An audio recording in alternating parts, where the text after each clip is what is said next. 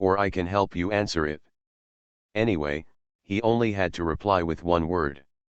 Hey, Nagasawa places too much emphasis on friendship.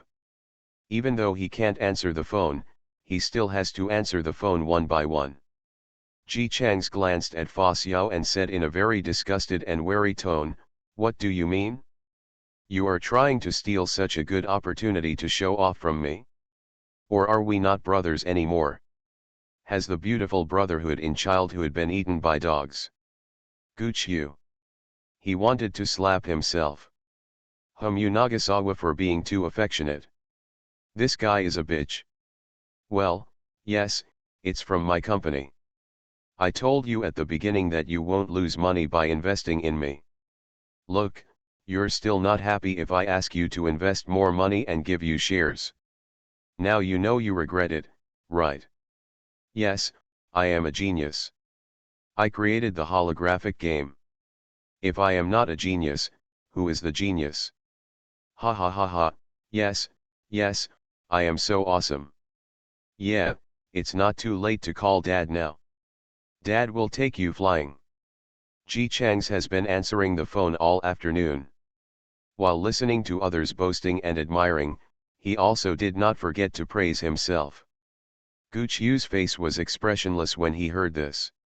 Especially every time after Ji Changs hung up the phone, he would continue to boast to him when no one called. Gooch Yu really couldn't stand it anymore. But he didn't want to spoil his happiness when he was a child, so he came up with a great idea. Find someone to share the burden. Gooch Yu went out and brought in Xia Lin, who was eating a box lunch. Xia Lin was originally afraid of Gooch Yu, but being frightened by being brought in so directly, Xia Lin stiffened and cowered into a ball. He sat on the sofa timidly and cautiously, not daring to disturb Ji Changs, who was on the phone, so he could only flatter Gooch Yu. Chiu smiled. "Gu, Mr. Gu, what can I do?" Gooch Yu raised his chin at Ji Chang's gaze and said, "Listen." After Ji Changs finished the call, he turned around and saw Xia Lin, and he was even more happy. Xia Lin is here too. It's just the right time. I'm feeling sad and uncomfortable right now. Sit down quickly and listen to my grievances with Gooch Yu. Xia Lin was still scared, but when he heard that Ji Changs, who had helped him so much, felt sad and uncomfortable, he quickly sat down and nodded. "Brother Ji, what happened? Can I help?"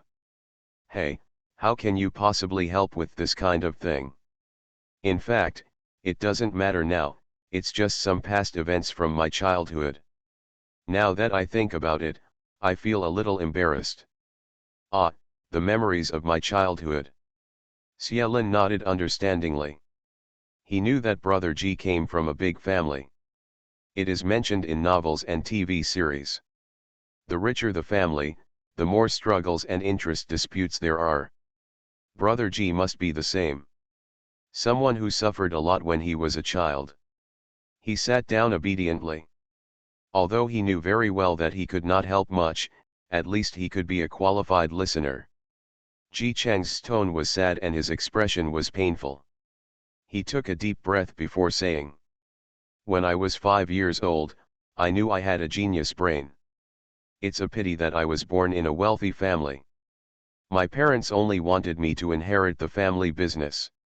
I wanted them to have a younger brother or younger sister to inherit the family business. Let's put it aside. It's fine for me to start my own business on my own, but they think that just one child is enough. I am the only child in the family, and I have to inherit both my mother's company and my father's company." Xia Lin, who was already ready to comfort Ji Changs. He looked at Master Ji with a confused face and sighed in pain. "Inheriting a ghost's family business, why should I inherit it? I was just born into a wealthy family. Is this my fault? I am a genius. I could have started from scratch, but instead I was born with a silver spoon in my mouth. Young master, my parents gave me whatever I wanted when I was young. I had nothing but money, and the only people around me that I earned through my own efforts were a group of brothers who played well, Ji Chang's let out a long sigh and looked at the two people sitting on the sofa. Gu Qiu, Xielin, do you think I'm pitiful? Gu Qiu. Xielin. None of them really wanted to talk. I knew you were really sad for me too. Look, you can't even express your grief. Gu Qiu. Xielin. But it's also rare. You two can only work hard on your own. It's not easy for you to understand that someone like me is forced to be locked up in an ivory tower by my family and is not allowed to come into contact with the joy of working hard to make money alone. Xielin was stunned and didn't know what kind of reaction to give. Gu Qiu slowly closed his teeth and gritted his teeth secretly. However, his gnashing of teeth was so subtle that Ji Chang's didn't notice it at all, and he was still there whimpering, do you know? I spend so much money, sports cars, airplanes, as long as I like it, I will definitely buy it, but I don't know how to spend it. The money in the card is indispensable, and sometimes, the more and more I spend, I just finished spending the money my dad gave me, and my mom sent money again. I just finished spending my mom's money, thinking about them now they would never give me any more money, but because it was a supplementary card, they knew I had no money and sent me more money. Do you understand the feeling that no matter how hard you try, the money in your card will only increase? Xielin, who has only experienced that no matter how hard he works, there is only a small amount of money in the card, no, I don't quite understand. Ji Chang sighed and said rather enviously, hey, then you are happy. I really envy you. Xielin. He watched Ji Chang sit down. After sitting comfortably, he raised his fingers to his forehead and said with a sad face, but I'm not surprised. How can ordinary people like you understand the pain of a genius? Xielin. Yes, he really doesn't understand. Is this what troubles rich people have? Ji Chang's wiped away the tears that didn't exist at all, with an expression on his face that said, I finally got through this, young master. Okay, let's not talk about these sad things. Now it seems that our game should be a big success. All my years of painstaking research will be in vain. In order not to let my parents find out, I even used my pocket money to build a laboratory and dug it in the ground. The bottom is only for me. It is safe and secure, and the laboratory is very money-saving. The things I buy are the best and most expensive. I can spend a lot of money every month. I still count on me to spend money. After that, my parents kicked me out of the house so that I could be self-reliant. Hey, I did it perfectly. I guarantee no one will find out. It's a pity that the laboratory was not saved in the end. A laboratory built underground? It sounds like something a villain would do in a novel. Xielin curiously asked, Brother Ji, why wasn't that laboratory saved? Was it discovered in the end? That's not true. Ji Chang's let out a long sigh and said angrily, at first I planned to dig further to see if I could dig out another laboratory, but I didn't expect that an ancient tomb was dug out. Xielin stammered, ancient tomb. Yes, ancient tombs, you said that they have dug out the tombs, and of course they have to be handed over to the state. But because those 2 pieces of land are mine, the state directly paid the compensation to buy those 2 pieces of land. The laboratory is gone. Not only did we not lose all our money, but we also made a fortune. Do you think this is annoying or not? Xielin, how much did you earn? Ji Chang sighed and said a number. Xielin, who worked hard to make money. Gu Qiu, who worked hard to climb to a high position before becoming rich, said. Some people work hard and have no idea how hard they work to make so much money, or even never make that much money in their lifetime. And some people only want to spend money to waste their money, but inexplicably, they end up losing more and more money. Even Gu Qiu, who always had a little Buddhist attitude towards this person, was trying hard to hold back and lamenting, why is it so easy to make money? No matter how hard I try, I can't make myself poor. I can't even let myself go. Ji Chang's impulse was to beat him to death because his rich parents threw me out so that I could be self-reliant. He deserves a beating so much. It really deserves a beating. How on earth did he survive to this age without being beaten to death? Netizens also felt that the chairman of Ji Hao's Hawaii company deserved a beating. You say you. Or you can stop streaming the closed beta to tease us. Or you can sell the game after live streaming the internal test.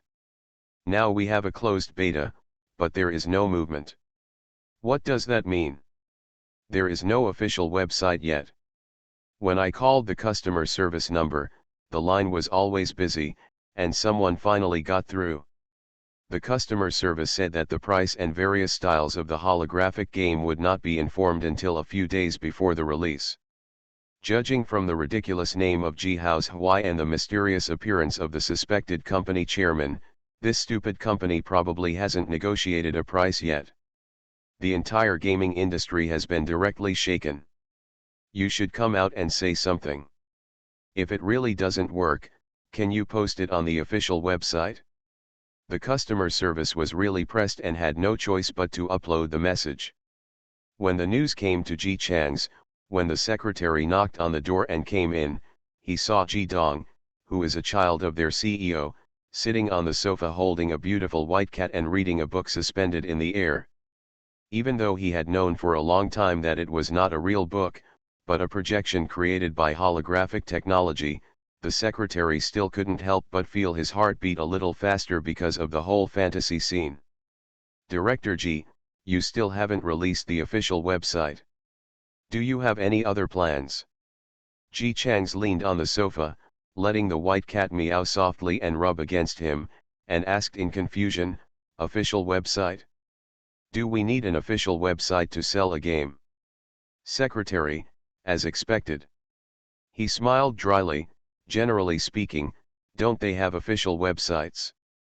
Oh, then let the people down there do it. Let the planners from the R/U0026D department come up with one and then put it up. Secretary, I'm sorry Ji Chang's, the entire R/U0026D department is working overtime, so I might not be able to spare time. Huh? Really? Ji Chang's touched his chin and casually designated, then you do it, come on, make it look good. The versatile secretary who was assigned by Gu Qiu to do a lot of things but had never done a website. Should he say now that he doesn't actually belong to Ji Hao's Hawaii company at all? He just follows their boss Gu to make soy sauce. Ji Chang's, by the way, this is considered overtime for you. Give me your account number and I will give you an overtime pay. Secretary brother. Okay Director Ji, no problem Director Ji, leave the official website to me, I will do a great job. The secretary brother went out vigorously and energetically. That afternoon, Ji Hao's Hawaii Game Company finally had its official website. Ji Hao's official website, which has attracted countless fans just by relying on the closed beta live broadcast, quickly attracted a large number of players. Then, the players were stunned when faced with this ugly official website. To be honest, it's not so ugly that it can make someone die on the spot. It's almost like a high-level paraplegia. After being embarrassed for a round, everyone's brains, which were originally a little excited, relaxed a little, and then began to gradually introduce the game, establish the company, etc. Everything is so satisfactory, and there doesn't seem to be any problem. If the introduction of swords pointing to Jianghu hadn't been as long as you don't die, you will be the winner. What the hell is this introduction? Why do they have an ominous premonition after reading it? A general introduction to a large-scale game like this should not start with an ups and downs of the past, who is the protagonist, who is the main sect, and then who is the more awesome character in the H0 Yumi N sect? What the hell is an introduction like this that can't be called an introduction? The players looked confused, but as long as it was a holographic game, let alone a one-sentence introduction, even if there was no introduction, they were still willing to invest their money. The official website specifically identifies the company's chairman, shareholders, and investors. Ji Cheng's name is unfamiliar to many people, and we can't blame them. For a second-generation ancestor who eats, drinks, and has fun, who would care about his name? If it were Ji Mumu's son, or the prince of the Ji family, then everyone maybe it will be clearer. However, many of the second-generation elites who were moved by Ji Cheng's sincerity, actually because they couldn't bear it anymore and they grew up together and fell out with each other, and invested money, were quite famous. As a result, their phone numbers were off the hook. The second generation were surprised that the money they thought they had given away for free could actually bring back profits. They were also surprised that Ji Cheng's could achieve such an achievement. At the same time, they regretted why they didn't invest more money and take some shares. How great! Looking at MRSGN and Gu Qiu, they can be considered to have become rich in one step, although they were not short of money in the first place. But while answering the phone, the second generation was confused. No, shouldn't you find the person involved? What's the point of coming to us? When they get tired of it and become impatient with these people saying the same things over and over again, when they answer the phone again, the second generation will not be so good-tempered. Yes, that's right. I invested, but just casually. Don't ask me any random questions. I don't know anything. The roaring voices of parents came from over there. What tone of voice are you talking to? Do you ever talk to your dad/mom like this? The second generation. After being interrogated around and finding out why they wanted to invest in Ji Hao's Hawaii company, these first-generation members were satisfied and hung up the phone. It can be said that Ji's father and Ji's mother were the slowest to receive the news. Moreover, they did not find out the news themselves, but the second-generation parents told them after they learned the news from their sons and daughters. Both of them were confused. Nagasawa, who only spends money on eating, drinking, and having fun, created a holographic game? The first reaction of Ji's father and Ji's mother was that this was a lie. The handsome chairman Ji was definitely not their son. But the old friend was so true to his word that they finally made the call with a blank look on their faces. Yes, it's me. Ji Cheng's admitted very happily, I have loved games since I was a child. I told you when I was a child that I would open a game company when I grow up. Ji's father and mother. The focus now is, have you opened a game company? The point is clearly that you opened a holographic game company. Holographic.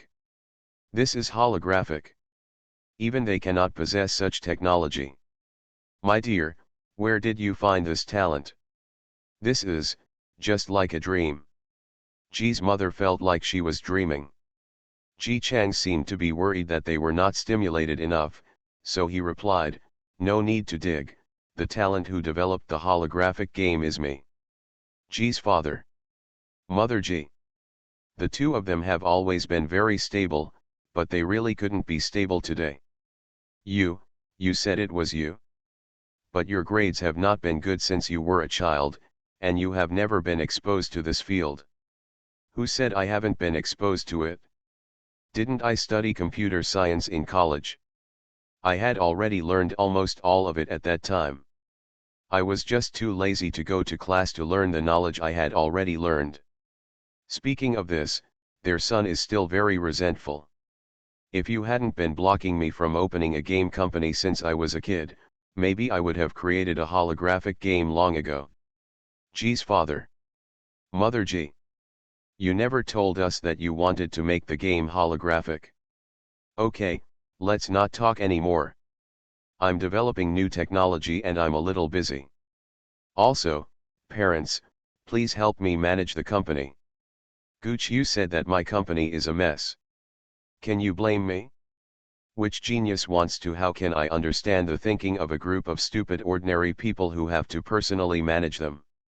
Ji's father and mother were confused the whole time, and they didn't react until Ji Chang's hung up the phone. Lao Ji, our Changzi, is a genius. It seems, yes, Right. How come you never noticed it? You are his father. You have watched him grow up, and you haven't noticed anything wrong. Then you are still him. Mom, you never noticed it? I'm busy, don't you know? I'm busy too, almost as busy as you. The couple looked at each other. Then, let's find a personal management company for Nagasawa. This kid, I saw before that he has no talent in managing the company, but I didn't expect that even if he is a genius, he is still like this. Relying on their strong hearts, the two of them firmly accepted the news that my son who eats, drinks and has fun is actually quite good and went together to select management talents for Ji Chang's. If a company wants to maintain well, it must have management talents. Just like Ji Chang's company, despite its current glory, there are actually many hidden dangers, such as messy job relationships, an almost invisible R/U0026D department, and the mysterious situation that there is not even an artist or company planner. If you want to build an official website, you still need Gucci next door. My secretary brother sometimes comes to the rescue. In short, 4 words, a mess. Gucci has long been dissatisfied with this situation, but before the holographic game came out, he assumed that this company was just a prop used by Ji Chang's to practice. If it broke early, it would be more effective for practicing, so he never paid much attention to it. After that, he suddenly learned that the company was developing holographic games, and the world's attention fell overwhelmingly on the company. Gucci still handled the critical moment very reliably, and had no time to care about it. As for the secretary brother, this is a universal brick, which can be moved wherever needed. In just a few days, he had already qualified for no less than 6 positions in Ji Chang's company, and of course, he was paid. You can imagine what the busy secretary felt like when he discovered that Ji Chang's was leisurely playing with cats in the office, watching movies on a projector, and even moved an office potted plant from nowhere and placed it on the office floor in no order. Feeling. In particular, he heard Director Ji say to the other end of the phone that he was developing new technology. Whose R/U0026D technology allows you to play with a cat and watch a movie among potted plants. DRG, are you busy? He knocked on the door and asked deliberately. Although Director G sometimes likes to boss people around, he should still have his conscience to find out. Ji Chang's lowered his head and looked at the kitten in his arms intently, and replied quickly, "Yes, I'm busy." Secretary brother. Oh, what a mistake. You know how thin-skinned you can be if you can play so well with Mr. Gu. What are you busy with? Can you read these files when you're done? Because Mr. Gu went back to the company for something today, and you probably have nothing to do today, so can you not let me read these files today? My side. Ji Chang suddenly asked the secretary who was standing far away, "Why are you standing so far away?" "I know how to eat people." No, I'm sorry, it's because I'm allergic to cat hair."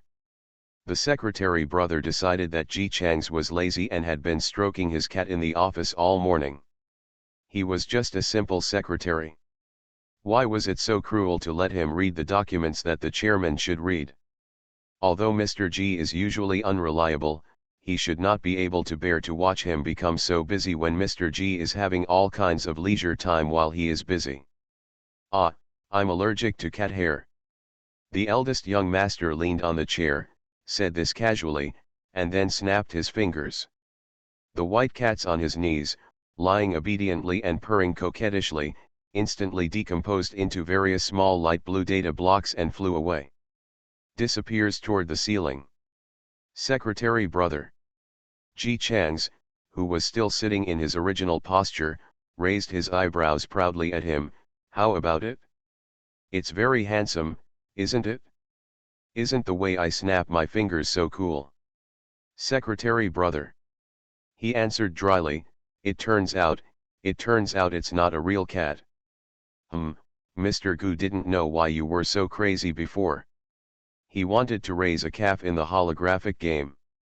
I simply plan to study the projection of the cow he likes in reality. Now it seems that the effect is good. Good. The secretary didn't know for a moment whether he should be shocked that Mr. Gu actually wanted to raise a cow, or that he should be shocked that Director G was already researching how to successfully raise virtual pets in reality. But, talking about research, UTEMUDI were just watching a movie. Just as he thought of this, Ji Chang snapped his fingers again. The projector and the movie projected dispersed into light blue data, and flew to the ceiling like the white cat before. The same goes for the potted plants on the ground. Even the table in front of the projector is gone. The secretary was dumbfounded. He had been thinking about when the table was moved in, but he never expected that it was holographic technology. This. Although he didn't know much about this professional knowledge, he also discovered what was even more powerful about Ji Chang's actions just now. Director G, if you just snap your fingers twice, will they obey and disappear? Then, how do these judge the meaning of your finger snaps? Is there any brand new technology in this? God, if this is another new technology, it will definitely cause a sensation again. No. Ji Chang's took out his other hand that had been blocked by the table. There was a small remote control lying quietly in his hand. Those just now were all operated by remote control. Secretary brother. Then why do you still snap your fingers? Couldn't you just use the remote control? Ji Chang said confidently, because snapping your fingers makes you more handsome. Isn't this easy to understand? Secretary brother.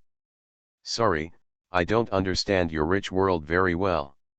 In the end, he could only watch the movie while playing with the cat, boasting, Director G, you really love your work and you are so dedicated to the test, and then resigned to reading the documents that the chairman should read. As soon as he left, Ji Chang's pressed the remote control a few times, and immediately, Gu Qiu's semi-virtual figure appeared in front of him.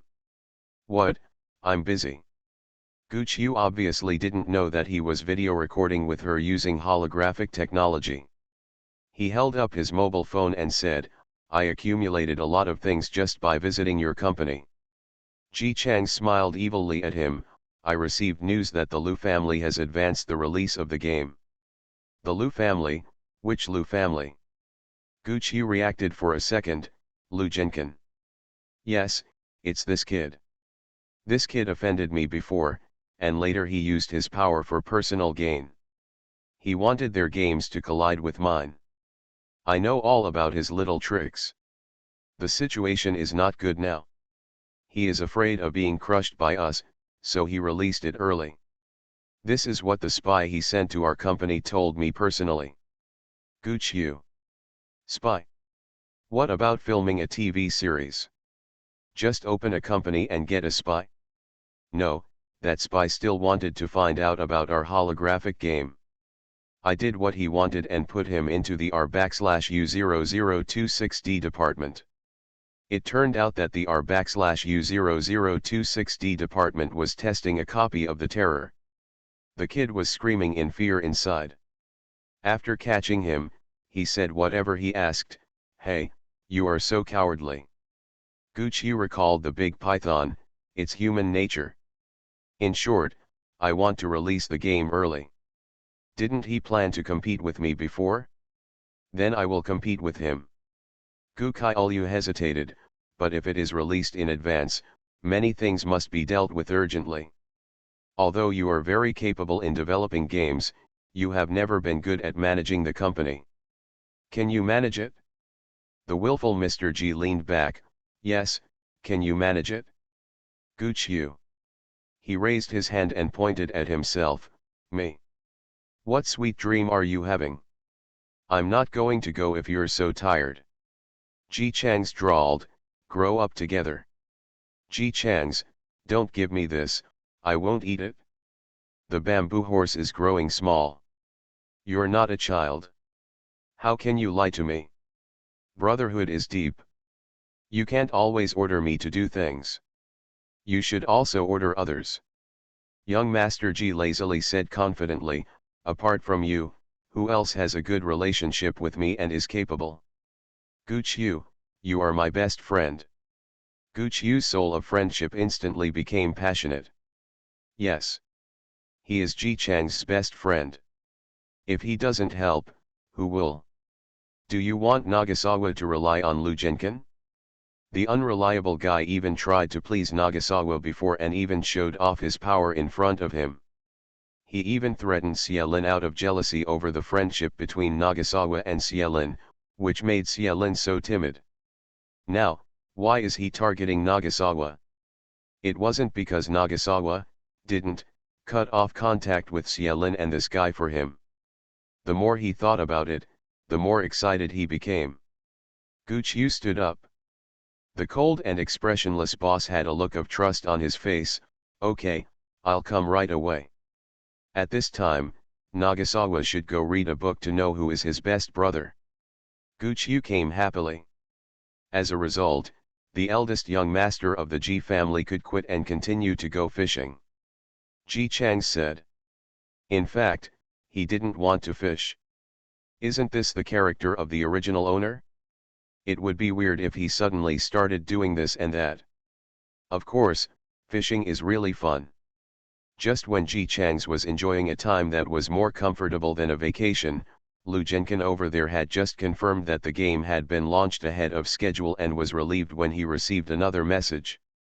Ji Chang's company's games were actually launched ahead of schedule.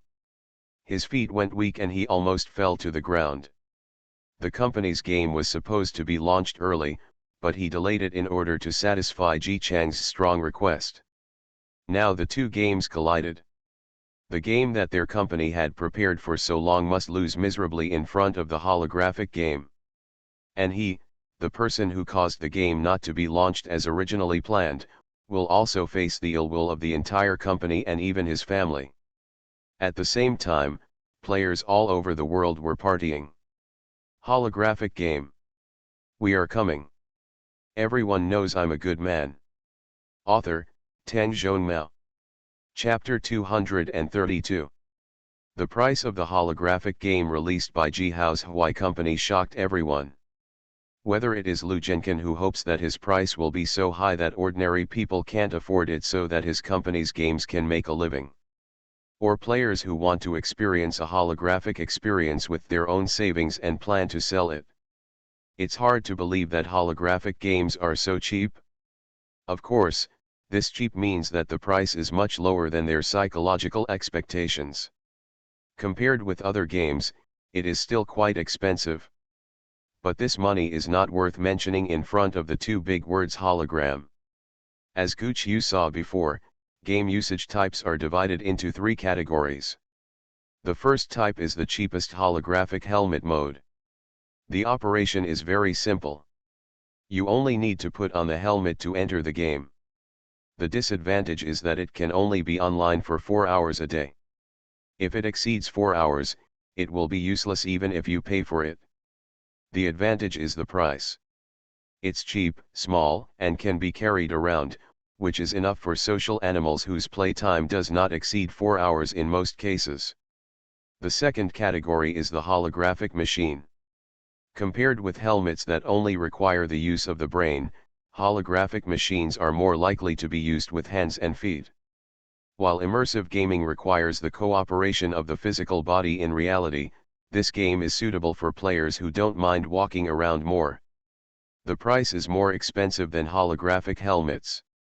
3 times, the online time cannot exceed 8 hours. The third and most expensive category is naturally the holographic warehouse. Just like people's previous fantasies, people only need to lie inside to enter a whole new world. Ji Hao's Hawaii company even stated that as long as the mind is relaxed enough, even if a person is playing games inside, the body is still in a deep sleep stage. What does this mean? It means that those hours that must belong to sleep time can be fully utilized. However, not everyone can take advantage of this. The price of the holographic warehouse is horribly high. At this price, even the second generation had to work hard to afford it. Those second generations who had invested money in Ji Chang's did not have to worry. The generous young master of the G family not only gave them dividends as agreed, but also paid them dividends. One person gave away a holographic warehouse. After the lively shopping, it was finally time to enter the game. Wang Yu is a game anchor, but he is not the same live broadcast software as Xielin. He can also be regarded as half of Xielin's fans. He used to follow Xielin because of his skills when he was not popular. Later, Xielin's live broadcast room being dominated by black fans, Wang Yu saw the clues and continued to watch Xielin's live broadcast unaffected. He was also there when Xielin broadcast the internal beta of the holographic game for the first time. Watching the whole process, he experienced the same confusion, shock, and excitement as other viewers. As soon as the holographic game went online, he couldn't wait to buy a helmet and plan to live broadcast the first holographic game. It's not that he doesn't want to buy a holographic warehouse or holographic machine. Isn't it because he can't afford it? After putting on the helmet, Xielin originally thought that he would have to get used to it, but he didn't expect that it was like traveling through time. When he opened his eyes again, he had arrived in a silver-white hall. In front of the lobby, a cute little yellow chicken appeared, and asked him in a sweet voice, "Hello player, since this is your first time online, please give me a name." The length of the name cannot exceed 5 characters. Wang Yu thought for a while and named him Wang Yu Shuibi. Ding! The word Shuibi in the name triggers the Dragon Emperor's hidden content. As the first player to touch the hidden content in the whole server, you will receive a smooth and dazzling beautiful dragon scale as a gift from the Dragon Emperor. He was still stunned when a piece of black dragon scale appeared in front of Wang Yu, floating quietly in the air. Wang Yu. Will the plot be triggered as soon as it goes online? He asked the little yellow chicken, what can dragon scales be used for? Little yellow chicken introduced seriously, this dragon scale is beautiful enough, bright in appearance, and extremely hard. It can be used as a decoration. Wang Yu. He asked slightly confused, isn't this the Dragon Emperor's dragon scale? Shouldn't it be used as a weapon or something? The little yellow chicken is just a piece of dragon scale. It can be used as any kind of weapon. Maybe after learning the forging skills, I can use it to make a weapon that is extremely hard and can break through anything. Just know it. How could the Dragon Emperor's dragon scales, which sounded like a noble thing, just be used as decorations? Wang Yu looked at the little yellow chicken expectantly. Little yellow chicken spoon. Wang Yu. Ha ha ha ha ha ha ha, I want to laugh so much, ha ha ha ha ha. It's no good. It's really funny. Ha ha ha ha ha ha. I originally thought that the anchor, who was very European, would be the first one to trigger the hiding as soon as he went online. I didn't expect that the hiding plot would only give him a dragon scale, ha ha ha ha ha. Danmaka burst into laughter. The little yellow chicken didn't look at Wang Yu's speechless expression and continued, the face the player is using at this time is the real face. You can adjust the face, but it cannot be adjusted by more than 30%. Please ask the host to adjust it. Only then did Wang Yu realize that he actually had a body, and it was his own body. Even the scar left by cutting vegetables in the palm of his hand was there. No wonder you have to enter information when buying a helmet, that's why. A huge transparent screen appeared in front of him, and it was his own body on it. The little yellow chicken was very considerate and said, players, please don't worry. Although you have used the live broadcast function, we have already finished the live broadcast automatically code your body, no one can know you are not wearing clothes until you put them on. Wang Yu. Just say it, why are you speaking so loudly? The barrage was good, now we all know the anchor has no clothes on. Ha ha ha ha ha, I just asked why there is still a mosaic. This game made me laugh so hard,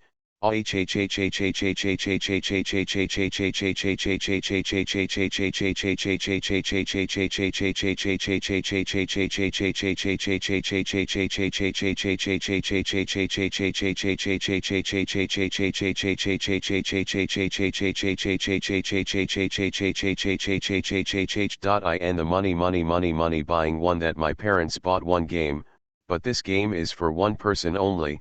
If my parents bind it, I can't use it. I'm so greedy. Oh. Wang Yu was not obsessed with his appearance. He stretched out his hand tentatively and tapped his eyes.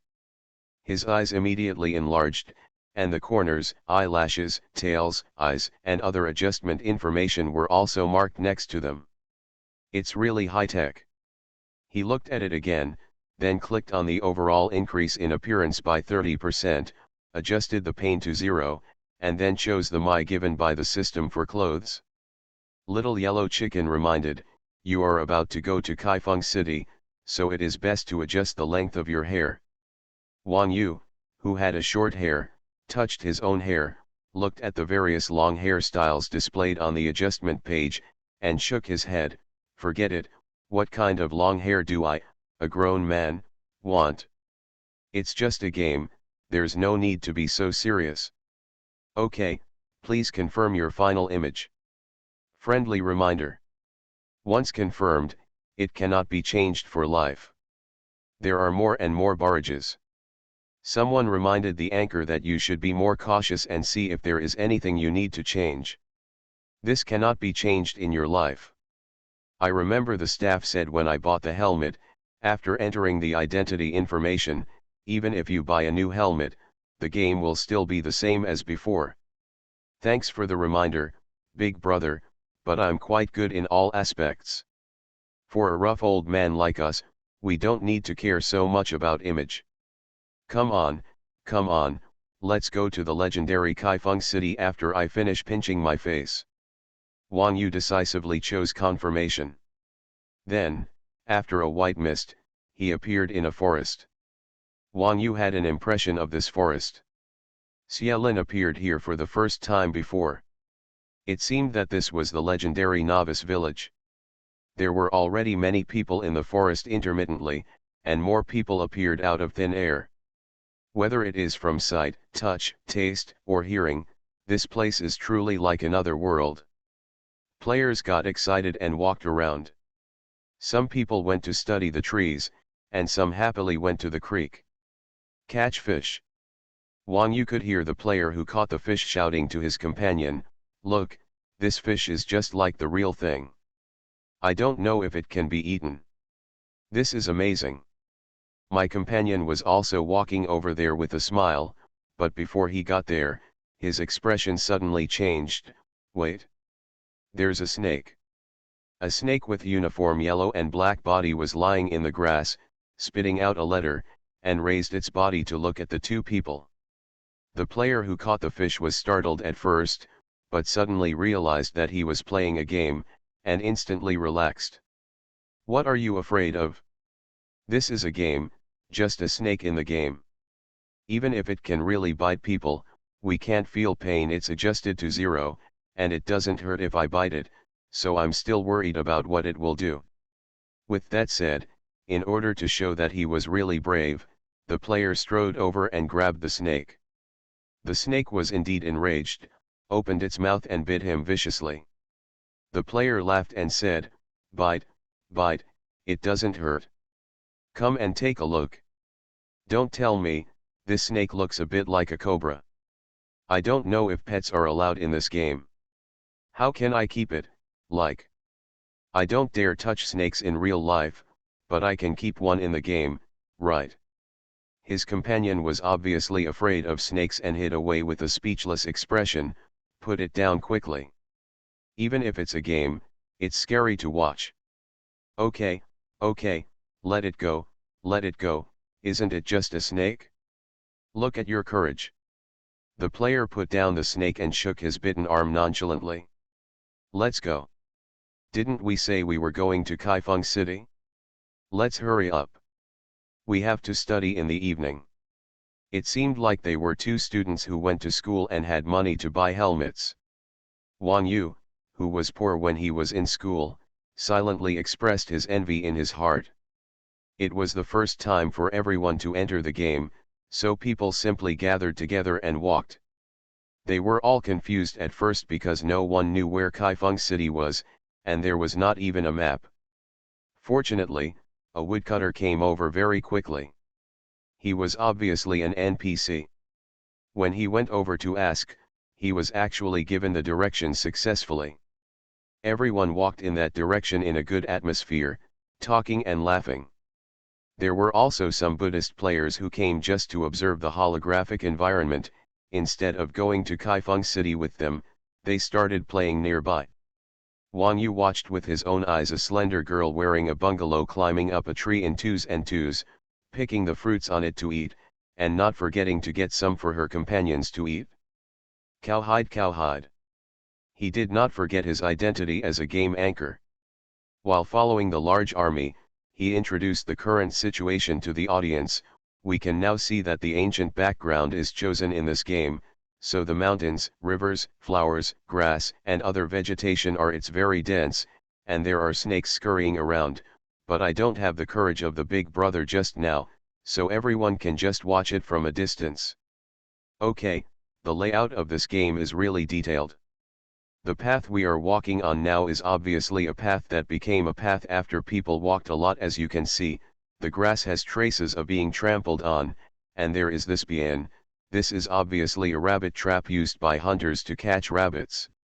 I saw my grandfather make it when I was a child, and it was similar to this. Okay, we have been walking for 20 minutes. The scenery on the roadside has been changing. It can't be more real. At this time, standing on the top of the mountain, we can already see the city in the distance. That may be our purpose. The road to Kaifeng City is a bit far, and I don't know if we can reach Kaifeng City before the online time runs out today. Wang Yu muttered along the way. Fortunately, this was a game. He was not tired at all after walking for such a long time. He was even more energetic.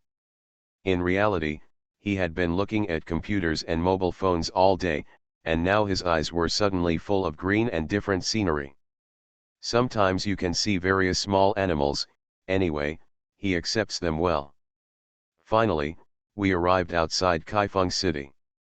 The huge Kaifeng City stood in front of a crowd, and the NPCs who came and went were dressed in such detail that Wang Yu couldn't use his eyes to see it. And the people guarding the city. They are wearing armor. How are they designed? They are so handsome. Look, everyone, we have now arrived at the gate of Kaifeng City. We can go in and see what Kaifeng City is like right away. The little yellow chicken also said before that except at the beginning, it will not appear again, and all kinds of missions will be triggered.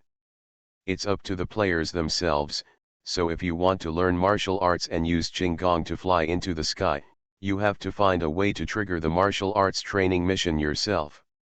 Okay, let's go in and take a look. Old 4? Old 4, what's wrong with you, Old 4? Wang Yu was explaining when he suddenly heard someone shouting in panic behind him. He subconsciously turned around and saw that the student gangster who had caught the snake was covering his heart and fell to the ground with an ugly expression. His body had been shaking. Controlled tics. I don't know what happened to me. Hey, why do I still have a big tongue? Because he felt zero pain, he had no idea what was wrong with his body. He could only let his body twitch while talking with his tongue out loud. His classmate looked confused and helped him lie on his lap, not knowing what to do. At the critical moment, 2 soldiers in armor came over. What happened?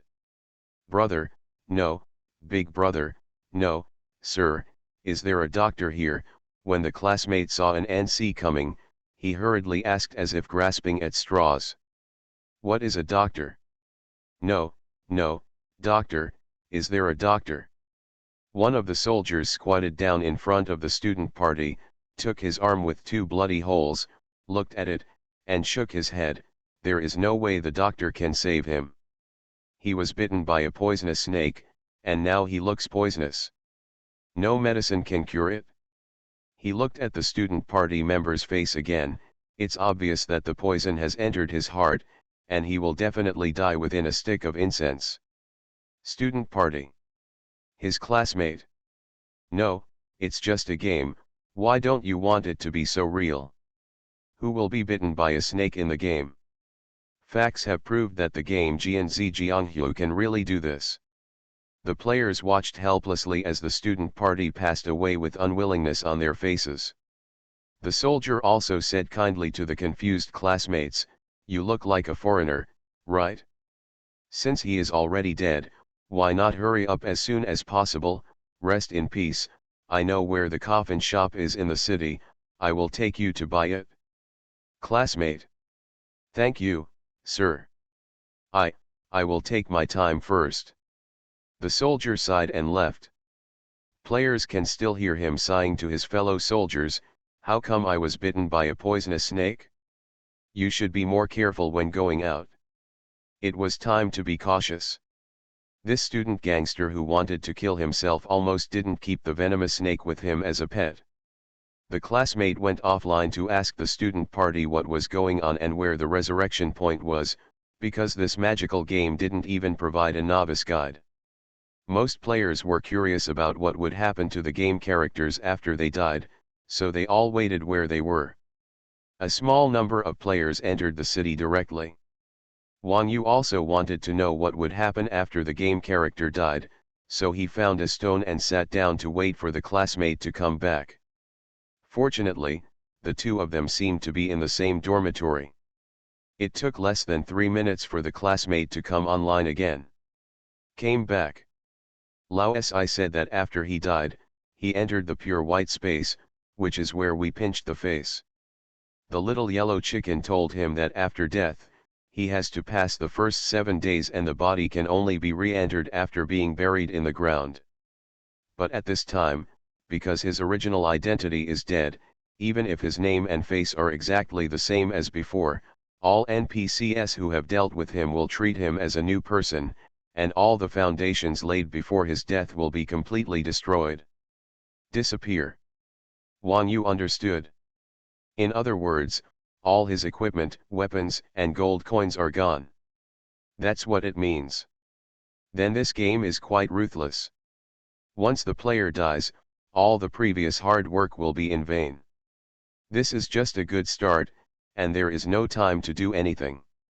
If you have been operating in the game for a period of time, isn't it equivalent to decades of hard work? Recruit back to before liberation? It seems that you should cherish life even in the game. After Wang Yu secretly reminded himself, he casually asked, "How long is the 7 days in the game in reality?" Classmate, the ratio between reality and game time is 1:1. Wang Yu, meaning you have to wait 7 days after dying once before you can continue playing. The classmate nodded. The players all exclaimed, "This time is too long." And there is also the setting of being laid to rest. If this student party did not come in with his classmates, other players would definitely not care about his body. Wouldn't it mean that he would never be laid to rest in the grave, and would never be able to play again? Wang Yu, is there something wrong with this setting? If that's the case, then if you spend money to buy a game but you can't play it, aren't the game companies afraid of complaining? Classmate Lao Si also said the same at the time, and then the chicken told him that Ji Hashui's company is willing to recycle all helmets sold at the original price within 3 years. As long as he doesn't want to play anymore, the helmet can be purchased within 3 years. Yes, you can send it back to the company, and the company will buy it at the original price. In other words, just like to play or not? Wang Yu. Okay, that's what this company can do. But what's the reason for doing this? Although it is a holographic game, he doesn't believe that this game company doesn't want to make money, but it has to make money, so why is it so harsh on consumers? This is unscientific. The student party member also asked the same question. The little yellow chicken's answer was, the purpose of Jianzi Jianghu is that as long as you don't die, you will be the winner. Hearing all players here. No wonder the official introduction only says this. That's what it means to be brave. Wang Yu considered it in more detail and said to the audience, I think this setting is quite good. Holographic games are still different from ordinary games. Holographic games are too real. It seems as if everything is real. Similarly, if you do various things with the mentality of playing a game in this situation, it doesn't matter if you die and you can be resurrected anyway. The game may be too real and the environment may cause players to do this subconsciously in reality.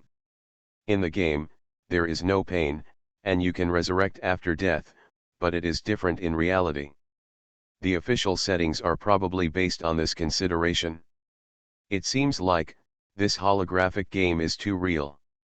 If death and resurrection were really that easy, it would be scary if you get used to it and then do it in reality. So this is why this holographic game is set in ancient times and requires everyone to wear clothes that match this era.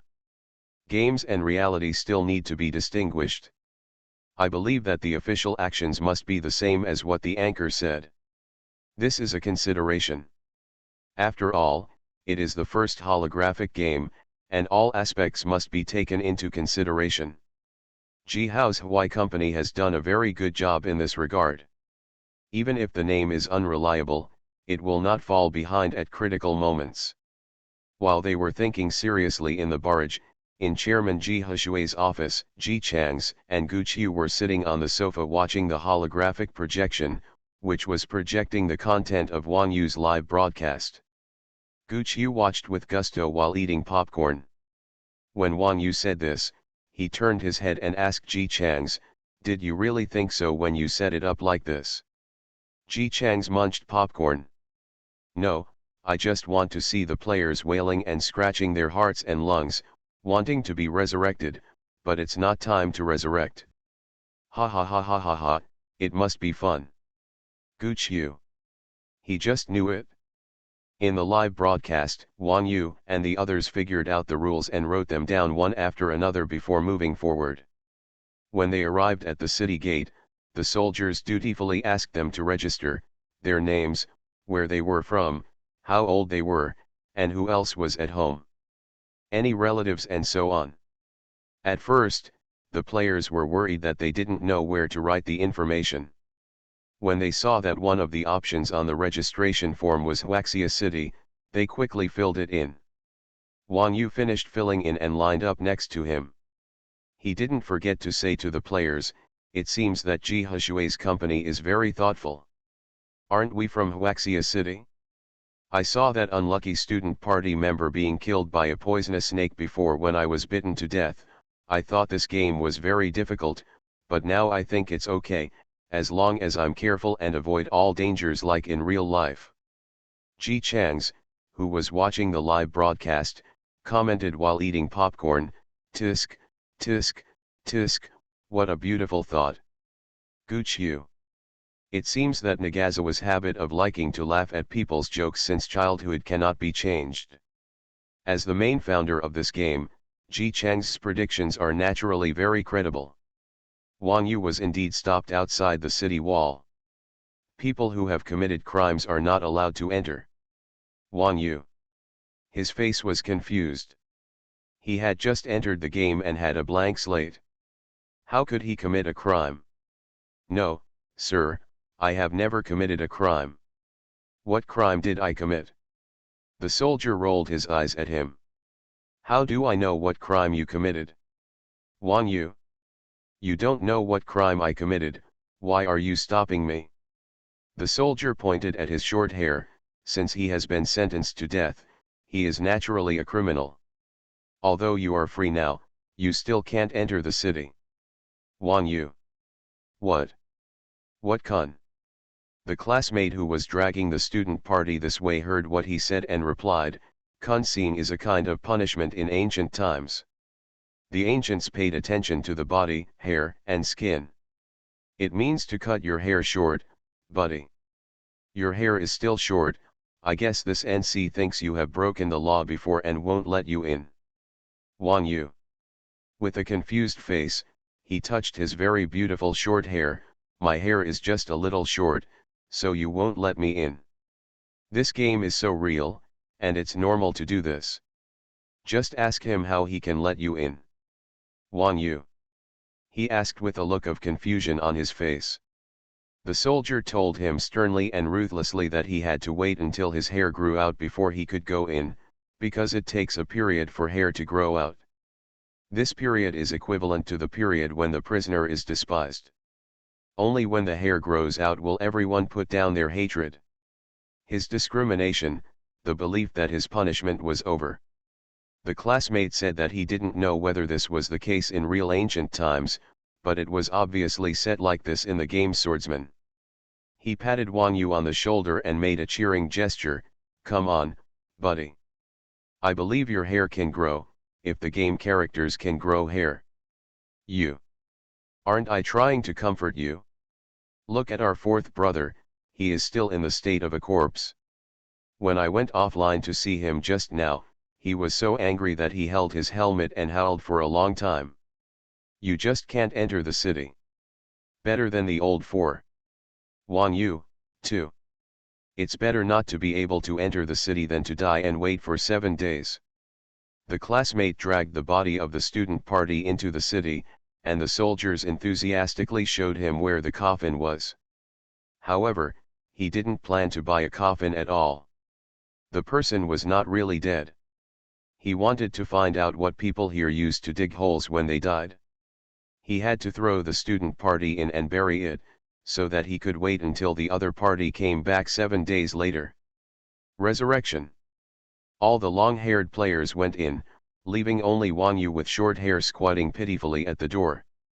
After squatting for a while, he was chased away by soldiers because he felt that he staying here affects the appearance of the city.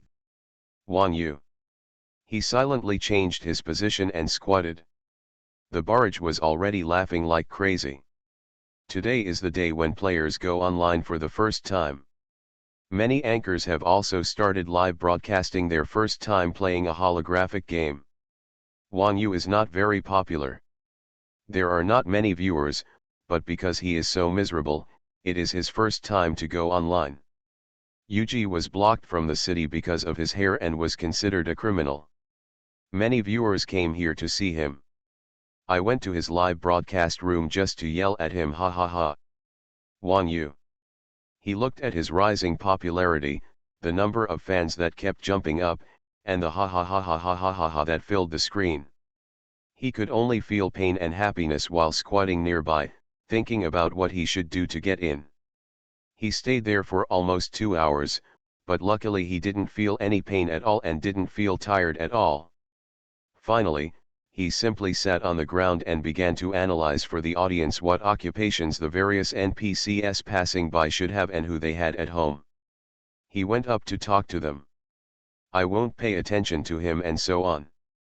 Facts have proved that these NCS will pay attention to him, and they really talk to him like a real person. When Wang Yu asked them what they do at home, the NCS also answered. When Wang Yu gradually became happy, he was chased away by soldiers again. The reason is that he harassed people. Some people reported that he seemed to have evil intentions and even questioned people about their net worth. It was obvious that he was trying to get in trouble. Wang Yu.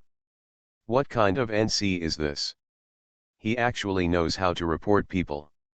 He could only sit further away and did not dare to come forward to talk. The barrage was filled with laughter again. Give up, anchor.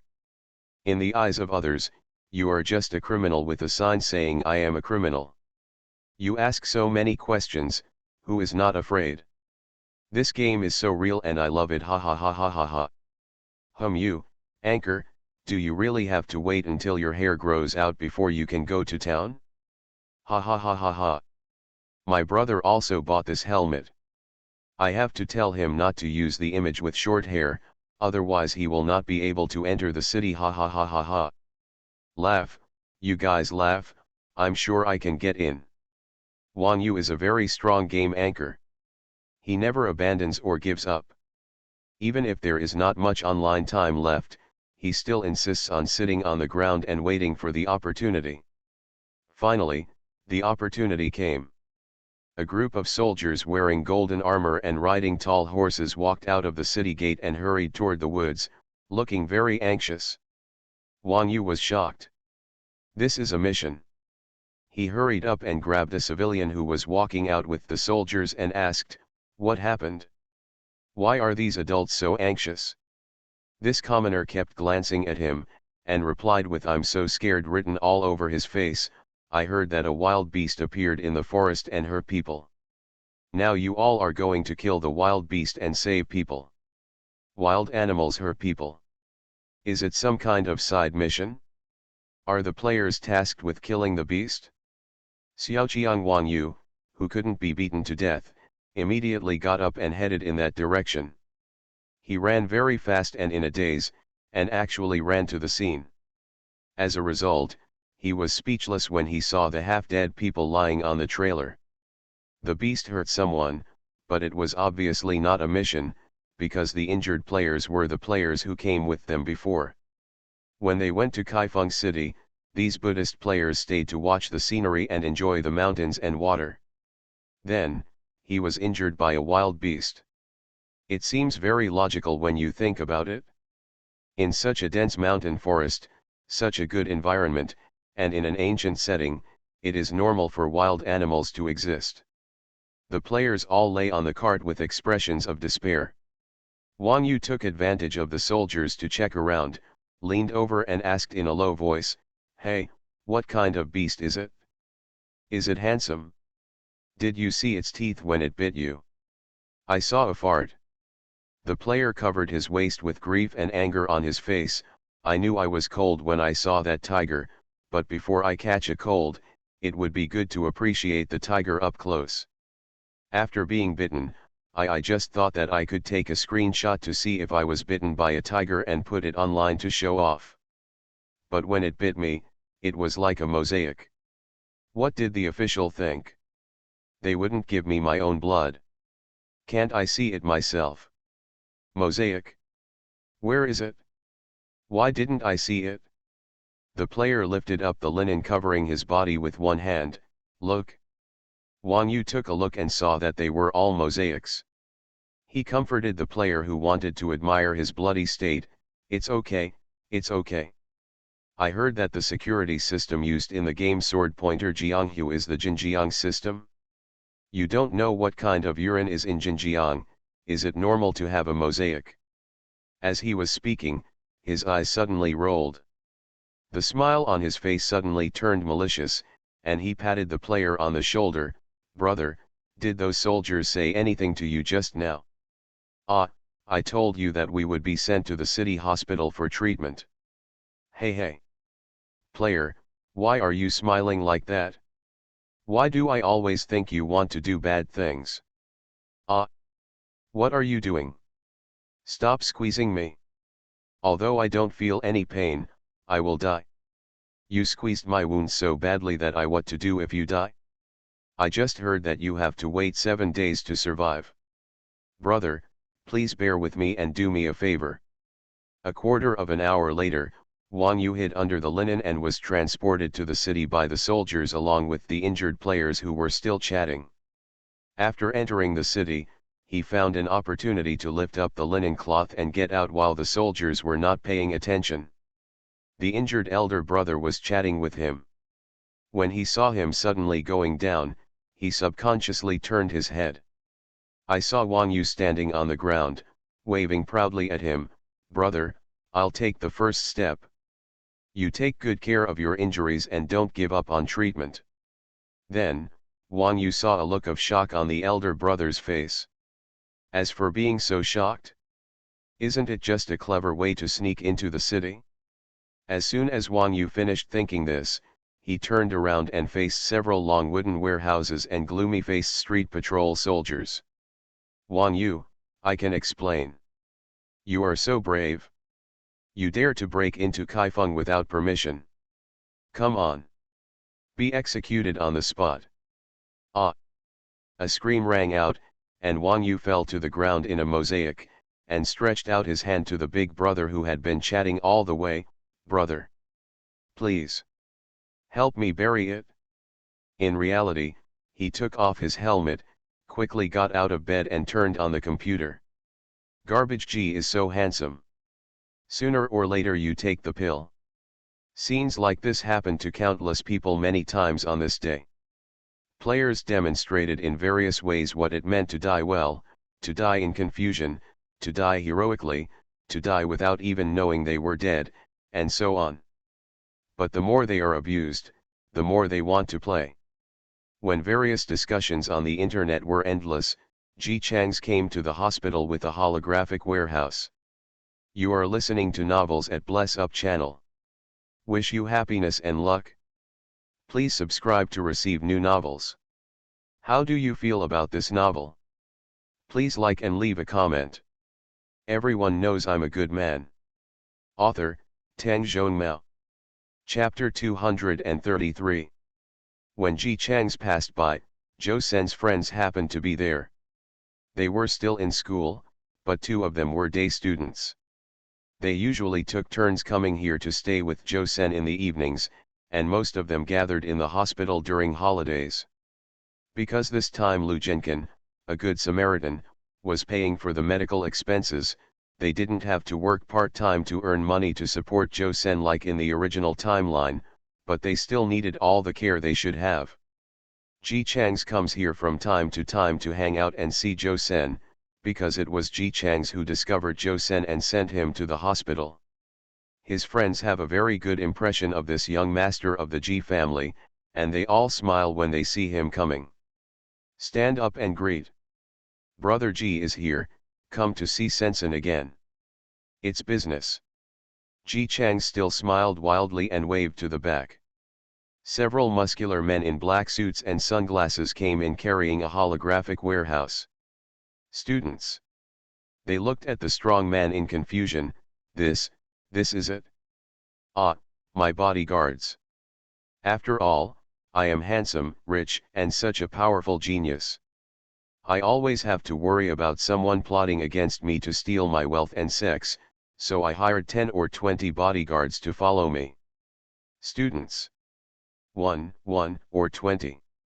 The eldest young master touched his chin and replied uncertainly, maybe, 30 or so. Students. They looked at the bodyguards carrying the holographic warehouse, and there were only 5 of them no matter how many times they counted. Ji Chang's knew what they were thinking by looking at their expressions, and waved his hand. The remaining 20 or so are coming up in the next wave because the elevator is overloaded. It is estimated that they will have to be divided into several batches to come up. Students. Okay, this is not the point. Let's see what I bring to classmate Zhou Senator. The holographic warehouse was put in place. Ji Chang's patted the lid of the holographic warehouse with a proud face.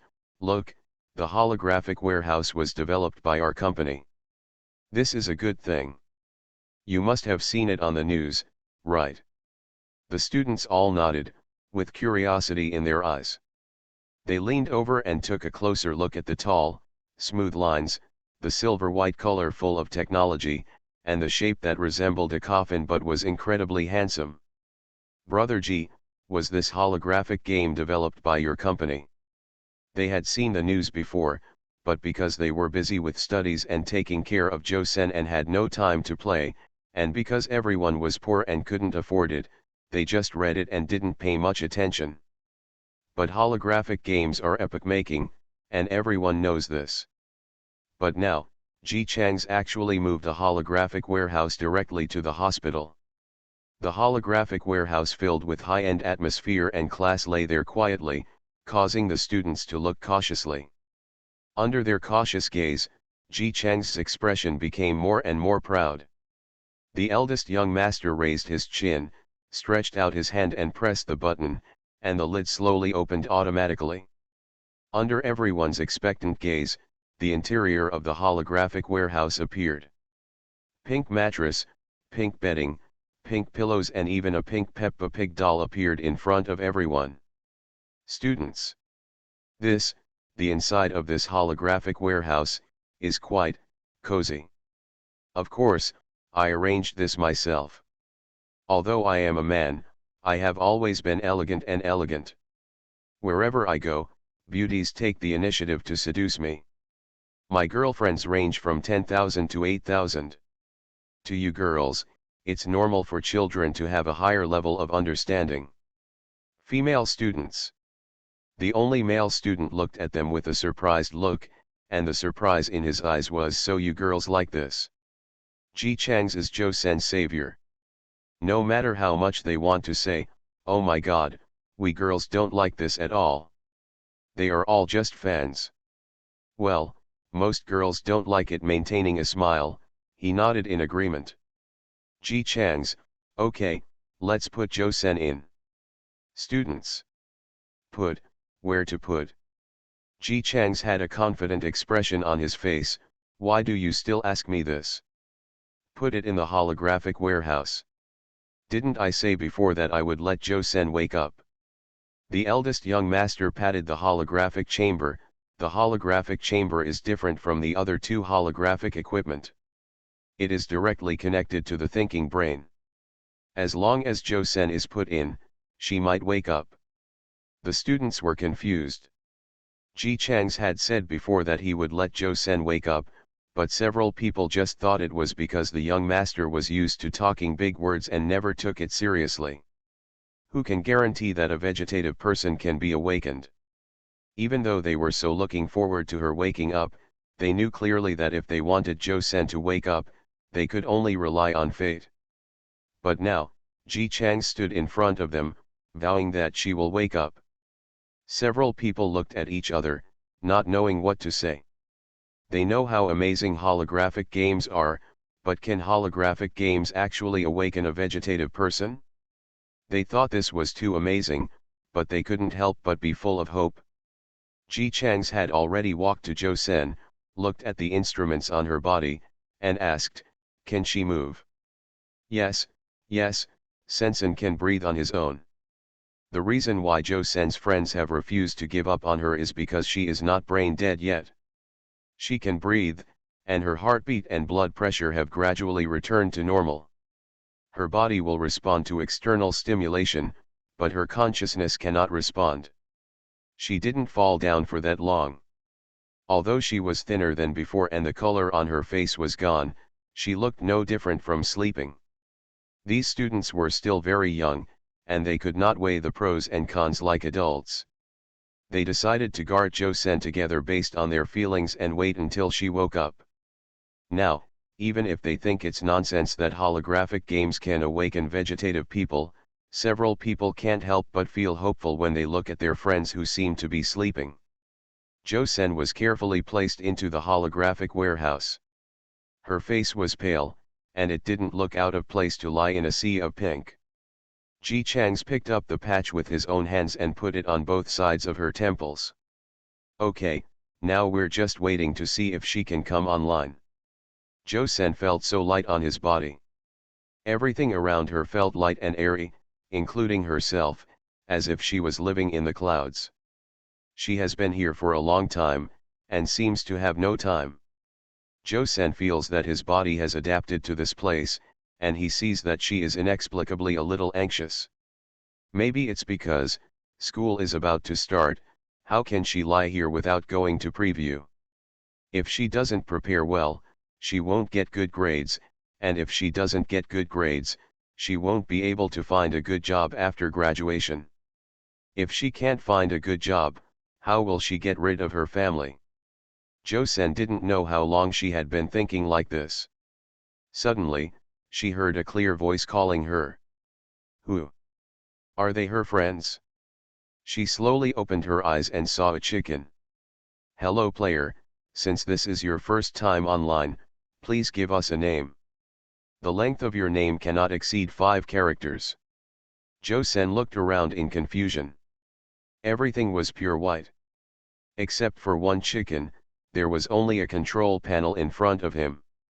The little yellow chicken said seriously, please name the player. Where is this? As soon as Zhou Sen asked, his memory suddenly came back.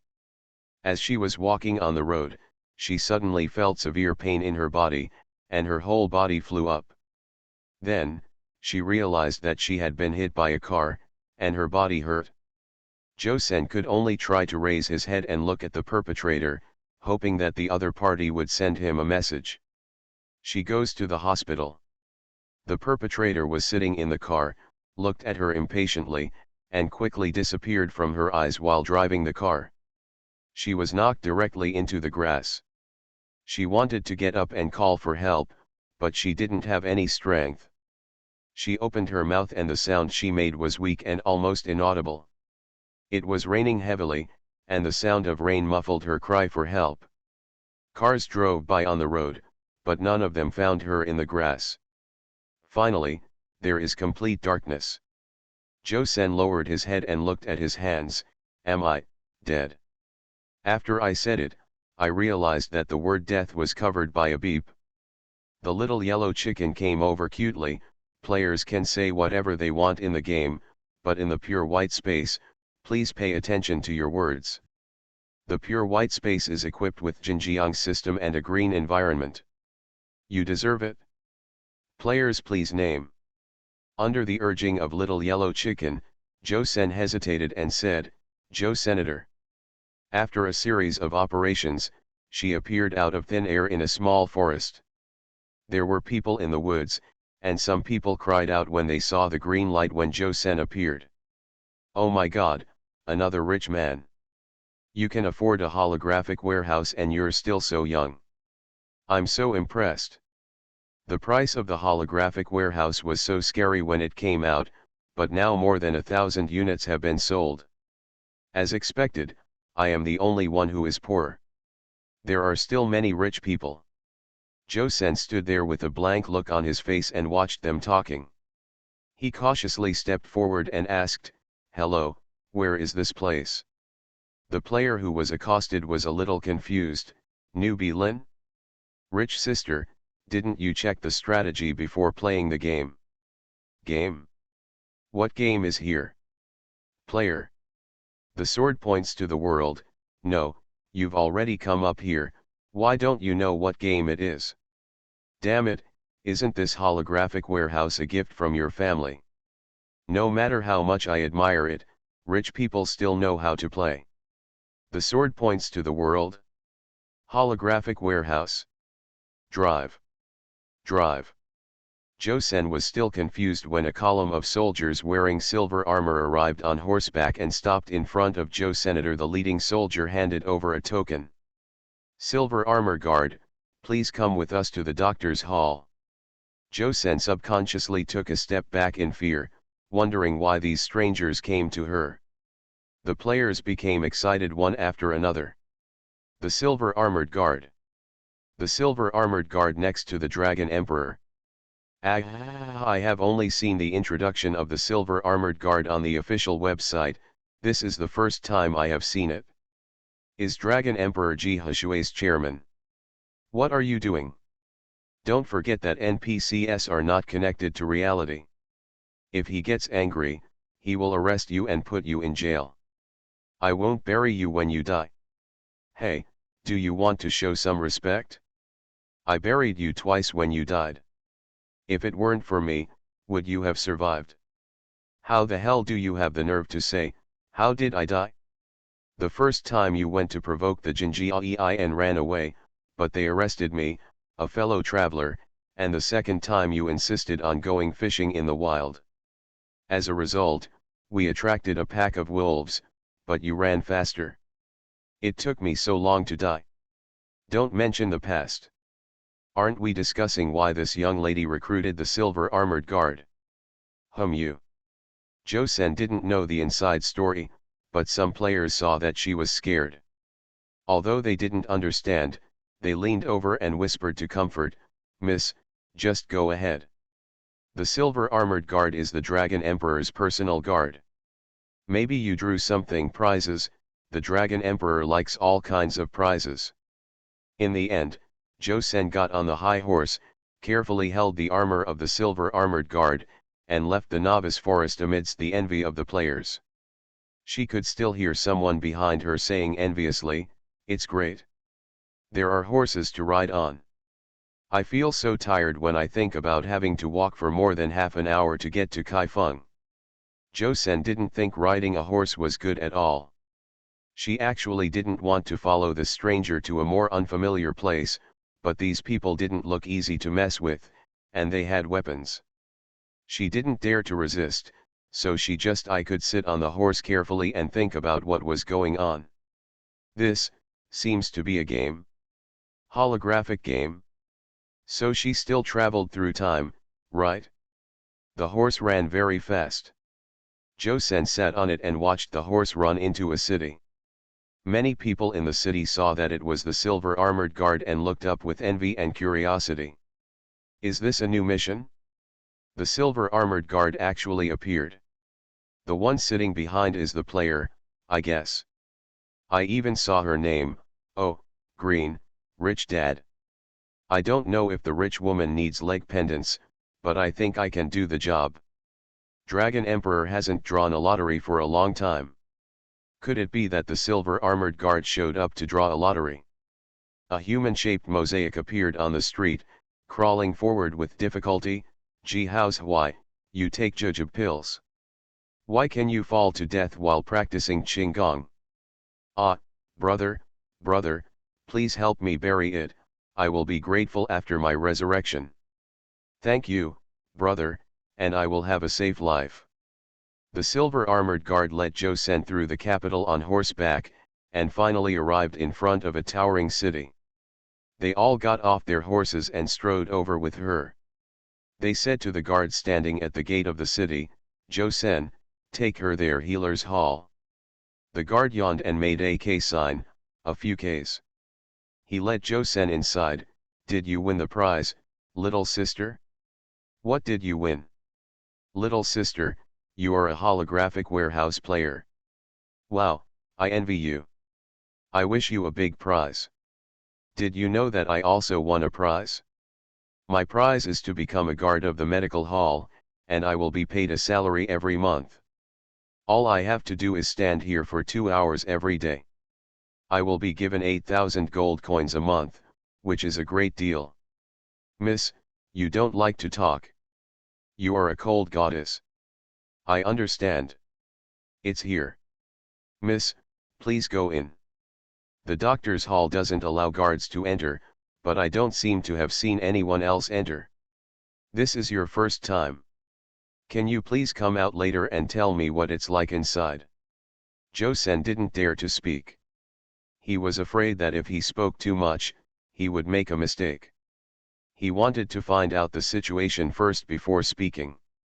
Even though the guard seemed friendly and talked to her enthusiastically along the way, she didn't dare to speak. When we arrived at the gate, the door opened slowly and automatically. The guard urged her to go in. Joseon took a deep breath and stepped in carefully. After entering, I was surprised to find that this place was completely different from the ancient situation outside. There were silver-white halls, various windows, and even slogans on the walls saying it's okay to work overtime, just pay overtime. Before she could react, a gentle female voice sounded from above. Patient Joseon, number 1, enters the doctor's hall. Joseon stood vigilantly, not daring to go any further. Then, there were jumbled footsteps. Someone is running this way. She held her breath nervously and looked in the direction of the sound. Then, there were several young boys and girls wearing ancient costumes. Their faces were full of excitement, and some of them cried loudly, and ran towards her in large strides. Dense. Where did you go to elementary school? Machin Elementary School. How old are you this year? Almost 18. Do you know what year it is now? Try this question. After a series of tests, the white-haired doctor excitedly looked up and down the form and said to Ji Chang's, who was standing aside, her memory is completely fine and her reaction ability is normal. Even if she really can't wake up in reality, she should also be able to rely on the holographic capsule to continue to maintain her life in the game. Ji Chang's looked at Joseon, who was laughing with his friends, and smiled. No matter how good the game is, it is not as real as reality. It is best for her to wake up. Then she can live in reality and enjoy the game. Isn't that better? That's true, but it's already a miracle that she is conscious in the game now. Although it took 3 months to awaken her consciousness, at least she is awake. There has never been any precedent of using this method to awaken a vegetative person. If other vegetative people can also be awakened, it will definitely be a sensation in the world. Don't shock the world. Before the news has spread, a group of foreign friends want to buy the holographic game. Our company can't even build it. If it shocks the world again, we will have to make money. After Ji Chang's finished speaking, he bowed to the old doctor. Anyway, thank you very much. Even at such an old age, you can still make time to go online for Joe Sen every day. It's so hard. It's not hard, it's not hard. After entering the game, all the old problems I had have disappeared. Although I can't change my age, I feel like I'm back in my 20s. If I wasn't busy in reality, I really can't wait to do it. Stay in here all day. The old doctor chuckled. He said these words not as a compliment. When Ji Chang's and others decided to use the holographic chamber to awaken Joe Sen's consciousness, the whole hospital actually had no hope. The reason why vegetative people are vegetative is because they have no independent consciousness, and holographic games rely on consciousness. The chance of waking up is too low. Joe Sen did not respond at first, but Ji Chang's refused to give up. He still spared several hours every day to put people into the holographic warehouse, and even specially invited an old doctor to enter the game to guard him. Unexpectedly, Joe Sen actually woke up. Although it took 3 months to regain consciousness, he was still in a vegetative state. After telling Joe Sen the specific situation, everyone quit the game and stood guard next to the holographic warehouse in the ward. They held their hands nervously and watched as the pale girl's eyelashes in the holographic chamber trembled a few times and slowly opened her eyes. "Sensen! You're awake!" Surprised screams and celebrations resounded throughout the ward. Ji Chang's leaned against the door frame and watched for a long time without leaving. The system suddenly appeared. What is the host thinking? It's nothing, I'm just thinking, when no one can see the hope of saving a person, will it be a long torture for the people who refuse to give up on this person? The system doesn't understand. It suggested, if the host wants to know, why not just ask? Moreover, these people seem to be very happy. Ji Chang smiled.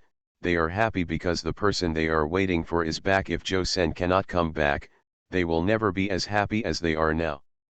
By the way, Sensen, the person who saved you is also the chairman of the holographic game company. He is really nice. Let me introduce you to Brother Ji. Where is Brother Ji? He was there just now. Maybe he's leaving. Isn't Brother Ji always like this? He's the quickest to get jealous when he does good deeds. He slips away to study literature. Joe Sen's waking up was a great blessing for her friends, but it was a nightmare for Lu Jinkin. The first thing she did when she woke up was accuse Lu Jinkin of hit and run. Lu Jinkin was already worried about the company's affairs. He never expected that just when he had accepted that his status in the family had declined and he would have to work harder in the future, Joe Sen would suddenly appear. Isn't she a vegetable? Isn't it possible that she will never wake up in this life? Then, he knew that it was Ji Chang's who carried the holographic warehouse, put Joe Sen in, and forced the other party to find consciousness in the game. Lu Jinkin. Ji Chang's. This kid could hit him just right no matter how he hit him. What's wrong? When Ji Chang's kindly visited Lu Jinkin, he incidentally told him the truth. I knew I remembered it correctly. You just told me that you bumped into someone. Oh, it was not in vain that I worked hard to develop a holographic game to call people awake. Lu Jinkin. He was completely confused. You developed the holographic game just to get that woman to identify me. Ji Chang's had a look on his face that said, "What's wrong? This is what I did, you bit me," he said. "Oh, How dare you hit someone with my car? That's my new car. What if I don't let you pay the price? I knew you wouldn't admit it. Look, you didn't let me get caught. Lu Jinkin. Gu Qiu, who came with Ji Chang's. He originally saw Ji Chang's making holographic games and sending them to Zhou Sen as soon as he developed the holographic warehouse. In the past 3 months, he had been running so diligently to the hospital. He had been waiting for Zhou Sen to come online all day long, wondering if Nagasawa was too kind. Or, does he like Zhou Sen? The result was absolutely unexpected. Young Master Ji wanted to trick Lu Jinkin from the beginning. Lu Jinkin was going crazy. You're crazy. You created a holographic game just for a car. You know what the heck, I just bought a new car and I haven't even driven it a few times myself. If you hit someone with it, I'd be very polite if I didn't kill you. Didn't I pay you a new car? I paid for it. Laugh. Young Master Ji raised his chin arrogantly and looked at Lu Jinkin with disdain. Even if you buy an identical car, it won't be the car I had before. I hit someone with my car and still showed no indifference. And that girl, do you know if I hadn't rushed over in time? She is going to die. You hit someone with my car, and after she dies, she turns into a ghost and squats on my bedside to watch me go to the toilet. You Temudi are really a beast. Lu Jinkin. The way he looked at Ji Chang's was like looking at a mentally ill person. Ji Chang's criticized the other party with a bunch of things like, you drank the wine I kept in the bar without my consent, I'm treating you to your expense, I bought new clothes and you bought the same style because I liked them. This young master hates me the most. After giving reasons such as I'm wearing too many clothes, I concluded. I've long disliked you. Just stay in there and reflect until you die. Lu Jinkin. You are crazy. You are crazy. Ji Chang's put on a victor's attitude and left arrogantly, leaving only Lu Jinkin roaring there. Holographic games can actually awaken vegetative people. The news spread rapidly along with the case of the rich second generation borrowing a car to hit someone. When the family members of the plant people were happy but worried that they could not afford a holographic warehouse, they learned that holographic helmets were also effective. Later, more and more people discovered the benefits of holographic games. People with physical disabilities enter the game with normal human bodies. People who are seriously ill and have pain all over their body can enter the game and their pain is gone. The elderly who are suffering from age-related diseases can enter the game and their body functions have returned to the disease-free and disaster-free levels they had when they were young. Although it can only be normal in the game, in reality it is still as it should be, but for many people, it is already a great comfort. In reality, players who are unable to work due to disabilities enter the game and work hard to earn money in the game. The gold coins they earn can be sold to the Krypton gold bosses in the game in exchange for real money. People who are seriously ill can also forget their pain and gain temporary peace in the game. The elderly can also try to avoid various discomforts of old age. They can run around in the game and do various activities. Just like what Ji Chang said all the time, but no one believed it. He changed the world. Under the spotlight, Ji Chang's, who was being interviewed for the first time, stood on the stage. When asked why he could develop a holographic game, he smiled confidently. Because if I don't work hard, my parents will pressure me to inherit the family business. 60 years later, in the game, Zhou Sen and her husband sat on the hillside together, looking at the distant scenery, smiling and recalling the past. Suddenly, a notification sound came from the sky. On X, month, XX, year XXX, the Dragon Emperor ascended to the stars and established himself as an eternal falling star. The sky suddenly changed from white to black, and the sky lit up with stars. Zhou Sen's husband sighed, Mr. Ji Chang's passed away. Zhou Sen was stunned, why do you say that? When I saw him being interviewed before, he said that the game set up the plot after his death. When he dies in real life, the Dragon Emperor in the game will ascend and he will become the brightest star in the sky in the game world. So that's it? Josen raised his head and looked at the stars in the sky. I saw it. The brightest one must be Mr. G. She sighed. Mr. G is really a very good person. Josen's husband hugged her and said gently, you are also a very good person in my heart. Josen closed his eyes and whispered, I miss my friends. Hey, in just the past 2 years, they have all left one by one. It's okay, let's go find them and have a barbecue together. The two leaned against each other and slowly closed their eyes with a smile. In reality, doctors stood by the holographic chamber and pronounced the couple dead. Their children cried softly, feeling sad, but fortunately, their parents spent their last moments in the game, and they did not feel too much pain, but died silently in the game. At about the same time, Lu Zhenken was also going to die. When he was released from prison, he was already very old, poor, and had no money to buy holographic games. He could only bear the pain alone among a group of old people wearing holographic helmets or having holographic warehouses. When he was dying, the doctor showed humane concern and asked him if he wanted to eat or do anything. Old man Lu Zhenken, let me give you a piece of advice, don't borrow other people's cars. Ji Chang's over there received a system prompt. Ding. Mission completed. Host, the system is a friendly reminder that the host has entered too many worlds, and the next world has triggered a double points task. You can choose whether to give up this task. Ji Chang's raised his eyebrows. This was the first time he heard the term double points. Double points. There is no such thing as a free lunch. Let's talk about the price. System, in the next world, the host must independently seal all memories and perform tasks as a blank slate. After the task is completed, all worlds will receive double points. If the task fails, double points will be deducted for that world. He clicked his tongue. It sounds very biased toward missionaries. This doesn't seem like your style of painting.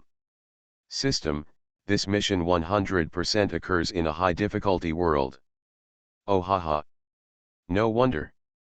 High difficulty worlds are inherently difficult, and are generally divided into two types. The entire world is difficult, such as the supernatural apocalypse, and the other is that the starting point is difficult. If the tasker loses his memory, it will be even more difficult. For Ji Chang's in the past, there was no difference between the difficult world and the ordinary world. He would complete it successfully anyway. But if you lose all your memory, it's like a blank slate, and it's hard to turn around. Ji Chang's asked the system directly, what is the probability that taskers in the past completed this kind of world? The system answered quickly, 0.75%. It suggested, the host is not approved of accepting this task. After the host seals its memory, the system will not be able to contact the host, and the host will fight alone. Ji Chang smiled, Xiao system, you make it sound like I wasn't fighting alone before. System. It seems to make sense. Okay, I'll accept this mission. Let's go, seal up the memory, and go to the next world. System, however, losing memory may cause a lot of hardship. Ji Chang's understood the meaning of the system. Without the experience accumulated in multiple worlds, he lost all kinds of previous information, plus a difficult world, plus he had to complete unknown tasks without memory. It's quite difficult.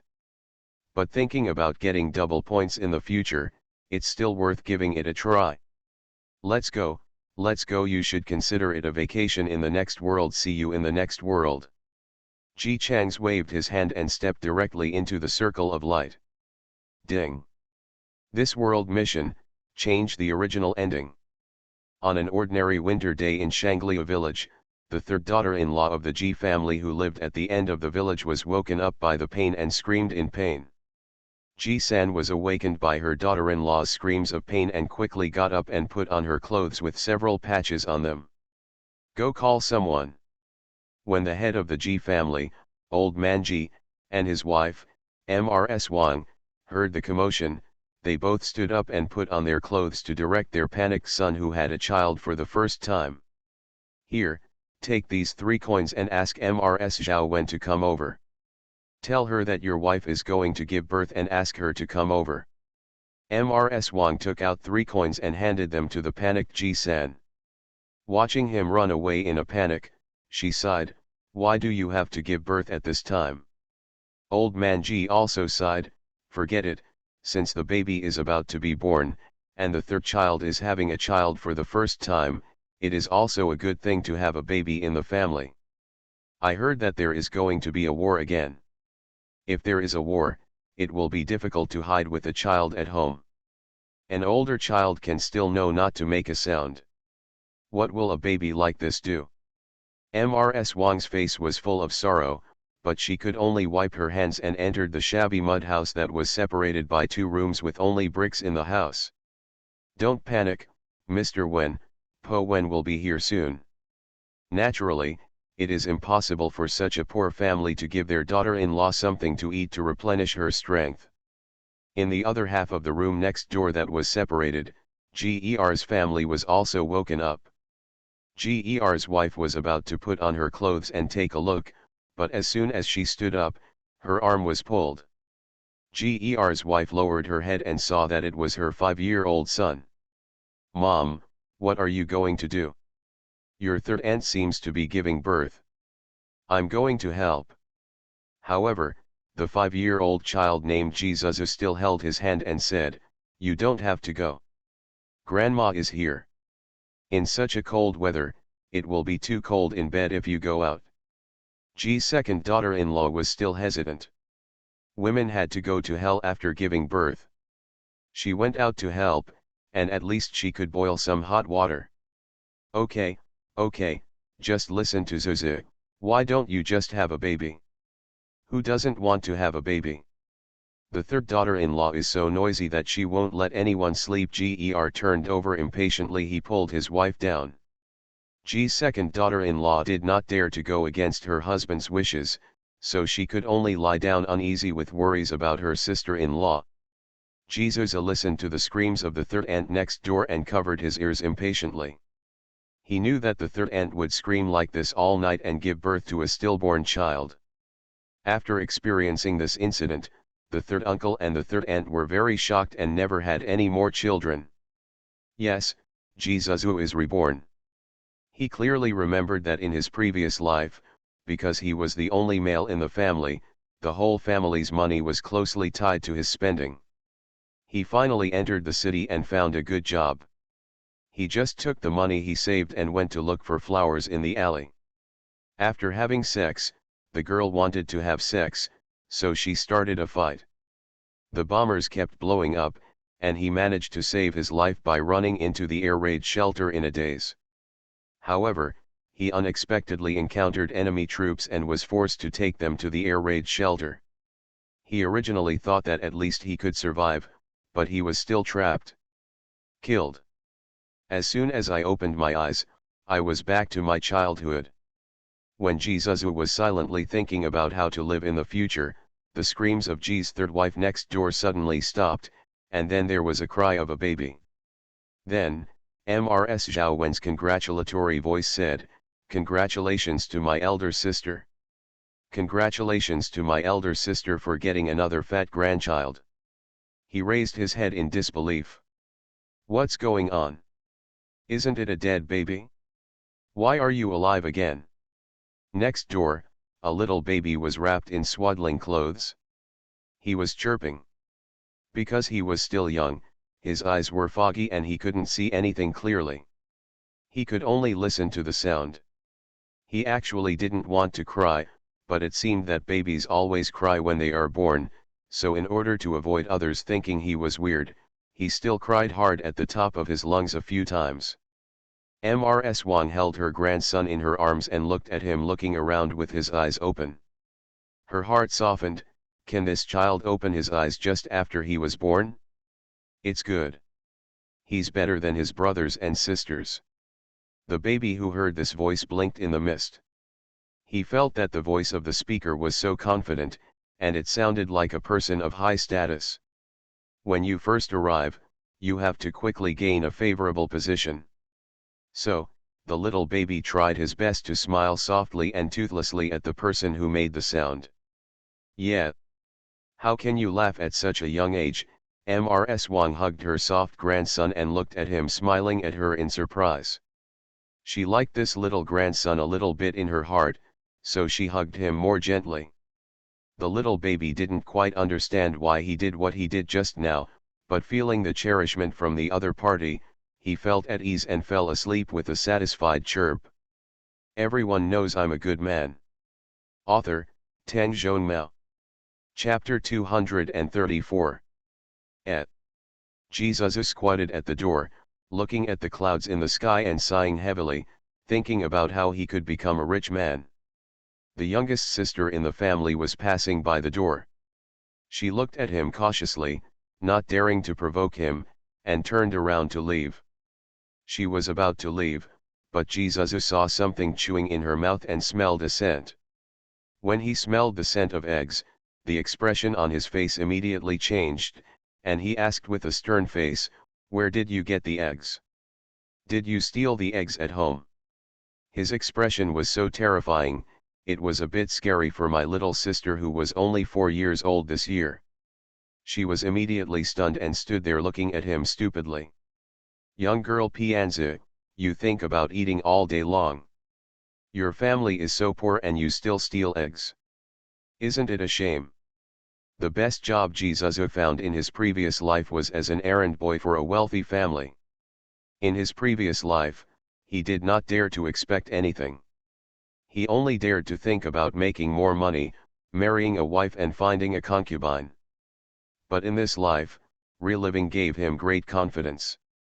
He, Jesus, is a person who has lived again. He is different, Jesus is so sure.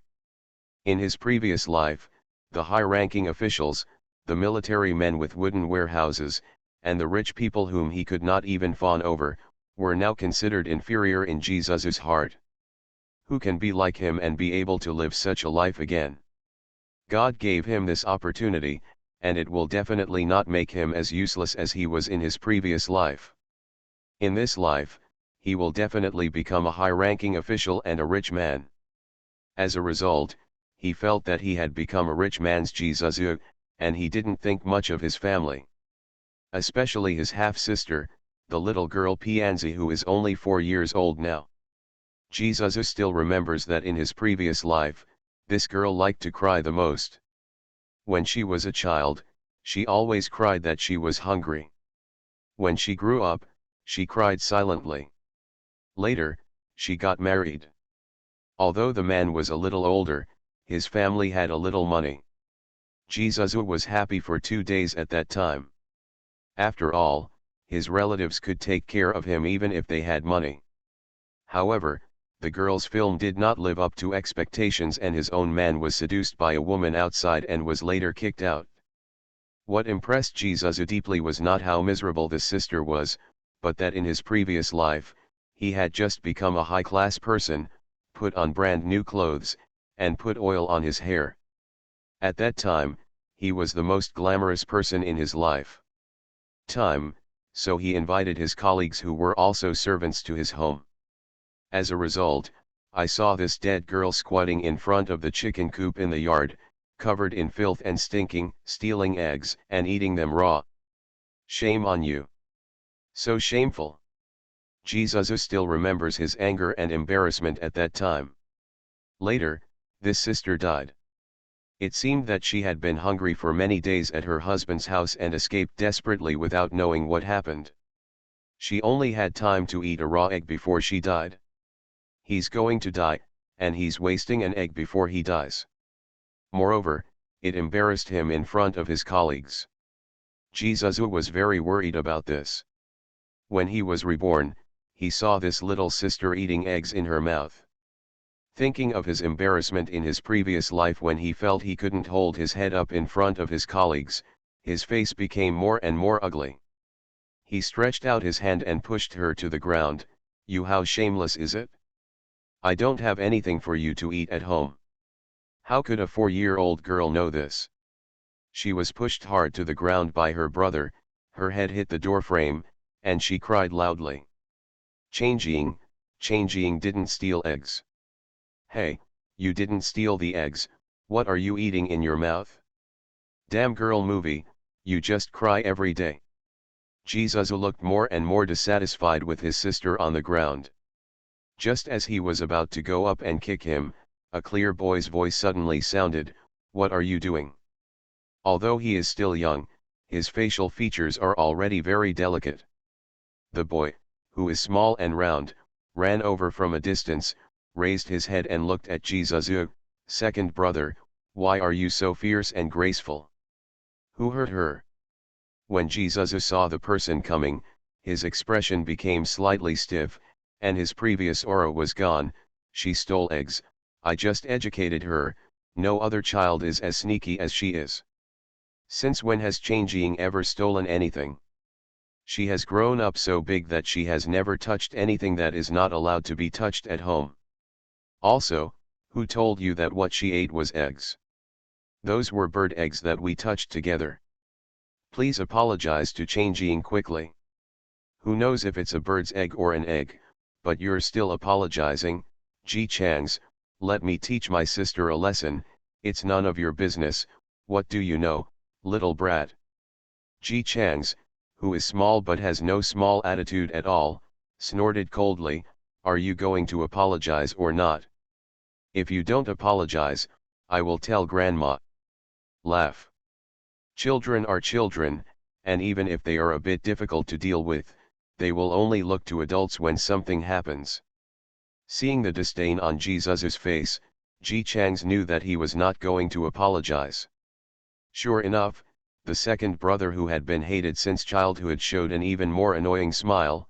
Ji Changs, she is just a girl, you want me to apologize to her?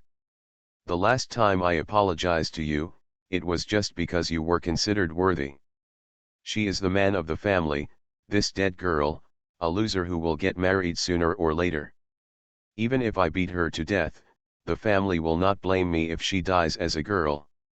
His face had an expression that said, how do you know how you little brat understand the adult world? Ji Changs looked at him and wanted to kick him in the butt. Ji Changs knew that Jizuzu always had a strange sense of superiority in front of them. He looked at them every day with a look like you are not worthy of talking to me and I can crush you to death with one finger. He was unhappy about this, very unhappy. Jizuzu had provoked him before, but he pushed him back. After that, when the annoying second brother saw him, his face finally lost the expression that made people want to kick him. Originally, Ji Chang still he was quite satisfied with the current situation, but Jizuzu had bullied the sister he was protecting, and he absolutely couldn't bear it. The little boy looked at Jizuzu with cold eyes. Second brother, have you forgotten how many times I made you get beaten? The proud look on Jizuzu's face froze again. That's why he looked ugly when he saw Ji Chang's, his 7-year-old cousin. Not only was this cousin who was supposed to be stillborn in his previous life, but he was born successfully this time, he was as smart as a monkey at a young age. Jizuzu provoked him several times, but Ji Chang slapped him hard in the face. He also couldn't figure out how such a big kid could do things so shrewdly. But Jizuzu has a short memory. Otherwise, he wouldn't have offended Ji Chang's despite being lectured several times. Of course, Ji Chang's cousin's age of only 7 years old and his small height that he could look down on also gave Jizuzu great confidence. Ji Chang's, I have been a big brother to you in the past few times. Don't bring bad luck to me. I am the eldest son in the family. I am the one my grandparents love the most. If you dare to mess with me, be careful of your ass. I knew that this stinky second brother must have forgotten the lesson he learned last time. Ji Chang's rarely had anything he couldn't figure out in his little head, and this second brother was one of the few people he couldn't figure out. The main reason is that he doesn't understand why the second brother keeps getting more and more frustrated. He tries to provoke him several times and is beaten back by him as if he has no brains. The next time he tries to provoke him without a long memory. The oldest old hen raised in the family even knew how to peck Ji Nagays after being beaten and would not dare to peck again next time. How come the second brother is not even as good as an old hen? Ji Chang's was puzzled. With this puzzlement in mind, he turned around, bent his wasteless body, and pulled up his sobbing sister. Changjing, where do you feel pain? Ji Changjing wiped her tears and held her third brother's arm aggrievedly. Changjing, suck, Changjing has a headache, and her buttocks also hurt. Good. Ji Changs took out a stick of sweet grass from his pocket and handed it to his sister. You go and eat the sweet grass next to it, while the third brother and the second brother talk. Well, thank you, brother. When the little girl saw the sweet grass, her crying face immediately turned into a smiling face. She cherished the grass and ran out to find a stone to sit down and eat seriously. Jizuzu looked very happy when he saw this little girl showing off to Genko, and became even more disdainful. Such a sister is really embarrassing to him. Ji Chang silently put his hands in the big pocket he carried with him and turned his head to look at the sky. Seeing that he had been silent, Jizuzu relaxed a little bit and said with a smile, Ji Changs, you can only rely on your young age when grandma is here. No one is at home now, what can you do to me? Get out of my way quickly, otherwise I won't be polite. No one is at home now. Even if I hit you, if I don't admit it, then what can you do? In fact, Jizuzu really wanted to take action directly, but his cousin's previous operations really made him a little weak, so now he just wants to keep his words. Yes. Ji Chang slowly took his hand out of his pocket. It was a pair of rather large gloves. He put them on properly and then reached into his pocket to dig them out. A slingshot appeared in his chubby little hand. The little boy pulled the slingshot accurately and pointed it at Jizuzu with malicious intent. There is no one at home now. Even if I hit you, I won't admit it at that time. What can you do? Jizuzu. He subconsciously took a step back at first, and then suddenly reacted. Just read a book jealousy and sneered, Ji Changs, do you really think that you are really the boss when the children in the village recognize you as the boss? How old are you and how old am I? You just want to hit me with such a broken slingshot. How painful can it be? I think if I don't teach you a lesson today, you will really go to heaven. Ji Changs chuckled. He was still young after all. No matter how smart he was still naughty as a child. At this moment, his face was full of ill intentions. Second brother, you are right, of course the slingshot won't hurt. His gloved hand reached into another small pocket and pulled out a small stone bound by many leaves. Boom! The small stone hit Jizuzu's forehead accurately. The stone was very small, and Ji Changs used it carefully. It only hurt a little bit when it hit it, but Jizuzu screamed in pain and subconsciously reached out to scratch the wound. Then he squatted on the ground and screamed in pain for a long time. Didn't even recover. In my ears, there was a clear child's voice, but hitting someone with scorpion grass is different. Ji Changs did not continue to fight, but took off his gloves and picked up the slingshot. He turned his head and looked at the sky. He stood in front of Jizuzu with his small body and raised his head proudly. How about it? Scorpion grass is awesome. Second brother, you will feel uncomfortable in the next few days. If you don't scratch it, it will still hurt and itch. If you scratch it, it will hurt even more. Oh, it's so painful. Second brother, look at me, I'm crying in pain. You said you laugh at me all the time because I'm a little kid. Why are you worse than a little kid yourself? It's embarrassing for you to cry even though you are such an adult. You're still beating me, come on and beat me. Jizuzu was sweating in pain. He gritted his teeth and raised his head, looking at his cousin with a ferocious expression. Ji Chang. Z. How dare you sting me with scorpion grass? You're done. The little boy seemed to be frightened by his ugly look and harsh words, with a timid look on his face. Second brother, Are you really angry? I'm sorry, I won't dare to do it next time. When Jesus saw him like this, he sneered coldly. He knew that he was just a little kid. If someone older than him was really angry, he would definitely be intimidated. But he had no intention of forgiving the other party. He wanted to throw Ji Chang's into the river. If he could come back alive by then, he would just refuse to admit it. He was thinking about how to teach his cousin a lesson. His cold expression suddenly turned away, and he forced a smile on his face. It's okay if you know you're wrong. My second brother is your cousin, why would he be angry with you? Let's go and wash up at the river with my second brother. Ji Chang's voice was very low, as if full of timidity. Second brother, have you really forgiven me? Forgive me, he decided not to tolerate his cousin anymore. Anyway, there were many drowned children in the village.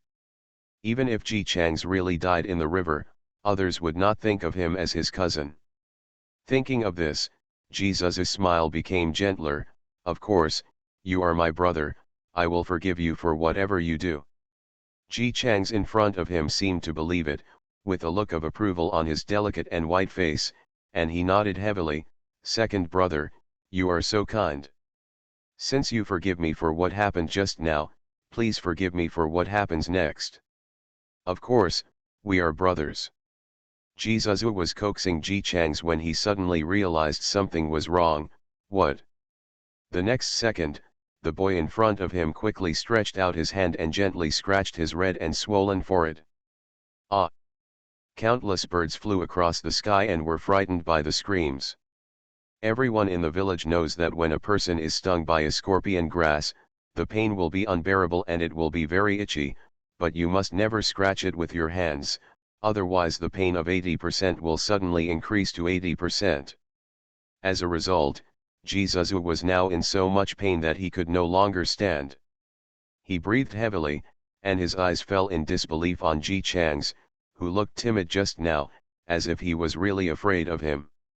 Ji Chang's was looking at him mockingly and sneered with disdain. Do you think I'm a 3-year-old child? Do you still forgive me? The whole village knows that I can't swim. Do you really think I don't know what your plans are when you take me to the river at this time? I just won't go with you.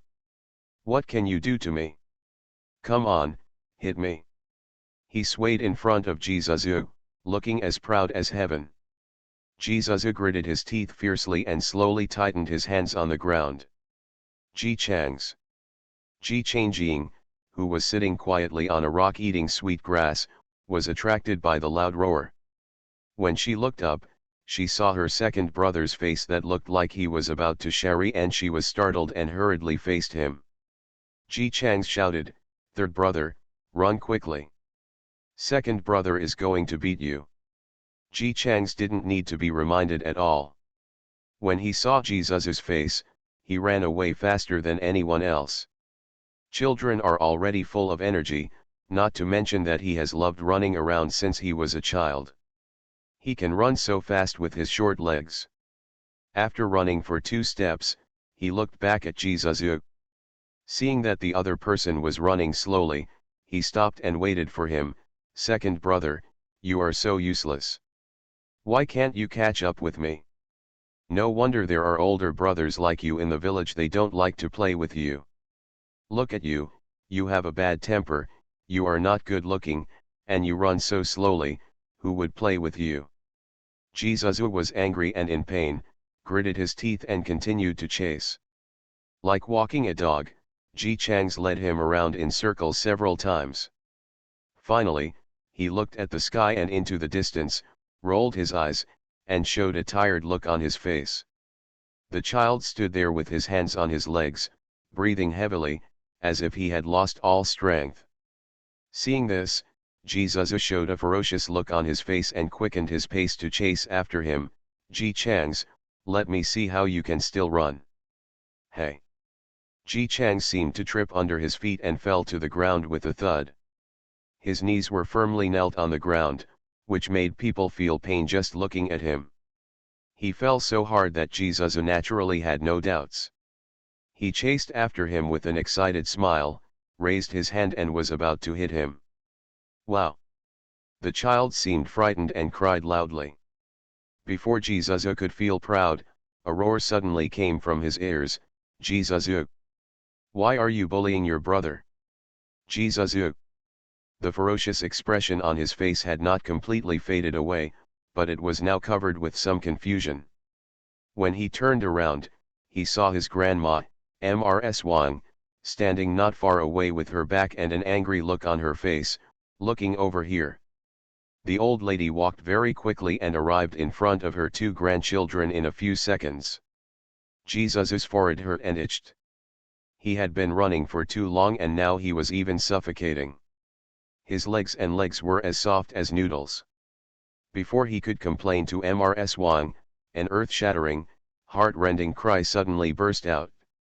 Open! Ji Chang's small body was still kneeling on the ground. When he saw Mrs. Wang, he hugged her thighs and cried loudly as if he had seen some kind of savior. Grandma, come here. Grandma, if you don't come to Nagasawa, you will be beaten to death by your second brother. Woo, Grandma, I'm so scared. If I get beaten to death, I won't be able to grow up in the future. If I can't grow up, I won't be able to grow up. I took my grandma to the theater. Grandma, you said you like to go to the theater the most. Without Nagasawa, who can take my grandma to the theater? Mrs. Wang was frightened when she saw the scene where her eldest grandson was chasing and beating her little grandson. But now that her little grandson was crying like this, her heart suddenly softened. She quickly put down the bag she was carrying and picked up the child to coax her. Okay, darling, stop crying, don't cry anymore, isn't grandma here? Ji Chang's didn't cry all the time. He stopped crying after being coaxed for a few times. He was held in his arms with red eyes and whispered in a choked voice, Nangs, listen to grandma, Chang's is good. Oh, her sweet little grandson. How can you be so sensible? Mrs. Wang's heart softened. We Changs are so good, let grandma see where your brother hit you. Does it still hurt now? Jizuzu, who didn't even touch a finger of Ji Chang's. He said angrily, I didn't touch this little brat at all. You are talking nonsense. I just saw you chasing and beating Nagasawa with my own eyes. Nagasawa was beaten to tears by you. Jizuzu. I really didn't touch him, Grandma, brother didn't hit Chang's. Ji Chang's interrupted the conversation between the two in a low voice, because he had just cried and had a nasal sound. Jizuzu glared at him fiercely, Nai, you saw it, he himself said I didn't hit him. Brother is right, he has never beaten Nagasawa. Jizuzu looked at him proudly. Just say, a child is a child after all, how can he possibly defeat him? However, as the 7-year-old Xiao Doubting spoke, her voice began to sob again. She huddled in the arms of Mrs. Wang, her tone full of fear. Brother, Nagaze told grandma that you didn't beat Nagaze anymore as you said, you won't hit me again. Jizuzu. No. What do you mean? When you say this, it's as if I'm threatening you not to tell others that I hit you. Although he admitted that he did have such an idea just now. But the problem is, he didn't touch even one of Ji Chang's hair. Just as Jizuzu was indignant, he met Mrs. Wang's angry gaze. Nai, I really didn't beat him. Ji Chang said that on purpose. He just wanted you to misunderstand. Mrs. Wang chuckled, he is only 7 years old this year. Does he understand this? Can he understand it? He really can. Jizuzu looked at Ji Chang's, who was avoiding Mrs. Wang's eyes and looking at him silently. Look at him. Mrs. Wang looked down. Ji Chang's put his small soft arms around her neck again, and whispered in a very dependent voice, Grandma, Nagaze doesn't want grandma to feel bad. In the future, for grandma's sake, Nagaze will never make his brother angry again. Oh, brother hits Nagaze, Nagasawa won't hide anymore. Jizuzu. He looked at Mrs. Wang with an ominous premonition in his heart, and sure enough he saw her looking at him fiercely.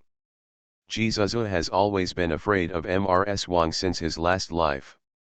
Even though he was the only male in the family in his previous life, Mrs. Wang always loved him very much. She always insisted on him spending money on all the delicious food and drink in the house. He was still afraid. She annoyed her again. Mrs. Wang loved him very much, but her love was not unlimited. She also loved the girl Pianzi at home, although only a little bit, but she refused Jizuzu's proposal in her previous life to let her sister exchange marriages for him. When she wanted money to buy a house in the city, she also disagreed with Jizuzu's proposal to sell the sisters to the big boss. This has always made Jizuzu very dissatisfied. They're all about a girl. Why don't you help him find a wife? Also, sell them to the big boss. The big boss is so rich, but he's still popular for them. But he did not dare to disobey Mrs. Wang. Mrs. Wang was very strong. Jizuzu knew that although he was the most favored in the family, his parents, uncles, and aunts at home were more obedient to grandma. No matter what they did when grandma gave the order, even if she loves him, she will only obey her orders. In her previous life, she knew that even if she broke her heart, she would not be able to harm her, so she could only bear it with her heart full of dissatisfaction. Fortunately, the dead old woman got a serious illness and died before she could survive it. Old man Ji died a few years ago, and the rest of the family couldn't suppress him, so he successfully married his sister to that rich old man. It's a pity that he can't even hook up with an old man. Thinking of his previous life, Jizuzu became angry again. He wanted to maintain his image of being the one who always spoke at home in his previous life, but before he could open his mouth, he saw the tiger-faced grandma in front of him who was still alive. Jizuzu's anger suddenly came loose. He glanced at Ji Chang's who looked aggrieved. Isn't it just pretending to be wronged? Who wouldn't? Ji Chang's is just a little kid. If he learns his methods, Ji Chang's won't be able to do anything. Thinking like this, Jizuzu quickly showed a look of grievance on his face. Ji Chang's knew his plan just by looking at him. The little guy wiped his tears disdainfully. He's not even pretending, and the expression on his face is stiff. Is he afraid that others won't be able to tell that he's just pretending? Jizuzu's voice also became aggrieved. Grandma, please be reasonable. It was Ji Chang's who hit me with a slingshot just now. I was so angry that I chased after him. Laugh. I don't know what to focus on when filing a complaint. Is the focus on the slingshot? The key point is obviously whether scorpion grass is good or not. Ji Chang snorted in his heart, wondering for the nth time why he was so smart but had such a stupid cousin. He found it boring to compete with Jizuzu in a battle of wits and courage. He waited patiently for Jizuzu to squeeze out a few tears, giving his opponent ample opportunity to use his tactics, and then he said, "Yes, I hit the second brother with a slingshot." Mrs. Wang didn't believe Jizuzu's words at first, but she was stunned when she heard what Ji Chang said, and quickly asked, "What's going on? Why are you hitting your brother, Changs?" Nagasawa had always been well behaved, but Mrs. Wang didn't believe him when he said he was naughty and hitting people for no apparent reason. Who asked him to bully Changjing? He also said that Changjing was a girl. Grandma, if you don't believe me, ask the second brother if he said that. When Jizuzi heard this, his first reaction was to deny it, but when he saw Ji Chang stretching his neck and looking in the direction of Ji Changjing, he immediately became alert. This Ji Chang's, who has always been a monkey, how could he be given a chance to speak? If he took the initiative to deny it this time, there must be some dirty tricks. Jizuzi didn't want to be so wary of a 7-year-old child, but Ji Chang's was really stained with evil deeds no matter how he looked at it, he thought that was the case. In addition, just ask Ji Changjing to find out, so he simply admitted with a little headache. "Yes, I said that, but who in the village didn't say that about the girl at home? Ji Chang's whispered, it would be fine if he just talked about Chang Ying, but he said that he is a man, and he only apologizes to men. He can beat the loser in the family whenever he wants. Grandma, the second brother said, only the men in the family are valuable, like my mother and you, Grandma, they are all losers, they are dead girl movies. Ugh, I don't want him to say that to you, Grandma, and my mother and aunt. Grandma, you love your second brother so much, and he still wants to beat you. Nagaze doesn't understand what a male is, and why a male can hit the women in the family and not work. Nagasawa doesn't want this. Nagasawa likes to help his family work, and Nagasawa doesn't want you to have to work hard. Jizuzu. Jizuzu. Although he really thought so in his heart, he really didn't say it out loud. Mrs. Wang's eyes had completely turned cold when she looked at him. She is a woman herself and feels that the men in her family are valuable, but this does not mean that she can tolerate the men in her family looking down on the women in her family. What's the meaning? I wasn't just a freeloader back then. Your grandfather was working there, and I was doing a lot of work, too. What's wrong? The grandson we have supported now starts to look down on and despise me as a woman? Moreover, after being reminded by Ji Chang's, she remembered that Ji Zuzu, who was now in his teens and considered an adult in the village, had never done much work since he was a child. At first, it was because he was the only male in the family and he was young, so the whole family took good care of him, fearing that he would die young, and provided him with all kinds of food and drinks. Later, after Nagasawa was born, Jizuzu was no longer the only male in the family, but he was also the eldest son. The family had always taken good care of him. He never asked him to help with work because they were used to him not going to the fields. No one thought anything was wrong.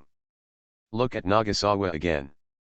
Although he is only 7 years old this year, he has been helping with whatever he can since he could run around, such as delivering food and water to the fields, helping to pick vegetables, choose vegetables, and wash vegetables.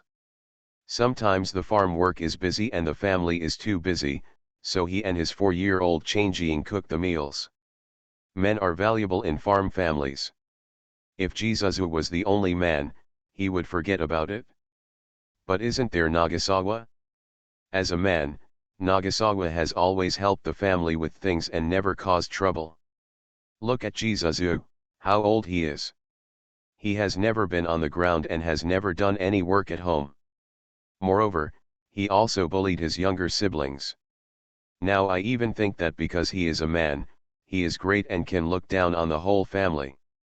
Even if he is really the only male in the family, he doesn't have to work, and he can have free meals every day, but he absolutely cannot justly think that he can bully his sister casually. This is how many spoiled men in the village treat their sisters as their own property and sell them casually. She couldn't control other people's families. In their own family, girls were definitely not as important as boys, but boys couldn't cheat on their sisters either. The more Mrs. Wang thought about it, the more she felt that it was time for Jizuzu to be disciplined. With a cold face, she gently hugged her little grandson and said to her eldest grandson, "Come in with me." Jizuzu, milk, I can explain. Excuse me, please explain, come in. Ji Chang's obediently laid his head on Mrs. Wang's shoulder and winked at Jizuzu behind him. Jizuzu. He gritted his teeth and followed through the door with a look of dissatisfaction on his face. Changjing, go and call your father back. Hearing this, Jizuzu's expression suddenly changed. Generally, there is only one possibility for calling his father back in this situation, and that is that Mrs. Wang felt that she was not strong enough, so she called her son back to beat her grandson. His scalp went numb at the thought of being beaten, and he quickly begged for mercy. "Nai, I know I was wrong. I really won't do it next time. Nai, my body is weak and I can't help but be beaten. Please, Nai." After all, she was her beloved eldest grandson. Mrs. Wang was originally very determined, but now that she was being asked like this, she couldn't help but feel a little hesitant. Ji Chang suddenly sobbed. Mrs. Wang's attention immediately shifted. What's wrong? Does it hurt somewhere? Well, my knees hurt. Ji Chang's looked pitiful and lowered his head in despair. My brother was chasing me just now. I was so scared that I fell down and fell to my knees on the ground. As he spoke, he suddenly looked at Ji Zizhu. Ji Zizhu. He began to feel uneasy. Sure enough, the next second, the child shrank back with a timid face. I'm sorry, brother, it was Nagasawa who threw it himself. Nagasawa didn't say that it was his brother who chased him. Brother, please don't glare at Nagasawa. Ji Zizhu. His eyes widened. You. What are you doing? Mrs. Wang suddenly became angry. If you don't hurry up and get in, you'll beat my brother to tears and scare him. I don't. Why are you not staring so wide? Ji Zizhu's eyes really widened. Ji Chang's pulled on Mrs. Wang's sleeves. Grandma, don't be angry. I wore thick clothes, so it should be fine. It's good that my brother knows that I was wrong. Mrs. Wang's mood changed in an instant. She first looked lovingly at her well-behaved little grandson, and then at her eldest grandson. She was full of hatred. Look at my brother, how do you hold grudges? Then look at you. You are such a grown-up person and you still bully your younger siblings. Ji Zizhu, you. Why don't you hurry up and come in? Who taught you those words? What kind of girl is a loser in the movie? I tell you Ji Zizhu, our family doesn't say that. How about your sisters and sisters? It's not your turn to interfere. A quarter of an hour later, Ji Changjing came back with Ger, who was in a hurry. After a while, the two little doubtings were sitting outside the door, listening to the screams of the second brother being beaten. Ji Chang sighed like a young adult, and while pulling out two large thick cotton pieces from his knees, he said to Ji Changjing, Changjing, why do you think the second brother is so annoying? Obviously you and the eldest sister are very supportive, it's normal. Ji Changjing shook his head. Changjing doesn't know. Yeah, I can't figure it out. Why does he want to kill me? You look at his look and you want to throw me into the river. Wasn't he the one who provoked me in the first place? Ji Changjing didn't understand, so she patted his hand. Third brother, don't be sad. Changjing likes third brother, and my eldest sister also likes third brother. I'm not sad, I'm just worried. I have to strike first. By the way, Changjing, today my brother will teach you to strike first. It means that if someone wants to harm you, kill him first. For example, today, your third brother and I first beat up the second brother, and then deliberately made him angry. When he was so angry that he lost his mind, we took the opportunity to beat him again, and finally, pinched grandma and went home. When, I deliberately let him chase me so that grandma could catch my second brother beating me. Brother, let me teach you, next time, if someone bullies you and you are younger than him and you can't beat him, do this. Ji Changjing listened in confusion. Third brother is so awesome. Third brother, who taught you this? Do you need to teach me this? Just think about it. After Ji Chang said casually, he sat obediently at the door.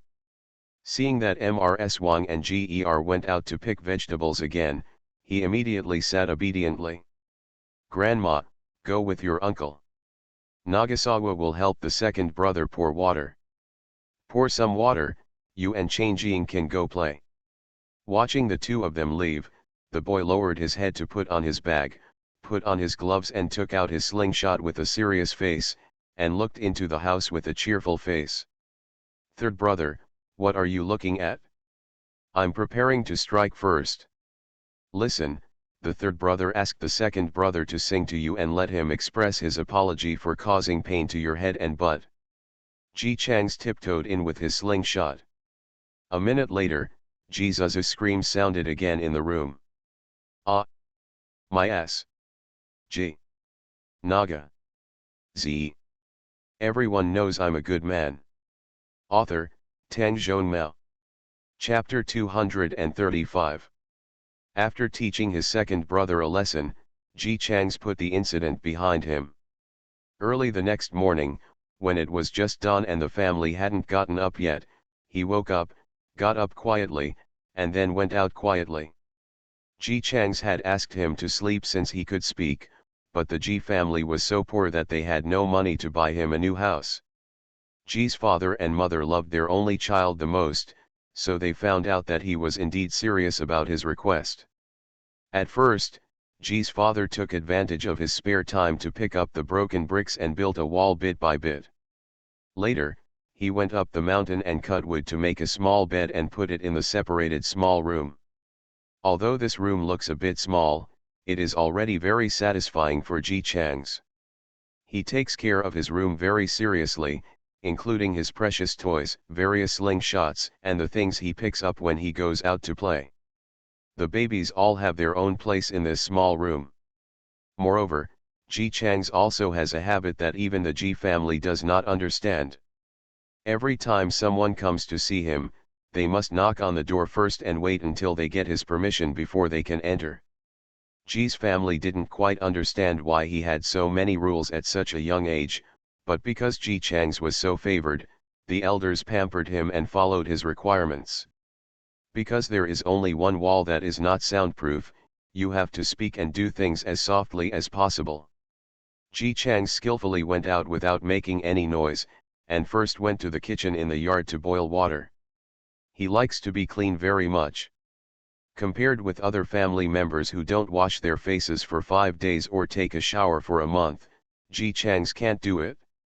He has to wash up in the morning and evening, and even breaks a willow branch to brush his teeth without any teacher.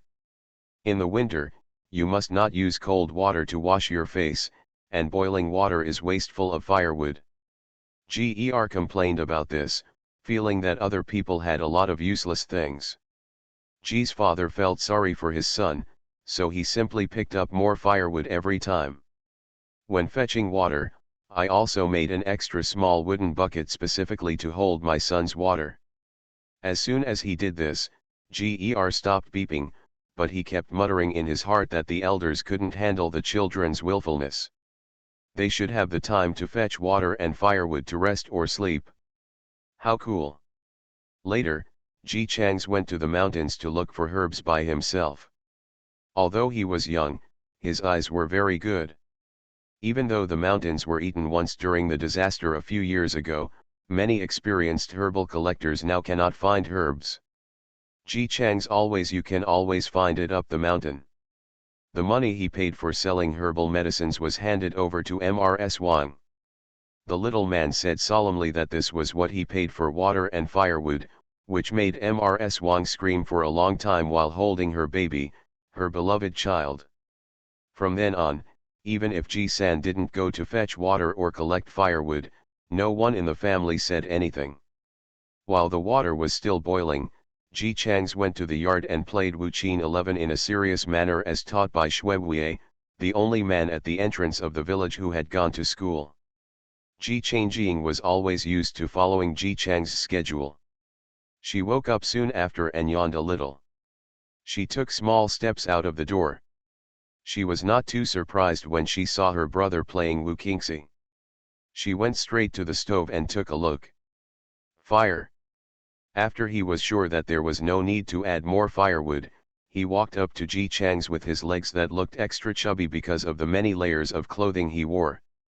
Brother, you learn this every day, what's the use of it? I don't know either. Ji Chang's finished the round seriously, and beads of sweat appeared on his forehead. He took out his handkerchief to wipe the sweat, and imitated Shuebuye and exhaled. Master Shuebu said that playing Wuqin 11 once a day is good for the body. Ji Changjing asked, what if there is no benefit? Brother, aren't you just learning in vain? Ji Chang's reached out and touched the youngest sister's head. Even if there is no benefit, there is no harm. Changjing, listen, we can do whatever is good for you and can be done easily. Look at me, even if it's useless to learn Wuqin 11, there's no harm in it. If it's beneficial, then it's a profit. Anyway, learn as much as you can. Why? I'm going to get married in the future, so it's useless to learn these things. Grandma said that from now on, I only need to know how to wash, read, cleanse, cook, sew and make clothes and take care of the children. Ji Chang shook his head when he heard his sister say such serious words in such a coquettish voice. I don't know why, although no one taught him, he felt that what Ji Changjing said was wrong, very wrong. Grandma is wrong. What she taught you, such as washing clothes, cooking, and taking care of children, are all about taking care of others. Changjing just wants to take care of others. I think that's what Sister 11 said. She said that after learning these things, she can take care of her husband and children in the future. It's just not right anyway. The little boy snorted, I think you can take care of others, but you have to take care of yourself first. If you learn so many things for others, then do you live for yourself or for others? If you live for others, if so, what's the point of this life? Seeing that Ji Changjing was confused, Ji Changs reached out and brushed her hair. Changjing, do you listen to grandma or brother? Ji Changjing immediately stated, I listen to third brother. Changjing likes third brother the most. Okay, just listen to me and don't believe what grandma told you. I heard Mr. Shuiwu say that foreigners don't have 3 wives and 4 concubines, and women can also work. Just listen to me. I've learned, I'll teach you how to do it, and you can work and earn your own money in the future. If the man you find makes you angry, divorce him. Just like that cripple Wang divorced his wife. Ji Changjing didn't quite understand. She giggled, brother is talking nonsense. How can a woman divorce a man? That's all men divorce women. If you say this and others hear it, they will definitely laugh at you. It seems so. Ji Changs wanted to refute, but after thinking that this was indeed the case, he closed his mouth in frustration. The child found that his ideas were very different from those of the rest of the world, but he had always been confident since he was a child, so now he does not think that his ideas were wrong, but said to his sister with certainty. They laughed at me because they were wrong, but they didn't know. Do you remember the last time I took you to catch fish? Who is that guy from the next village? What is his name? Zhao Xiao saw us coming back with the others. When we were there, we were the only ones who had wet coats, so they laughed at us. But when he found out that our coats were wet because there were fish in them, he became envious of us. The more Ji Changs talked, the more he realized that this was the truth, and his waist straightened up. So, those people are the same as Zhao Xiao. They laughed at me because they only saw our wet clothes and not the fish. They were wrong. Later, they will know how right I was. Ji Changjing still didn't quite understand what he was saying, but when he saw the third brother looking at him after he finished speaking, he immediately nodded seriously. Changjing listens to the third brother. Ji Changs was happy now. Although the women in the village are like that, they have been busy working outside the home since they were young. When they grow up, they marry and take care of their husbands and raise children. The husband can even decide the life of his daughter-in-law. Everyone says that this is normal. Women, that's how it should be. Someone told grandma before that she would bind Changyang's feet so that she could get married later. Ji Changs had seen an old lady with bound feet. Not only could she smell the stench from a distance, she would also stagger when walking. The embroidered shoes were nice to look at, but ever since he learned that to bind his feet, he simply broke off his toes.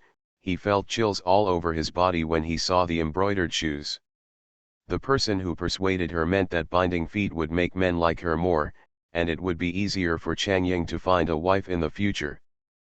But Ji Changs didn't understand, if men like beautiful feet when they see them, why not marry a sheep? Sheep's feet are special. Small. Fortunately, he didn't need to say anything that time, and Grandma refused on her own. The reason is that for poor people like them, Ji Changjing will also have to work in the fields in the future. If he has small feet, it will be difficult to work. Ji Changs could see that Grandma also felt that binding her feet was right. She was just helpless and felt that the family was too poor to be without Ji Changjing as a worker, so she gave up binding her feet. She herself did not have her feet bound because her family was poor when she was a child and it was difficult to move around after her feet were bound. For this reason, she always felt that it was a pity. But Ji Changs just felt that binding feet was wrong. They are all human beings, with 2 eyes, a nose, and a mouth. Why should Chang Ying, a girl, have to rely on others to live her life, bind her feet and break off her toes to please others? Grandma is also a woman, but she does no less work than Grandpa. He thought of a word deformity that Mr. Shuiwu taught him. The little feet are beautiful, but they are deformed. There are many things that little Ji Changs cannot understand. Although he is young, he also has a lot of troubles. He was worried that his cousin was always so stupid and poisonous, thinking about causing trouble for him all day long. He was worried about why he could see that many things were wrong at a glance, but the adults believed them. He was worried about Shuiwu's book. Too little, he can only watch it several times now. With this distress, Ji Changs took Ji Changjing to wash up, and then started to cook skillfully. While doing it, Mrs. Wang got up and saw 2 little beans cooking on the stool, and her heart softened. I've told you so many times, you don't have to do this, just go and play. Grandma will come.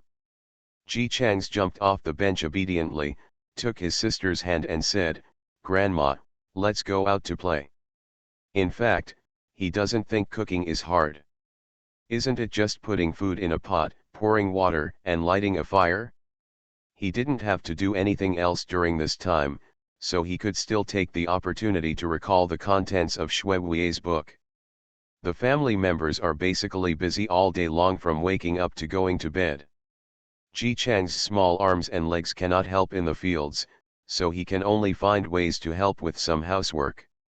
Moreover, this will make Grandma like him even more.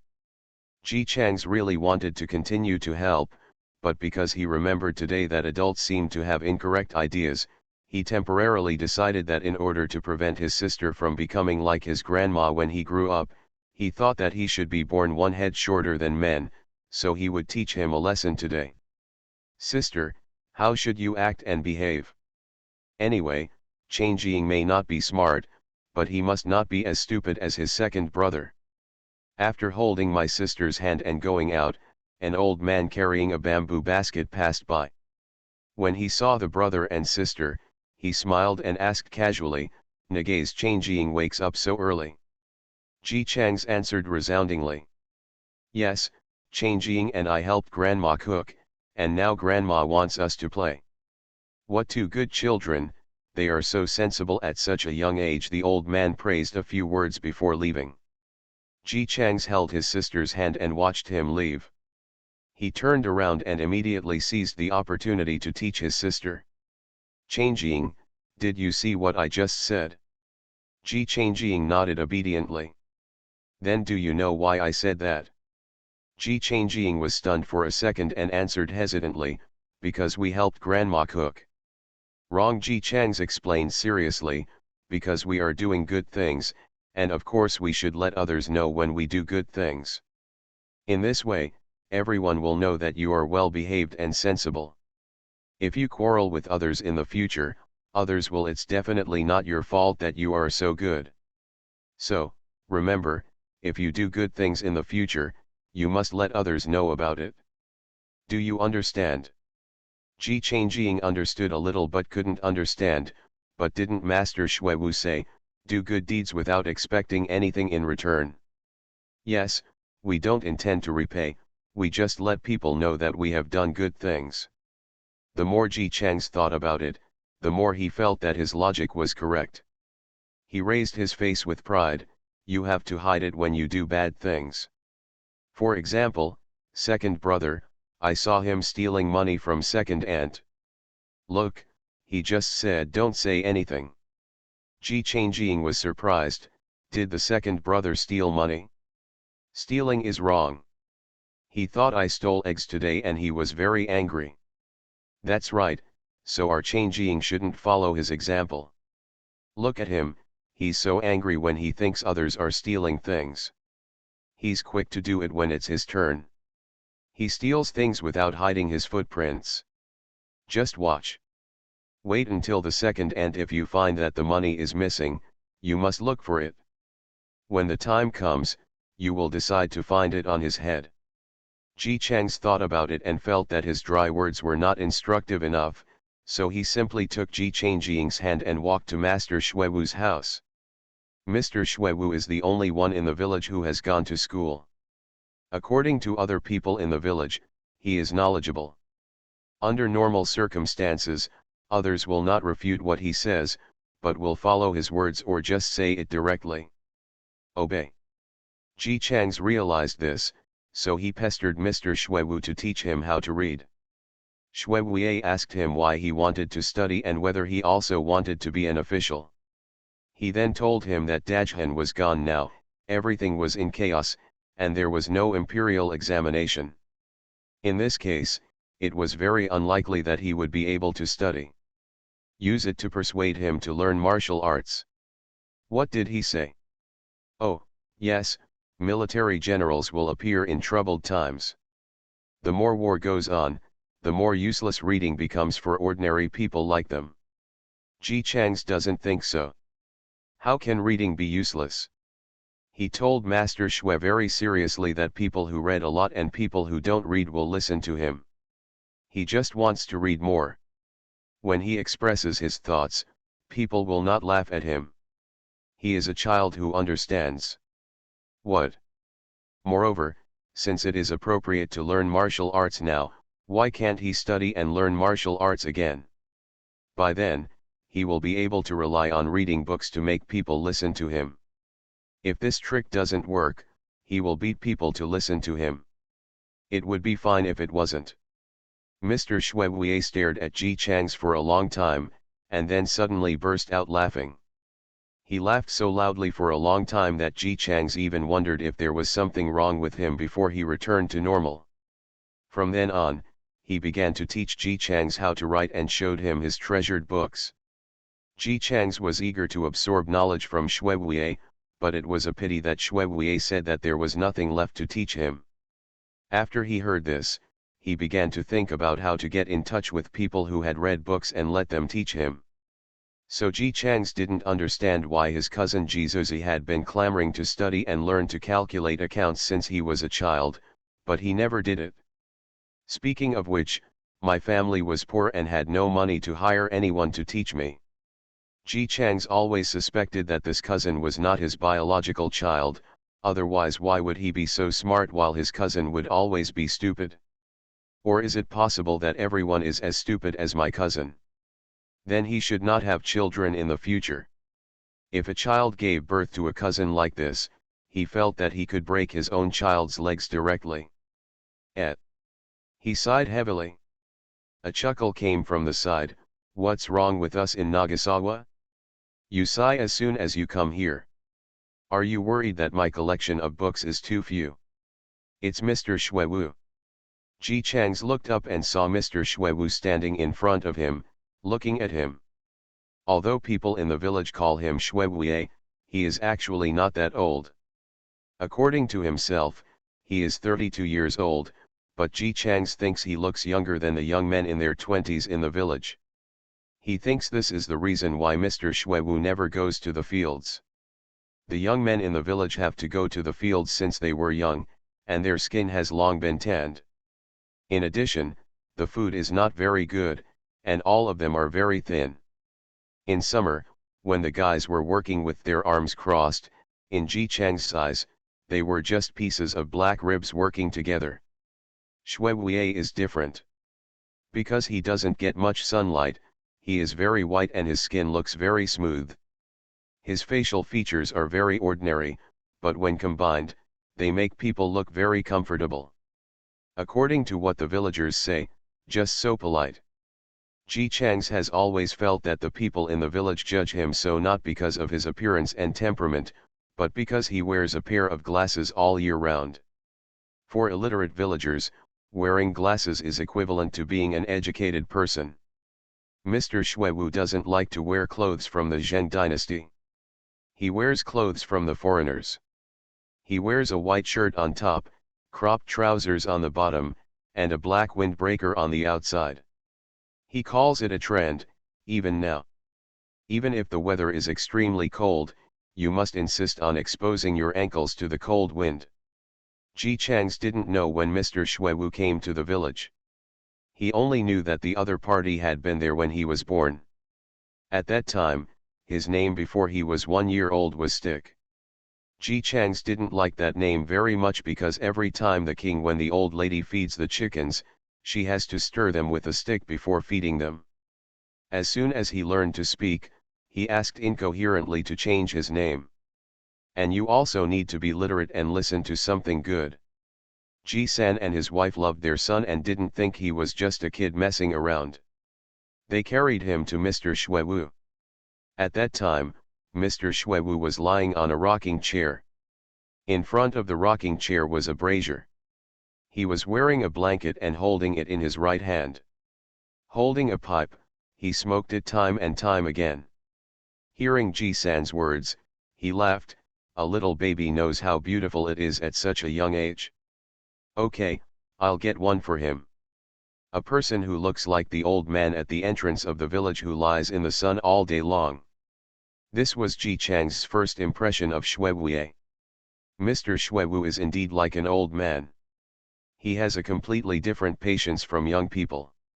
Even if the 1-year-old baby didn't like his name that day and shook his head unhappily to say no, he would still read each other word by word. Later, the little doll first chose Chang and then Zi. As a result, the name Ji Chang's came out. Later, when Ji Chang's was 3 years old, Ger and his wife gave birth to a little cousin. The eldest sister in the family is already married, and the second brother Ji Zuzu stays in his own world every day. The younger cousin likes to follow Ji Chang's, waddling and shouting after him every day. At that time, Ji Chang's had just entangled Mr. Xuewu and learned to recognize his own name. He felt that the name Yingzi of his little cousin was too common. 3 out of 10 little girls in the village were named Yingzi, so he searched for it himself. After reading Mr. Xuewu's book, he named his little cousin Changjing. Ying is the word found in Yingying Yishuajian. He thinks this is too beautiful to use as a name. It is best for his little cousin to be as beautiful as this name when she grows up. After all, I heard that girls love beauty very much. But now Ji Chang's regrets it. He felt that he should not name his sister Changjing, but Changkong. What is beauty? As a person, intelligence is the most important thing. Seeing how stupid the second brother is, I wonder what he will do to his own life in the future. He sighed again. Mr. Xuewu, who had already brought them to his residence, poured him a cup of hot water and asked him with a smile, "What's wrong with you today? Why are you sighing all the time? There should be no one in the village who can beat you, an ancient spirit, right? Hey, you don't understand." Ji Chang sat on the stool like a little adult. He tried the hot water first and felt that it was just right to warm his hands. Then he handed it to Ji Changjing, who was sitting next to him obediently, so that she could warm her hands. He poured another glass of water, held it in his hands, and sighed heavily again. "Fifth master, I'm so worried." Ji Chang's wanted to become a teacher at first, but Xuewu refused, saying directly that he did not want to take on the responsibility of being a teacher. So Ji Chang's directly called him fifth master. Mr. Xuewu was amused by his worried posture.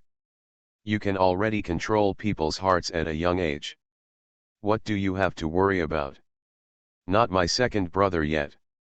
Ji Chang's was worried about whether his future children would be as stupid as his second brother, so he poured all his thoughts on Master Xue. I don't understand the second brother's thoughts. He wants to learn to read and become a serious scholar, so that he can become a servant of a wealthy family in the future. Mr. Shuewu nodded. Don't you understand why your second brother wants to be a slave? Your second brother is from a farmer's family. The most sumptuous food he has ever eaten is just some eggs for the Chinese New Year every year. Everyone he sees is noodles with his back turned to the earth. The farthest road he has traveled is to go to the county seat. Under such circumstances, it is normal for him to choose to become a servant. Ji Chang shook his head. It's not that I don't understand this. I know that the second brother is actually not only ignorant and stupid, but also full of bad ideas. I won't argue with him. I just don't understand. Since he wants to become a servant, you know that becoming a servant of a wealthy family requires reading and literacy, so why doesn't he learn it? He said it was because he had to pay money to study. There was no money at home, so he couldn't study. Then he blamed his family for not being able to study. He was full of resentment, but I didn't have money either. Fifth Master, you didn't teach me at the beginning. Me, I learned it secretly, sitting next to you while you were reading and peeping. I even went to the scene and eavesdropped on the teachers at the county school. There was no one to teach me at that time, but I still learned a lot of words. What troubles him is that he has no money to find a teacher to teach him, but it is not necessary to spend money to learn and read.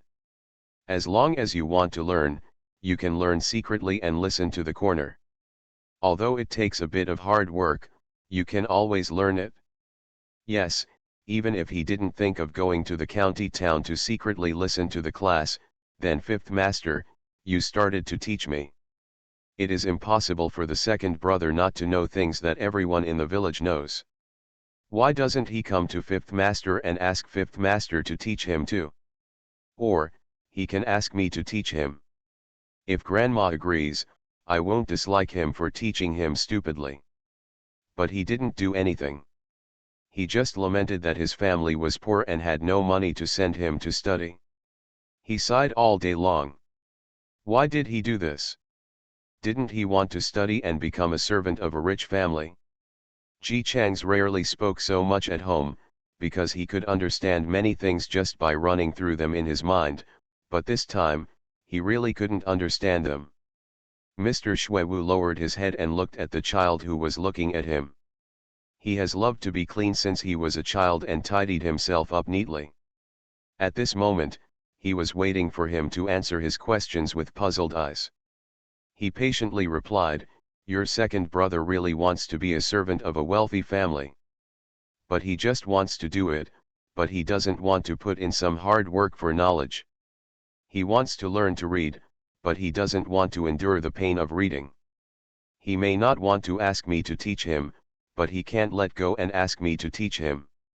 He may not want to eavesdrop on the lectures in the school, but similarly, he is still unwilling to lower his stature and do something that he considers very embarrassing." Ji Chang's understood it, but he didn't understand it. But there's nothing to be ashamed of. The teacher in class found me and praised me for being studious, and even asked all the students in the school to learn from me. The shame he thinks is what he thinks. Your second brother is sensitive, thoughtful, and has a high opinion of himself. He sits at the door every day, not in a daze, but imagining how wonderful his future life will be. He is very talented. It's normal to think this way when you are a few years old, but if he still has this temper in his 20s or 30s, he will have a hard time in the future. Ji Chang's pouted, "I always forget that my second brother was a teenager. The way he looks at me often makes me feel as if he has lived for decades, but he has spent them in vain, with no achievements. I really don't know. He obviously has no ability. Why does he still look at me like that every time? It's really annoying." Mr. Shuewu didn't take this seriously. Ji Chang's hated Ji Zuzu. He knew that in fact, Ji Zuzu was really disliked by people. He concluded, an arrogant person may not be disliked by others, but a person who is incompetent and arrogant will definitely be disliked by others. and a person who is capable but humble will be welcomed by everyone. So, Nagasawa, you must learn to hide your arrogance and don't become the person you hate the most. Ji Chang stuck out his tongue in embarrassment. Did Master Wu see it? I didn't want to, but they are not as smart as me. I wanted to roll my eyes several times after listening to their ideas. Why are everyone so stupid? Why are they so clearly placed in front of me, but they still turn a blind eye to what is happening in front of them? Last time, a fortune teller came to the village, and so many people in the village actually believed his so-called fortune telling. Because they have no knowledge. Mr. Xuewu held the child on his knees, asked him to sit up, and said to him, knowledge is very important. With knowledge, you can think better. Because your heart is full of knowledge, when something happens, the first thing you consider is whether it is right or not. But other people here have no knowledge in their hearts. They are illiterate. They don't know why the sun rises. They don't know why airplanes can fly in the sky. They don't know that the liar reached into the frying pan and just added something to the frying pan. They don't know. Knowledge holds you back, so you can only believe other people's lies. Oh. Ji Chang's was still a little unhappy. Why don't everyone know how to read? I don't want to see them being fooled again, like fooled monkeys. They do whatever the monkey tricks want them to do. I hate those who trick them. You can't blame them. They have accepted the fate of being illiterate since they were born. They have no money and no energy to study. It is very expensive for ordinary families to support a scholar. Their families cannot afford for so much money. They only see the disadvantages and hardships of being literate. They don't see that being illiterate is even harder for a lifetime. That's why most people in our country are illiterate. Nagasawa, I know you are smart, but you must not cheat in the future. If you are smart, just play tricks on illiterate people like you just said, like playing monkeys, you know. I know, they didn't mess with me, why should I play tricks on them? The child was unhappy, but Mr. Wu, you said last time that ordinary foreigners can also read, and there are many of them. Why can't our country be like this? We are being bullied by foreigners now. Is it because everyone is illiterate? Not strong enough. Mr. Xuewu was silent for a few seconds. Then he said, our country has been strong before, but it has experienced too much, so it has become what it is now. In the future, we will drive away the foreigners, and the country will be strong again. Okay, now that you have read all those books, let me teach you the history of our country today. She was once beautiful and powerful. You will understand after you learn it. Master Xuewu just let Ji Chang sit on his lap, and talked about the ups and downs of their country in a calm tone, as if teaching his own children. The last dynasty, which is also the dynasty closest to us, was Dajhan. In fact, its decline was not sudden, but little by little, step by step, like a trap. Slowly, slowly, it no more toughness. When the foreigners came in, many people were in disbelief. In the eyes of the people, they had never understood the outside world. They knew that there were foreigners outside, but they were barbarians. How could they destroy our powerful country? But in fact, when we closed our doors and lived our lives, the outside world has changed dramatically. The barbarians became stronger. They had many countries. They had cannons and weapons. They sent opium to our country. Later, the war started and we lost. Until now, there are still other barbarians on our land. People from the country, they invaded our land, treasures, and killed our relatives and friends. As Master Xuewu was talking, he suddenly paused. Ji Chang's looked up at him and found that his eye circles were red. He guessed it. Fifth Master, were your family members killed by those people too? Oh, yes. Xuewu's voice was very calm, but it made Ji Chang's feel anger and hatred inexplicably. He said, when the country is being bullied, how can the people who are protected by the country escape? Then fifth master, aren't we going to take revenge? I can help you. Don't you think I'm very smart? Almost instantly, various ways of revenge popped up in Ji Chang's mind. He didn't know why he was so good at tricking people. Anyway, when he talked about tricking people, he instantly became energetic. No need, I've already taken revenge. Mr. Xuewu smiled and touched his head. Although he was smiling, his tone was still a little sad, but it's useless for me to avenge myself. There are still many people in our country being bullied by those invaders. We can only work hard to become stronger and drive them away, otherwise, in the end, the country will not be a country and the family will not be a family. Ji Chang's has never learned this sentence. But he could guess what this sentence meant, so he didn't ask. Of course, he still wanted to ask other questions, but he felt that it was not convenient for the fifth master to answer his questions at the moment. So he sat quietly on Master Wu's lap and listened as he began to tell the history of the country backwards. This country was once beautiful and powerful, but now, it is scarred and bullied. This is what Ji Chang's learned. The 7-year-old Xiao Doubting's original life was just his annoying second brother and running around in the mountains and fields every day. But at this moment, after listening to the fifth master's words, he sat there and suddenly had an idea in his mind. The country is hurt, why can't he help her get better again? Since she was once beautiful and powerful, I will definitely be able to become stronger again in the future. You are listening to Novels at Bless Up channel. Wish you happiness and luck. Please subscribe to receive new novels. How do you feel about this novel? Please like and leave a comment. Everyone knows I'm a good man. Author, Tang Zhonmao. Chapter 236. 7-year-old Ji Chang's has a new goal, to strengthen the country. Why is it called a new goal? Because he has set many goals before, such as reading a book in one day, playing Wuqin 11 every morning, brushing his teeth in the morning and evening, and running around the village before going to bed at night. Naturally, all the previous goals were successfully achieved. In addition to Ji Chang's words, there is also another very important reason, which is that he will make various plans for his own goals. What plan does a strong country need? The child sat at the door of Mr. Xuewu's house with his chin in his hands, looking at the red sun in the sky. Xuewu said that before, their country was called Dajhan. Later, Dajhan disappeared and everything was in chaos, so he had a new name, Huaguo. The country of China not only has such a name, but according to Mr. Xuewu, the country is now divided into pieces. Here is a piece and there is a piece. In some places, foreigners have occupied it and established some kind of government.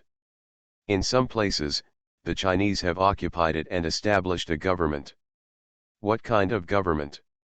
According to Mr. Xuewu, the current situation is a mess. The foreigners are still doing whatever they want in their territory, and the ordinary people are having a hard time. They are actually at peace here, because this is the territory of a general. This general is a local, not like some other soldiers allowed their men to wreak havoc.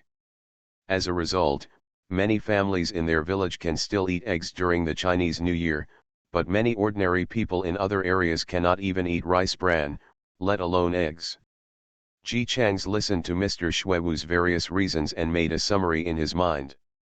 To put it bluntly, I just can't beat him. Because they cannot defeat foreigners, they will do whatever they want. Because they cannot defeat foreigners, they can only endure it even if people from other countries fight on their own territory. Therefore, Ji Chang's divided his big goal of a powerful country into small goals. The first thing to do is to strive towards the development of weapons. The Chinese cannot defeat the foreigners not because they have few people, but because the foreigners have many weapons. I heard from Mr. Xuewu that there is a type of aircraft called a bomber that flies into the sky and drops bombs. It's useless for people to run for their lives everywhere.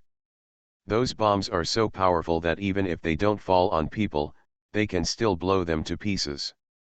Ji Chang's knew what it meant to be torn apart, but he had never seen it, so he couldn't actually imagine it.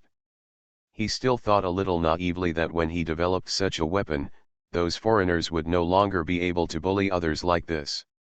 As a result, the goal changed from strengthening the country to developing weapons, to figuring out how to develop weapons. After thinking clearly, the child ran out of the house with great energy. Weapons. I don't know how to do this. After listening to Ji Chang's remarks that to strengthen a country, one must have powerful weapons, Xue Wei laughed for a long time, almost to the point of bursting into tears. Then he coughed a few times under the dissatisfied gaze of little doubting in front of him, showing that he had no intention of doing anything. I haven't studied this aspect. Fifth Master, don't you? But you are not a scholar, are you a person with great knowledge? Mr. Xuewu laughed again. Having read a book doesn't mean you know everything. There are so many things to learn in the world. People, even if you study every day, you won't be able to finish them in hundreds of years. Ji Chang's was very unhappy. Oh. Then Fifth Master, I'm going home. Thank you for teaching me today. Seeing that he was about to leave, Xue Wei asked, you are leaving now, don't you want to learn to make weapons? Ji Chang's doesn't look like the kind of person who gives up when faced with difficulties. Of course I have to learn, but the fifth master in the village can't teach me, let alone others. I'll go to the city tomorrow to find out where I can learn. Mr. Xuewu knew this was the case. I don't know where this child developed his temperament. Although he is a small person, he is very patient and perseverant. Even if what he wants to do cannot be done at the moment, he will try his best to do it. He is really the complete opposite to his second cousin, and I don't know how these two completely different personalities became a family. Okay, just remember, don't ask around. Even though you are young, most people won't care about you, but there is chaos now. If you say the wrong thing, be careful of others being rude to you. Fifth Master, do you think I am stupid? I naturally know this. It is precisely because I was young that I had to take advantage of others' contempt to ask more and learn more. Otherwise, when I grow up, I will no longer be as unwary as I am now. Just like you, Fifth Master, you have lived in the village for several years. You are still wary of everyone you meet and don't want to interact with people too much. That is to say, you were young when I pestered you. You think I don't know anything. Only if you understand, are you willing to talk to me a few more words, I know everything. When Ji Chang said goodbye to Mr. Xuewu and took his sister's hand to go out, Mr. Xuewu still didn't come back to his senses. He has known about Ji Chang's aging for a long time. Unexpectedly, when he was only a few years old, he could already see this. This child is really not a creature of the pond. Thinking of how he had just vowed to make the country strong again, a glimmer of hope suddenly rose in Mr. Xue's heart. Maybe he really can? I want to go to the city tomorrow. As soon as Ji Chang's got home, he pulled Mrs. Wang's sleeve and made his request. The child who cries gets candy, and he always asks for whatever he wants. Anyway, the family is willing to give the best. If they are not willing to give, he will find a way to get it himself. Mrs. Wang had a look of surprise on her face. We in Nagasawa also want to go to the city to play. Also. Ji Chang's frowned slightly. Grandma, who else wants to enter the city? Your second brother, when he woke up today, he also said he wanted to go to the city. Otherwise, Grandma asked your second brother to take you into the city. In today's village, a teenage boy can be considered a half-adult young man, and he can stand up to adults. Ji Chang's refused. No, Grandma. My second brother doesn't like me at all. I'm afraid he will take me to the city and throw me away. Mrs. Wang only thought that the shadow of him being beaten by her second brother yesterday was still there. She lovingly touched her grandson's head. How could it be? Your second brother wouldn't do this. You are his younger brother. Come on. Ordinary people would definitely not do this. After all, the whole family knew that they would not deal with it. If Ji Chang's was really lost, he would be the first to be punished. But the second brother is different. This guy is stupid and clumsy. He doesn't know how to cover up his bad deeds. He might really do something to lose Ji Chang's, and then stupidly think that he can just do it casually. If he lies, no one will find out that he lied on purpose.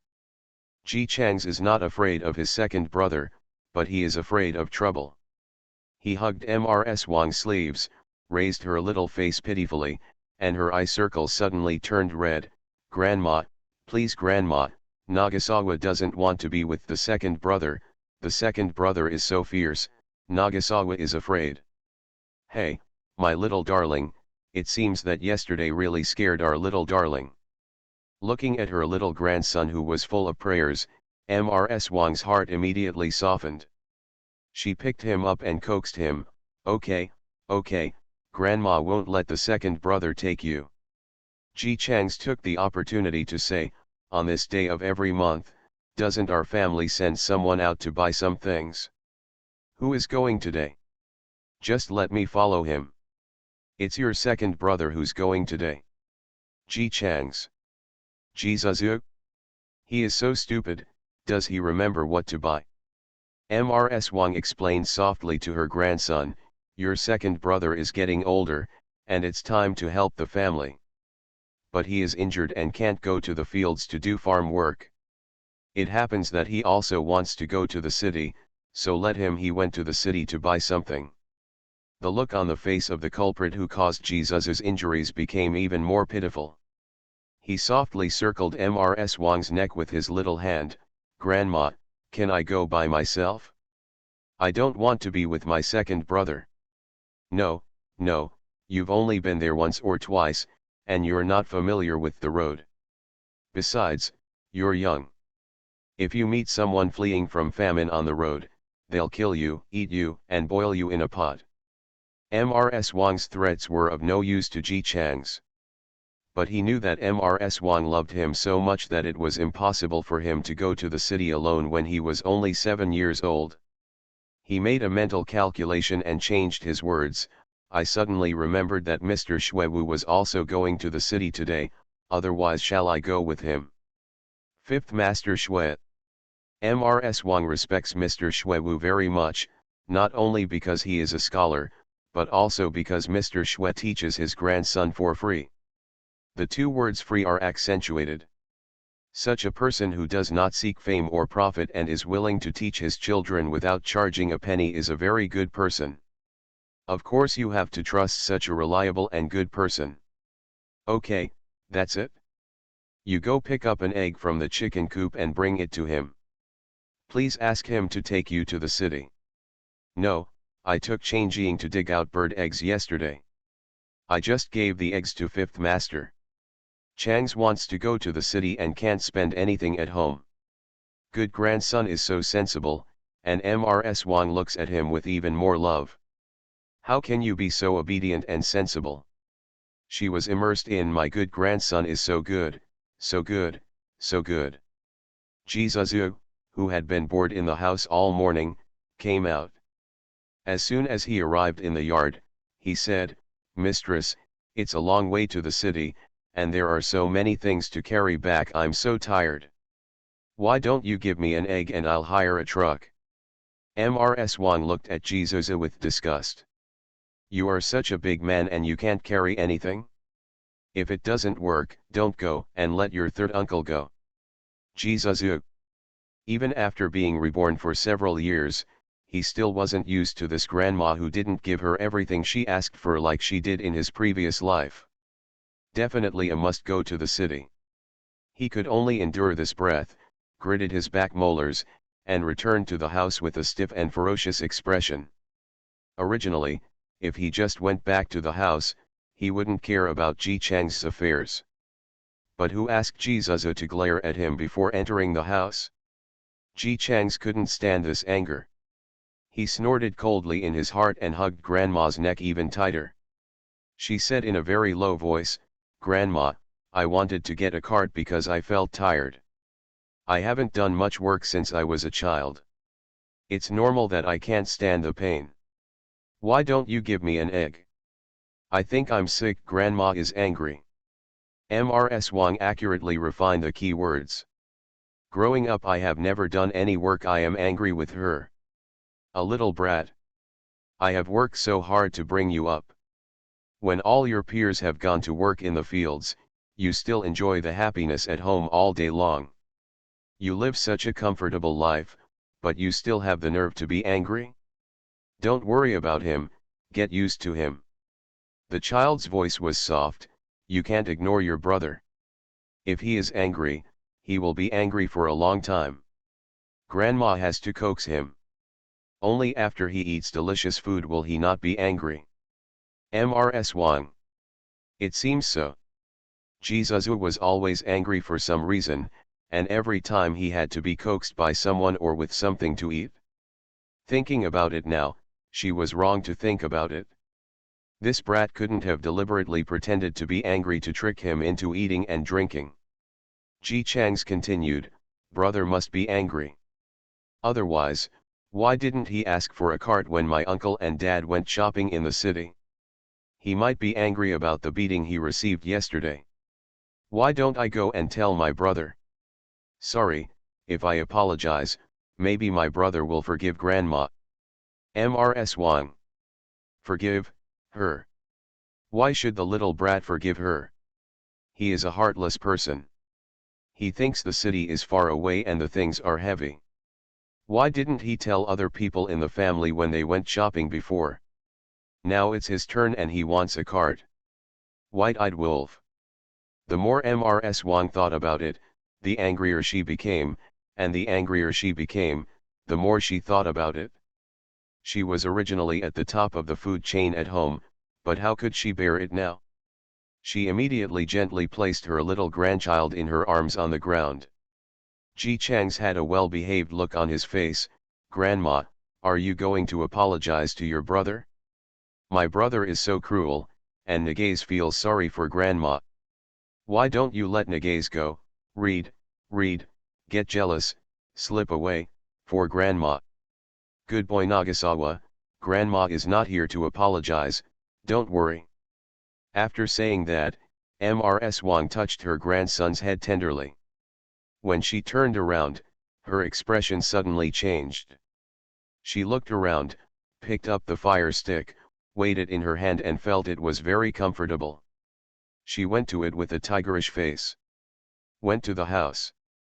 Within a few seconds, Jizu's screams were heard in the house. "Tits! Why are you hitting me? I didn't provoke you. Ah! It hurts. What are you doing? Did Ji Chang sue me for glaring at him?" Then came Ms. Wang's threatening voice, You're still staring at your brother. I'm going to make you stare. I'm going to make you stare. I'm going to make you want eggs. I'm going to make you feel weird all day long." Ji Chang sat obediently on the chair, holding his chin and enjoying his cousin's sweet screams. Snort. Let him stare at you. A nuisance. However, this annoying guy has always been too lazy to take a step further. Why would he suddenly want to go to the city?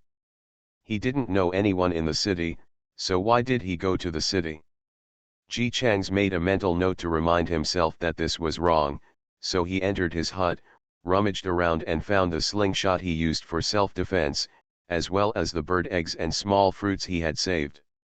He entered the bag he was carrying before trotting out. After running all the way to the big tree at the foot of Kunwei Mountain, Ji Chang's tied a long red strap in his bag to the tree. He exchanged bird eggs for this belt. I heard that it seemed to be from the wedding dress of a bride from the next village. It is said that the man she was engaged to went to the battlefield and made an appointment to come back to get married, but they brought it back. The bride couldn't bear the news of her death, so she almost went crazy that day and cut all her cherished wedding clothes into pieces. The tattered wedding dress was thrown into the river, and then picked up by children from the next village and exchanged for Ji Chang's. The terrain of their village is a slope, with the top of the village being the highest and the end of the village being the shortest. This tree is tall and big, so no matter where you stand in the village, you can see this tree. Not long after the red belt was tied, two children came running. "Boss! Boss! We are here." Ji Chang sat on the tree, looking down at his little follower, with a look of satisfaction on his face. "Well, very good, you two are the fastest, so let's consider it a tie for first place, and each of you will be rewarded with a bird egg." The two children's faces immediately showed excitement, and they quickly stood up straight and said to Ji Chang's, "Thank you, boss, we will be faster next time." After a few minutes, another child ran over. Because he was in third place, he only had half a bird egg, but he was also very happy. He held half a hard-boiled bird egg and ate it cherishedly. The children who came later found that the first three were already there. They couldn't help showing disappointment on their faces, but they all stood still. When the last child arrived, Ji Chang slid down from the tree, held his hands behind his back, and walked up and down in front of them seriously. The oldest of these children was 8 or 9 years old, and the youngest was 7 years old. They all stood there obediently and let Ji Chang's look at them. Seeing that they were all silent and just waiting for him to speak, Ji Chang's finally explained the purpose of calling them here with satisfaction. "I called you here today because I have two things to say. First, I am going to the city today. If you have anything to bring, or a message, please tell me later. Second, I want to tell you that you have passed the test." The children had confusion on their faces. The oldest and tallest child asked, "Boss, what kind of test is this?" "Certainly the test of becoming the person I value most." Ji Chang's raised his chin with "This is your honor and you should celebrate it" written all over his face. "Before, I couldn't trust you very well, and I couldn't confirm whether you would listen to me, so I only took you to do small things like digging traps, catching fish, touching bird eggs, and selling straw sandals to make money. But, after such a long period of inspection, I found that each of you has completed the task well, and you are also very strict and have not told the adults. This is very good, so I declare that in the future, I will let you do more important things." "Wow! What's more important? Will there be meat to eat?" Boss, what is the important thing?"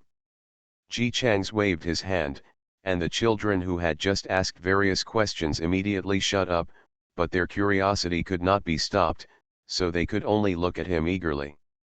"Qiangguo, do you know?" The children all shook their heads in confusion. Ji Chang stood on the big rock. This was the throne he specially chose for himself. He asked his followers to carry it here from the river, just to stand on it when he could talk and show his status as the boss. Strengthening the country. Strengthening our country. You know that we are Chinese, right? However, our country is a little weak now, so our new task is to strengthen it. Strengthen it? Let our country of China change it's more powerful than foreign countries, and then no one in our country will dare to bully them. Understand? A bunch of children standing upright shook their heads in confusion. Ji Chang's choked. His little head was a bit regretful. How could he have such a bunch of stupid subordinates with such a smart mind? But think about it, he is too young. Except for this group of subordinates who are also children, no one wants to recognize him as the boss. Forget it, it doesn't matter if you don't understand. Just do what I say. The oldest child raised his hand, and after Ji Chang's nodded, he stood up and asked, "Boss, what are we going to do?" "I will help you figure out what to do. If a country wants to become strong, it cannot lack talents, so all you have to do is become talents." The subordinates still looked confused.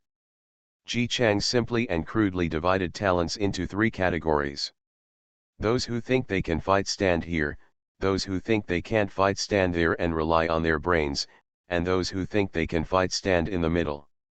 The subordinates quickly stood up according to his instructions. When they finished standing, Ji Chang's looked at the little boy at the end who hadn't moved. "You bastard, why don't you understand?" The bastard looked frightened, and tried to stand up straight and replied, "Tell me to the boss, I can't fight, and I don't have any brains." Ji Chang's. He looked up and down at this subordinate, who was shorter than a 6-year-old child even though he was 8 years old. The fifth master only told him that people who can fight are called military commanders, and people who can't fight are called civil servants. He didn't tell him what people who can't fight without using their brains are called. "Okay, then tell me what you can do." The bastard really thought about it seriously. "Boss, I can act, and my acting is really good." Immediately, a child came forward to testify. "As for the boss, he can act. He often cries for us. He can also act." Ji Chang's looked at the bastard and his eyes immediately became more pleasing to his eyes, and he waved to him, "Come on, come here. Then you are the bait." Bastard knows what bait means, but he doesn't understand why people can be used as bait. Ji Chang's told him, "You are just pretending to be easy to bully. Do you know how to pretend?" Tears fell from the bastard's face. He looked at Ji Chang's with a pitiful face and sobbed, "Boss, boss, do you think I'm easy to bully like this? I'm pretending, do I pretend? Very good. That's it, but don't just pretend to be weak, shake your body, and show fear in your eyes. Yes, yes, that's it. Okay, if you keep pretending that your legs are weak and you want to run but don't have the strength to run, no, you can't move this leg, your legs are too weak to move, so you have to use your hands to move back, That's right." Ji Chang's took the lead in applauding, and a bunch of subordinates immediately followed suit. He took out a bird egg from his bag and handed it to the bastard. "You have to learn from the bastard. See how quickly he learns things. Very good. This is talent. Excellent talent. Come and reward you with a bird egg." The bastard, who had been hanging out among his subordinates, eating and drinking without making any contribution, held the bird eggs in his hands, bursting into tears and bursting into laughter. "Thank you, boss. I will practice hard in the future." Ji Chang's was also very happy. After he was happy, he began to be dissatisfied with the name bastard. "How can I, Ji Chang's, be called a bastard? Did your parents give you a name? From now on, we will call you by your name." The bastard stood up from the ground and shook his head. "Boss, my first name is Bastard, and my nickname is Shitdanzi." Ji Chang's. He wants to focus on training this bastard. How can he be called a shithead? In that case, I will name you. Aren't you called Wang Ba? After all, your parents gave you the name, and I can't change it. You will be called Wang Ki from now on. Wang Ki, the sum of 7 and 1 is 8, so it doesn't count as changing your name. Bastard, no, it was Wang Ki. He also heard that this name was better than his previous one, and it was also taken from his original name. A snot bubble suddenly appeared in his nose with joy. He nodded vigorously. "Thank you, boss, then I will call you Wang Ki from now on." Ji Chang's was also very happy to see that he was satisfied with the name. He had an impression of Wang Ki. This subordinate was short and incompetent. He seemed to be dull every day. According to Ji Chang's salary standards, he did not like Wang Ki. But Wang Ki's family situation is a bit special. During the war, a group of men died in the village, and his father was one of them. He died on the battlefield. Wang Ki's mother took her son to live alone. As a result, the family was so unlucky that his mother fell off the mountain. Being lame, he couldn't do much farm work in the first place, and now his leg is broken. The mother and son, one disabled and the other young, have a very hard life. Otherwise, Wang Qi would not be so skinny even at the age of 8. He is shorter than a 6-year-old child. When he was recruiting soldiers and horses, Wang Qi came over with a glance and said that although he was weak, he could work. He can do a day's work. Ji Chang's had a soft heart and recruited people. Of course, the reason why Wang Qi can stay so long is because he is really obedient and willing to work. Although he is not strong enough, he is really willing to work for a whole day, unless Ji Chang stipulates a rest for him. Otherwise he wouldn't even rest. But now that he has the added advantage of being able to act, Ji Chang's is even more pleased with Wang Qi. Okay, I have to go to the city again. That's about it today. Come on, let me tell you what you are going to do today. The only boss who could read squatted on the ground, picked up his royal wooden stick, and wrote and drew on the ground. I'm going to collect firewood today. I'm going to cut the hogweed today. I need to keep an eye on my sister today. My family is not at home today. I want to wash clothes, a big basin. None of the children in the village are like Ji Chang's who can stay away from work for a whole day without anyone saying anything. As the adults are busy running around for life, the children at home have to share the burden for the family. For example, younger children just watch their younger siblings cooking. The older ones have more to do, such as cutting pig grass, collecting firewood, washing clothes, and all kinds of things. Okay, it's all settled. Ji Chang's quickly assigned tasks based on what he had recorded on the ground. You two go cut the pigweed, and whoever wants the pigweed can put his basket there. The 3 of you, go to Xylos's house and bring all the clothes to be washed, and then take the children there, and watch their brothers and sisters while you wash the clothes there. When you go to collect firewood, remember, follow a route, put the bundles in the same place. When you come back, follow the same path, and then put the firewood away and wait for the person who wants firewood to come back to pick it up. After arranging those who worked, he started arranging those who hunted. You two, go and open the traps we made before and take a look. If there is any prey, send it to the forest and put it away. You two, go to the river and take a look at the net we set before. That's right, the reason why Ji Chang's team has become the one that all the children in the village want to join is because as the boss, Ji Chang's will make various arrangements so that the children who would have been busy all day can spend only one morning or even no morning at all. Can handle it all. Moreover, you can also have meat to eat. They have always admired Ji Chang's, so the children who have reached the age are trying their best to join in. Ji Chang's himself thinks this is too simple. There are so many jobs for children in the village to do, but they are almost the same anyway. Instead of having so many people working separately, it is better to distribute the tasks and let only some people do things repeatedly in one place. In the end, everyone works together. Take away your mission. Not only can I complete the tasks assigned by my family, but I can also complete them very well. The extra time can naturally be used to do other things. Hunting is also very simple. There are no hunters in their village, but Ji Chang's only studied in the mountains for a while and figured out how to catch rabbits and pheasants. He experimented again and again to make traps, and then taught the making methods to his subordinates and asked them to place traps everywhere. In the end, they would not eat the prey they caught but sell them for money. Ji Chang's aunt's family went to town to sell meat, so he took these prey there and said that someone in their village gave him candy and asked him to exchange it for money. Of course, the other party would not think that these prey were caught by children. After giving the money happily, Ji Chang's took the money back. Part of the money is an immovable team fund, and no one can touch this money.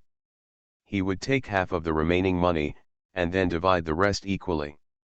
Team funds are used for rewards. When some people make outstanding contributions, Ji Chang's will take money from the team fund and hand it over to the other person, focusing on the key points.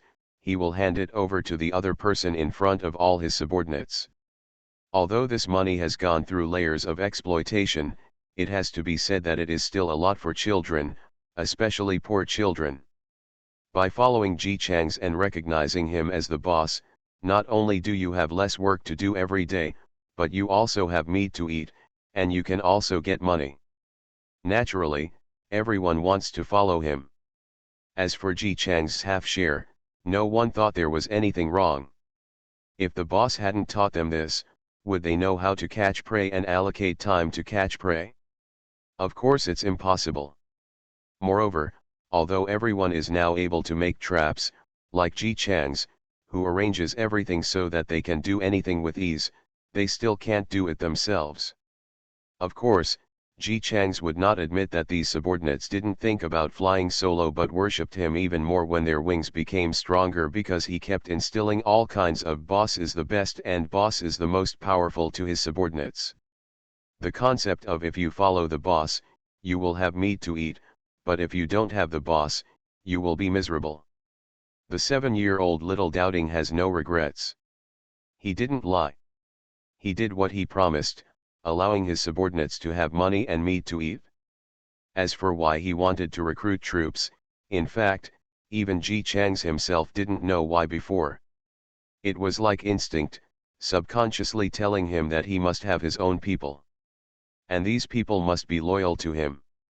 If it was to make money, he could make it himself, and there was no need to set up an extra layer to go out.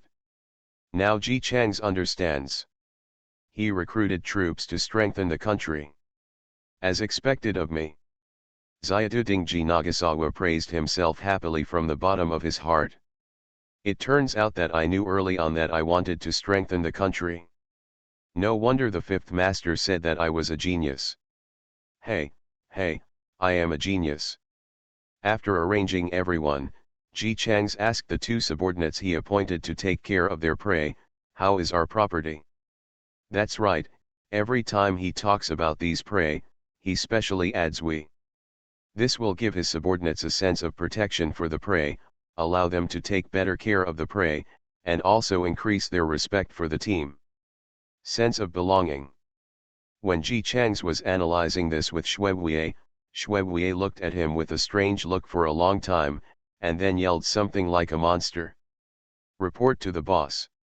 The 2 subordinates stood up straight and answered seriously, "We take good care of them. We find the freshest weeds and bugs for them to eat every day. The rabbit we caught last time also gave birth to many little rabbits." "Well, good, I'll go take a look." Ji Chang's praised his 2 subordinates decently and led them towards the forest. There is a big wooden house in the woods. If you think that cabin is where they keep their prey, you are wrong. There is a secret passage under the wooden house. It's not a very long secret passage.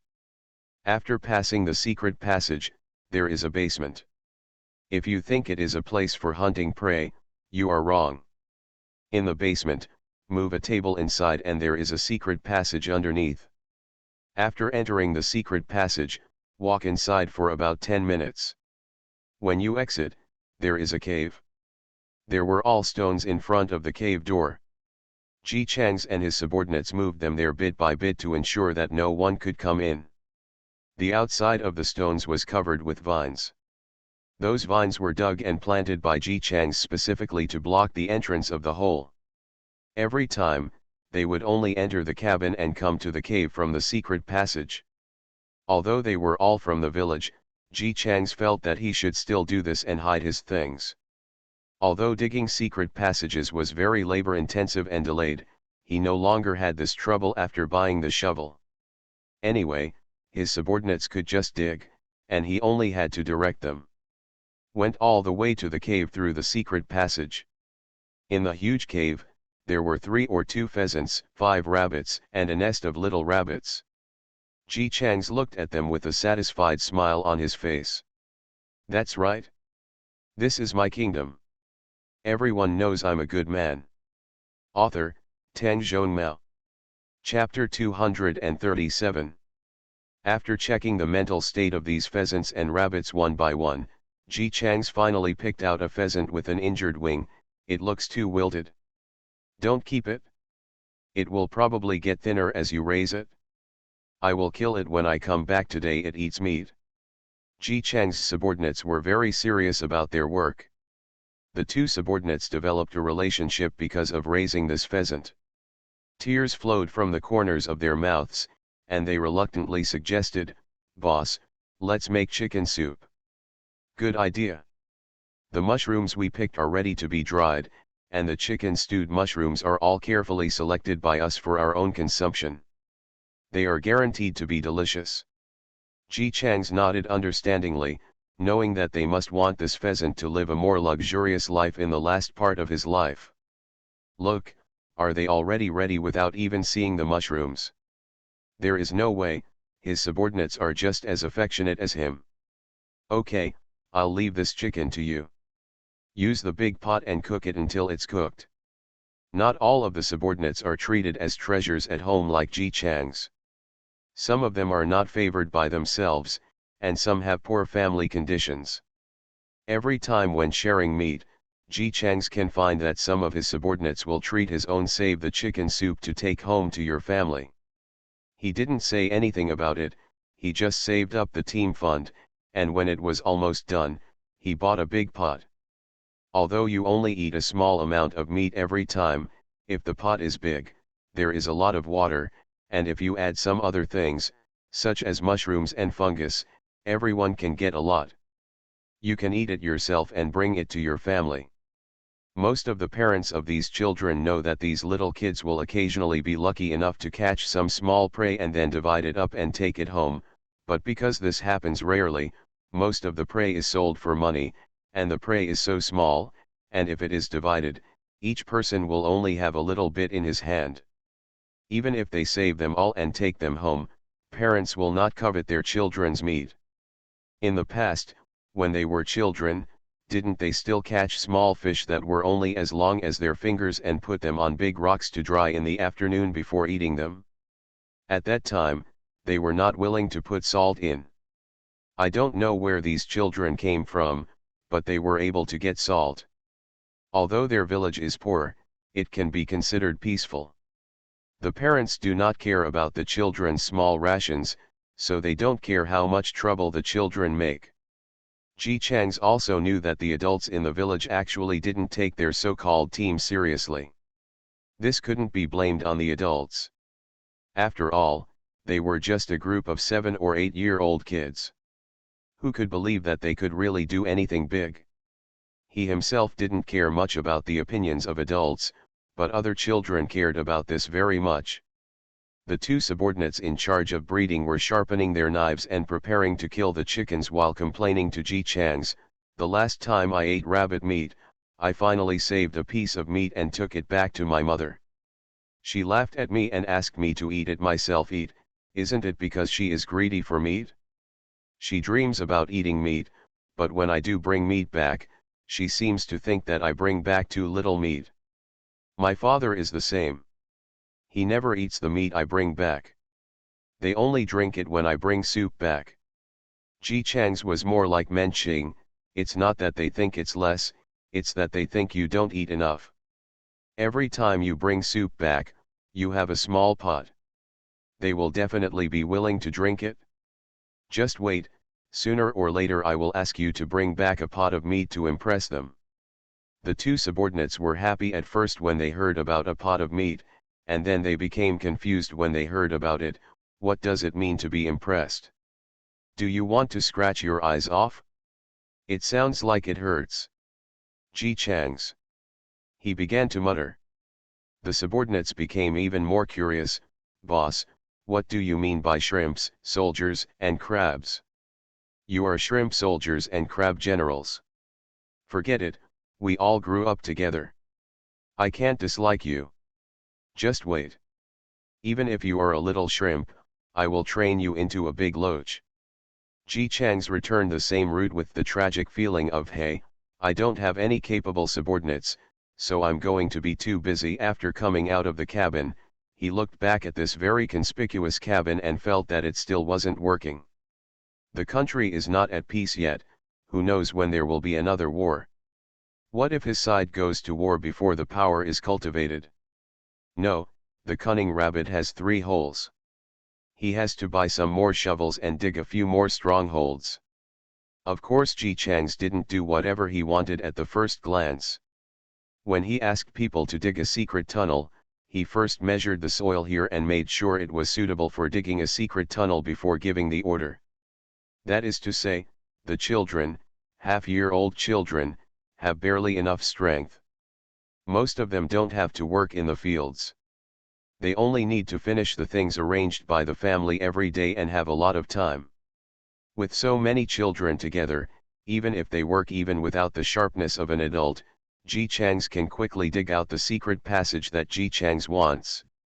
It was still a long way to the city, so Ji Chang simply thought about what kind of basement he would dig this time while walking. In the basement, of course, the more secretive the better. The land bordered by scorpion grass is good. People in the village don't like scorpion grass. If scorpion grass is found on the frequently traveled roads, it must be pulled out. However, no one cares about the roads that are not commonly used. Then, some scorpion grass will grow. It became one, and gradually, people in the village didn't like to go that way. Dig there to keep it secret. Also, it needs to be big, the bigger the better, the bigger it can be, the more things it can hold. What else? You need to get some wood to support it in the middle. You can only support a few in the secret passage, but not in the basement. If nothing unexpected happens, that will be the place where they will spend a lot of time in the future, so you need to ensure safety. Fortunately, he has read all Shuebuye's books on architecture, so he should be fine by then. Breathability and sound insulation must also be improved, and vents must be provided. Otherwise, if you only burn wood for heating without ventilation in winter, you will not be killed by smoke. Ji Chang's thought as he walked, adding various colors to the basement model in his mind little by little. He didn't find it so hard, and even enjoyed it a little bit. I have to say, although I always feel that I have so many subordinates, but I still need him to personally give orders for many things, but it feels so good to only use my brain to tell others to do things. He just walked towards the city thinking about things. The grass and trees here were very tall. Even if the weather was cold now, it would still be enough to drown a child in it. He was not afraid of snakes in such a cold day. Ji Chang's was so carefree. Go forward. As he was walking, he suddenly heard a bang. In just 1 second, Ji Chang's thought a lot. No one will set off fireworks if it is not the right time, not to mention the fireworks factory in the city seemed to have exploded some time ago. In this case, the possibility of someone buying fireworks and setting them off in the grass is very low. So is this sound the legendary sound of Mukang? Ji Chang's quickly lay down on the ground and listened quietly. There were several more gunshots and the sound of voices. Don't run. It's useless for you to run. You're already injured. Where can you go if you keep running? Boom. Then, there was a scream. Ji Chang sniffed. His nose has always been very good, and he could smell the smell of blood at this moment. He lay on the ground, quickly took out a large square scarf from the pocket he was carrying, tied it behind his head to cover his face, and then turned sideways to look at several pairs of shoes running past in the grass in the distance. One of them was lying on the ground. Yes, there was a wooden warehouse nearby. It looked like the wooden warehouse should have fallen to the ground when he was injured and fell to the ground. The man didn't notice that his wooden warehouse had fallen. He struggled to get up and continued running in the direction of Ji Chang's. Ji Chang's relied on his familiarity with the terrain and quickly turned in a direction. As a result, the other party seemed to think so too, and the two happened to meet. An acquaintance. Ji Chang's recognized this man the first time he saw him. Isn't this the son-in-law of the family that sells pork in the city? I used to help at the pork shop. He didn't like this person very much, because every time the other party sold meat, his attitude towards the meat buyers was not very good. The nose was not the nose, the eyes were not the eyes. Ji Chang's always felt that he looked down on them. This man gave him the same feeling as his most hated second brother. The man didn't know whether he recognized Ji Chang's or not, but his eyes suddenly lit up when he saw that such a remote place could be the perfect place for him to bump into a child when he was being chased. Ji Chang's noticed the look of ecstasy in his eyes, and when he started to pull out a butcher knife from the knife belt hanging on his waist, he guessed what this guy wanted to do. Take him as a hostage? Ji Chang seemed to be stunned, lying on the spot blankly, watching the other person showing the excitement of catching prey and slowly approaching him. Because he had an injury on his leg and had to avoid people, he came here lying down like Ji Chang's. Seeing the child opposite him staring blankly at him, the predator showed a ferocious smile. The next moment, his smile froze. After a few minutes, after confirming that the man had fainted, Ji Chang's released the hand that was pressing his acupuncture points and quickly searched the other person's body. After a while, the guards who were chasing this man came over. "Boss, I found it. The person has fainted." Ji Chang's hid in the distance, watching the guards roughly lift the people up and carry them away. He looked down at his outfit. He was dressed quite normally, as most children in the village wore. He had just covered himself with a scarf, and with only one eye exposed, the person probably didn't recognize him. The child lay motionless on the ground for more than half an hour. After confirming that no one was here, he crawled towards the direction in his memory and picked up the wooden barn that he had been eyeing since it fell on the ground. "This is Mukang." Ji Chang's held it excitedly and looked up and down. After thinking about it, he took out the things he just found on the man from his big backpack. A sharp butcher knife, this can be used to kill the prey they caught. The knife they bought before was cheap, but it was too small. Ji Chang's counted a handful of silver coins, and there were 11. "I heard from Mr. Xuewu that $1 silver can now pay back 1,000 copper coins. These 11 silver coins are probably more than their entire family's belongings." He was very steady and carefully put the silver dollar back into his pocket and continued to look at the rest. A lighter looked ordinary on the outside, but when Ji Chang's just searched it, he found it in the middle of the other party's clothes. If it wasn't a precious thing, why was he hiding it so tightly? And he didn't find any cigarettes. Ji Chang's fumbled around for several times but couldn't find anything wrong. He even suspected that he was overthinking, but he recalled it carefully. That's right, when he followed his grandma to buy pork last time, he clearly saw matches on the table next to the stove. Lighters are usually used by wealthy people. This guy is the son-in-law of a pork shop, so he has no shortage of meat. Eat, but definitely not that rich, and I don't smoke. There is definitely something fishy. He tried hard to start a fire, but it turned out that it couldn't be started. Now Ji Chang's was sure that there was something hidden in this thing, so he just threw it at a stone. After smashing it open, a piece of paper was revealed inside. What the hell? Ji Chang's opened the paper, and he, who was always steady, couldn't help but open his eyes in surprise. This is actually a weapon installation diagram. Why is he so lucky? Just when I was thinking about learning to make weapons, something like this came to my door. Ji Chang's could vaguely tell that this weapon seemed to be a wooden warehouse. It was long and looked very bulky, but since it was hidden so preciously by that guy, it must be a good thing. He quickly put it into his big pocket and cherished it. There was nothing else good, just a watch and a few letters. Ji Chang's opened them and read them, and found that the writing on them was very cryptic. It looked like an ordinary letter home, telling his mother to come home quickly when she was sick. But this guy can carry weapons blueprints with him. Ji Chang's doesn't believe that these letters are not evil. It's probably a secret code or something. These things are not like silver dollars. Silver dollars are all the same and can be spent anywhere. Watches are not the same thing. This thing is very valuable. If he goes to the pawn shop to pawn it, anyone who wants to find this watch can easily find it. Follow the footprints to find him.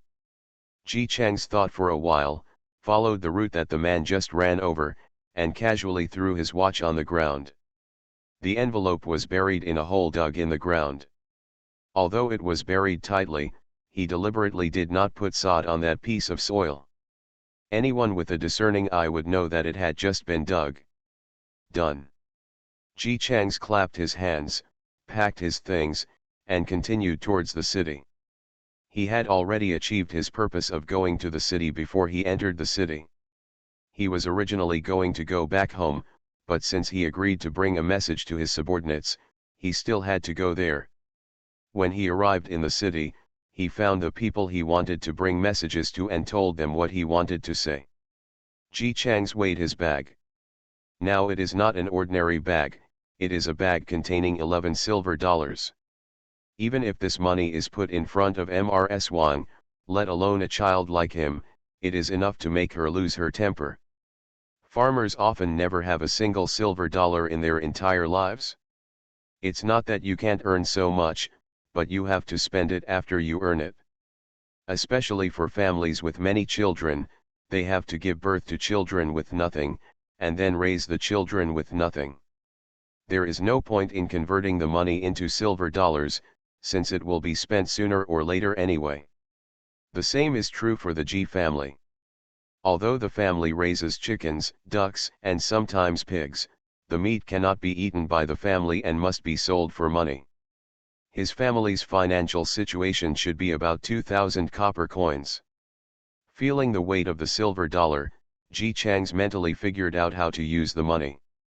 While he was walking around and making some calculations, he suddenly saw a familiar figure in front of him. Second brother? Isn't he here to buy something? What are you doing poking your head at the entrance of the alley? Ji Chang squinted his eyes, feeling something was wrong. He thought about it, looked at the nearby terrain, and walked along another road. 5 minutes later, Ji Chang's was on the other side, peeking along the hole in the wall to see what Ji Zuzu was doing. Ji Zuzu was rummaging in the alley, carefully not missing any corner. Looking at it, Ji Chang sighed that it would be great if he could do this when he was working. He had no idea that his behavior had been discovered and Ji Zuzu was still looking for him. He clearly remembered that on this day in his previous life, a man selling steamed buns rested here and found a bag of money, which was full of 300 copper coins. That's 300 copper coins. Even if Ji Zuzu became a servant of a wealthy family in his previous life, it would only be 200 copper coins a month. The steamed bun seller picked up the money and was happy for several days. He told the neighbors about the incident as an example of his good luck. Later, I heard that the money was dropped by an army officer from a certain country. Although a certain country was the main force in the war against China, this country was different from other countries. Other countries fought to grab a share, but a certain country focused on China's vast land and rich resources. Although they face all kinds of tricks from the upper levels, they are very gentle towards the common people below. They are all polite and very easy to talk to. Some ordinary people who didn't know the truth were used to seeing bandits who burned, killed, and looted. Suddenly they met a bandit who spoke politely and seemed to respect them, and they immediately felt good about him. The man selling steamed buns disappeared, and everyone said that he had made a fortune. It seemed that he had returned the money to the officer, and the officer gave him a helping hand, saying that he had found a good job for him. After he made money, he didn't want his wife and children, and his happiness never came back.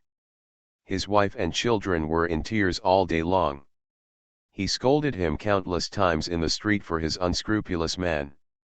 He was jealous. He left her and the children to live happily alone, scolding and crying at the same time. Therefore, I remember this date very clearly. Countless times when he was drunk, he was thinking about how great it would be if he was the one who picked up the money and returned it to a certain country's military officer. If that were the case, he would have been able to escape this poor life long ago. And when the country is bombed, if he follows the officer, there will be no danger. Although it is their country that is bombed by a certain country, what does it matter? It is enough for him to save his life.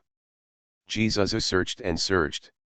Finally, he found the bag of money under a wooden board. He held the bag of money as if he was holding his own good future, with a smile full of ambition on his face. Jesus went out with the money, making a sound so loud that Ji Chang's on the other side of the wall could hear it. I picked up a bag of money. This is so lucky. Ji Chang's. His face was filled with questions. First of all, let's not talk about why Jesus knew there would be a bag of money in it, just that he announced it so loudly when he picked up the money. He is only a teenager, he came to the city alone, isn't he afraid that people will see that he is a half-grown young man and still pick up money and rob him? Moreover, he could also tell from the gaps that someone had fought in this alley. The ground was in a mess, with broken wine bottles all on the ground, and there were blood stains on the walls. The mess on the ground was obviously meant to cover up the blood stains. Besides, who would throw a money bag under a wooden board and be crushed so hard? It's obvious that I hid it specially so that no one would find out. There must be no blood on the money bag, otherwise Jesus would not have held it in his hand without caring. If there is no blood, why hide it? It must not belong to the person who hid it, otherwise why would he hide his own money bag? Is that the owner of the blood stain? Just now Ji Chang's looked over and saw that this money bag was embroidered. Although the embroidery shop also has money bags for selling embroidery, if they are all over the street, that person will not hide them. Therefore, this money bag must be very special. Not only did he hide the bag, but he also kept the money. On the one hand, it showed that he was not short of money, and on the other hand, it showed that he knew the owner of the money bag and knew that only the other party owned the money bag. And Ji Chang's guessed that this person hid under the board when he was in a panic. Otherwise, if he had clear thinking, wouldn't he just burn it with fire? Why would a person who is not short of money panic in an alley with traces of blood and fights? Children imitated quickly. That man killed someone, and the deceased was someone he knew. He killed the person accidentally, took away the body in a panic, and left the money bag and hid it here to make the person who found the body think that this person was died after being robbed. If he didn't take the money bag with him, firstly, he was too panicked and couldn't think of a good way to deal with it. Secondly, it might be because carrying so much money on him would easily attract attention. He might not have his own money bag, but using the other party's would be a disaster. It's just self-destruction. So, he chose to hide the money bag here. Someone has lost his money bag here, this is clearly a scene where evidence is hidden. The murderer is someone who is not short of money, probably wears better clothes, otherwise he would not bring a money bag, knows how to drink, and can appear on the streets at night. There are quite a lot of people here during the day, even if no one is in the alley, there are business people sitting inside and outside, so you can see clearly what is going on. When you know the deceased, you are not a smart person if you are anxious. There is a curfew here at night. Ordinary people are not allowed to wander around in the city at night. The other party must have been drunk at the time. Anyone who can escape at night must be a soldier or someone from the government. And if he escapes, he must be a soldier or someone from the government. He can drink, and his status should be high. He is still a junior officer after all. Grandma seems to have said that there is a military camp of a certain country stationed here. Some of the soldiers inside are usually locked in the military camp. Those who occasionally come out are officers. Those officers will go to dances and the like, and they are very kind and polite to others. After she finished speaking, she added, "No matter how polite it is, it bombed the capital and killed so many of us. Now, with a smear on your face, you want to pretend to be a good person? Ah! What kind of politeness are they talking about? What is so special and good for the people? Ah, I don't believe a word of it. So, the person who hid the money bag was an officer from a certain country. Then he must have killed people from a certain country. Although the people in this country looked kind on the outside, Xue Wei told Ji Changs about the time when a certain person tricked and killed tens of thousands of ordinary people. He has always been wary of this country. If this person was killing Chinese people, he wouldn't have to hide like this at all. Although it's a bit heartbreaking to say this, it's true. Chinese people have a low status. For these foreigners, just kill them. There's nothing good about them. It's a cover-up, you can just find an excuse to get away with it. Only people with similar status to them would receive such solemn treatment of dumping their bodies to cover up evidence. Ji Changs checked it over again, and after making sure the logic was smooth, he sighed longly.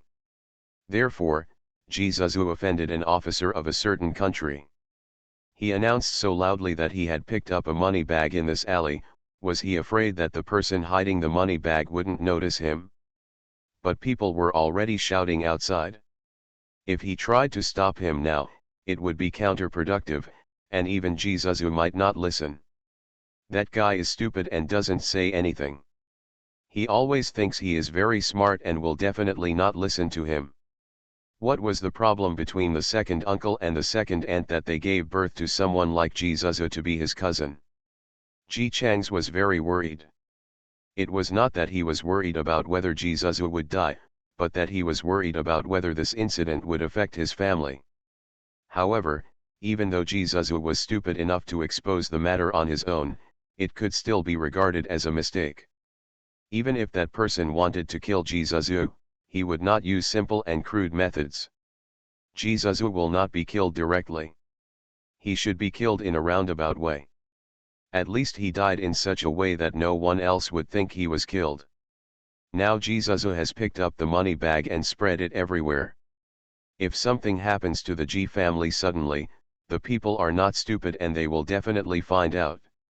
Ji Changs felt relieved after confirming that there was a high probability that his family would not be implicated. No. He had to research weapons quickly and train his team as soon as possible. He never wanted to see the situation where any little shrimp could crush them to death again. Ji Changs glared at Ji Zizhu, who was doing nothing to cause trouble for the first place, turned around and left angrily. Bad luck. Why did you end up with such a cousin? Also, he had gone through all the logic just now and every point was correct, but Ji Changs couldn't figure out why Ji Zizhu knew there was money in the alley. If he saw the murderer hiding money, he shouldn't show it out in such a blatant way. If he didn't see it, but what Ji Changs saw just now, Ji Zizhu made it clear that he knew there was money inside and was looking for it. No matter which situation or logic, Ji Changs couldn't figure it out clearly. If it was him who killed him, that would be unlikely. If Ji Zizhu killed someone, he would either have the confidence to show off his power behind his back, or he would hide far away because he was afraid that people would find him. There is absolutely no way he could come back in such an upright manner. Ji Changs had a gut feeling that something was wrong with Ji Zizhu. He kept it in his heart, and he could still hear Ji Zizhu's voice that wanted to declare to the world, and then thought about this guy Temudi who attracted the attention of an officer with his IQ. No, the more he thought about it, the angrier he became.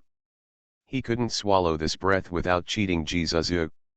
When Ji Changs came home, he happened to see Mrs. Wang lighting a fire in the kitchen, apparently planning to make dinner. He stopped, quickly adjusted the expression on his face, and ran towards the kitchen with excitement on his face. Grandma. Hey, are you back from the city? Are you so happy to go to the city? Then Grandma will take you there next time. Mrs. Wang caught her little grandson who threw herself into her arms, and spoke to him with tenderness and love on her face. Grandma. Here you go. Ji Changs handed the 3 silver coins to Mrs. Wang like a treasure. Mrs. Wang didn't see clearly what it was at first, but when she saw clearly that it was a silver dollar, she was shocked and quickly took it over to look at it carefully. It is indeed a silver dollar. This, such a precious ocean, How could Nagasawa have it? Where did it come from? I picked it up. Ji Chang said what he had prepared long ago. Isn't there a river beside the city? I wanted to go there to wash my hands, and I found this one in the sand. I dug for a long time and found 3. Grandma, this is the ocean, right? All for Grandma. Oh, oh, oh, my dear. Mrs. Wang was so excited that she couldn't speak clearly. She held the 3 silver coins carefully, her hands trembling. These 3 silver coins may only be 1 month's salary or 2 months' wages for city people, but for hard-working farmers like them, if they save a little, they are enough to cover the family's expenses for a year. Mrs. Wang was originally worried that the food situation in the fields was not very good these days, and her family would be hungry and full in the future. Now that these 3 silver coins are available, they can be regarded as life-saving money. Moreover, what made her most gratified was that Nagasawa clearly knew that this was ocean and money, but he still handed the silver dollar to her without hesitation. You know, children are not greedy for money. Just like Jizuzu, he is a teenager and he still stole his mother's money. Today, his mother just happened to find out, and now she is planning to beat him when he comes back. Where are the people? Look at Nagasawa again. This is a big ocean. There are 3 coins in total, and they were just given to her like this. Ji Chang's was still asking for credit. Nai, I see you are always sighing these days and saying that there is not enough food to eat. Don't be upset. Dayang is valuable. You use it to buy food. Chang's wants Grandma to eat it every day full of food and happy. Mrs. Wang, who was already very pleased, almost softened her heart after hearing this. Nama Nagasawa, you are so good. I know you are a sensible person. After holding her little grandson in her arms and shouting obediently for a long time, she cherished the 3 silver coins and said to Ji Chang's, today our Chang's has made a meritorious service. What do you want to eat? I'll make milk for you. Can eggs be okay? Okay, of course. We won't cook it. Let's put more oil in the milk and make you some scrambled eggs. The childlike child next to the long and finely carved bodhisattva shook his head. I don't want to eat. I want to give you milk. Grandma, you haven't eaten very much these days. Nagasawa knows that you want to save food rations. Grandma has worked the hardest. This egg should be given to Grandma. Ouch. How can this child be so good? Mrs. Wang's eyes turned red with emotion, and she hugged her little grandson without letting go. Jizuzu also always said that she favored Nagaze, but this brat didn't even look at it. He knew what he wanted from her all day long, and he never felt sorry for her at all. As for Nagasawa, he has been helping her with things since she was a child. Every time she had a sore back, he would worry about hitting her back and pinching her shoulders with his small fists. If she ate less in order to save food, Nagasawa would notice. Trying every means to collect herbs from the mountains and catch prey to support the family. Where is Jizuzu? He is lazy, steals money, has a bad temper, and looks like the whole family owes him all day long. She doesn't care about anyone who cares about Nagasawa. Be good, Grandma won't eat it. Eggs are a good thing. If you eat them, you will grow taller. Grandma is so big, so you won't grow taller after eating them. No, I want Grandma to eat. Ji Chang's pointed to the place where Mrs. Wang put the silver coins. Isn't this ocean worth a lot of money? It's already so much money. Let's lay 2 eggs, one for me and one for Grandma. The eggs are delicious, and Nagaze wants Grandma to eat them. Hey, okay, one for you and one for me. My dear grandson, Grandma loves you the most. Nagaze also likes Grandma the most. When I grow up, I want to strengthen the country, strengthen our country, and become a general. Grandma, you will be the general's grandma. I will sit and enjoy happiness every day. Hey, our Nagasawa also knows Kyangwo, he is such a good boy. The grandfather and grandson were making love when Jizuzu came back. He happened to hear this conversation and sneered disdainfully. It's still a strong country. In the past few years, it has been bombed by bombers. What country is strong? Ji Chang's usually seemed shrewd, but now he seemed average and couldn't see the situation clearly. He had already thought about it, and when he fell in love with that officer, he would work with a certain country, earn a lot of money, play with beautiful women, and strive for status and social status. By then, it would be much better than being a servant of a rich family. Feeling that someone was looking at him with cold eyes, Ji Chang's knew it was Jizuzu without raising his head. He was too lazy to pay attention to the other party, stood up and said, "Grandma, I'm going to play." Mrs. Wang smiled very kindly, "Go ahead, be good." Ji Chang's ran past Jizuzu and his eyes circled on the money bag he was carrying. Tisk. It would be great if there was a way to make Jizuzu take the initiative to break away from the Ji family. But this is too difficult, and no normal person would leave it. As a teenager, he eats a lot, sleeps a lot, and can't work well. No one is willing to support him except his own family. And there is chaos everywhere now. If he leaves the Ji family, he might be robbed as soon as he goes out. Although Jizuzu is stupid, Ji Chang's doesn't think he is that stupid. As a result, when he went out to assign tasks to his subordinates and came back, he saw a commotion at home. Jizuzu stood in the middle of the yard with a red face and a thick neck, looking like he wanted to have his nostrils turned up in the sky. "If we separate the family, we will separate the family. Grandpa and Grandma, if you want to divide our family, we won't ask for more. 1,000 copper coins, give us 1,000, just go out and live on your own, and I won't cost you a penny from now on." Ger and his wife were both confused. They wanted to persuade but were pushed back by Jizuzu. "I am the eldest son and I have the final say in the family. Why should I hand over the money I picked up? This family must be divided. You don't if you like, I'll go out on my own." He knew how much money his family had. 1,000 copper coins was considered to be a share of most of the family's property. Of course, he didn't want the chickens and ducks. But Jizuzu didn't care about this. He picked up the officer's money, and he will replace the promising steamed bun seller. In this case, it doesn't matter if he doesn't want these chickens and ducks. The point is to get out of this home quickly. He doesn't want to share his wealth with these poor people. Mrs. Wang's face was ashen. "Okay, point, second brother, you tell me, you and your son should stay at home." Ger looked around. I'll stay at home." Jizuzu sneered, "Okay, Dad, this is what you said. Then when I become rich, I won't be filial to you. The family is still divided." After signing, Mrs. Wang took out 3 silver coins and put them on the table. "Didn't you ask why you were asked to hand them over?" "Because Nagasawa also picked up money today. He picked up 3 oceans and handed them all to me. Now you understand, get out." Jizuzu. 3 oceans. If he had known earlier, he would have gone to the ocean and asked for copper coins.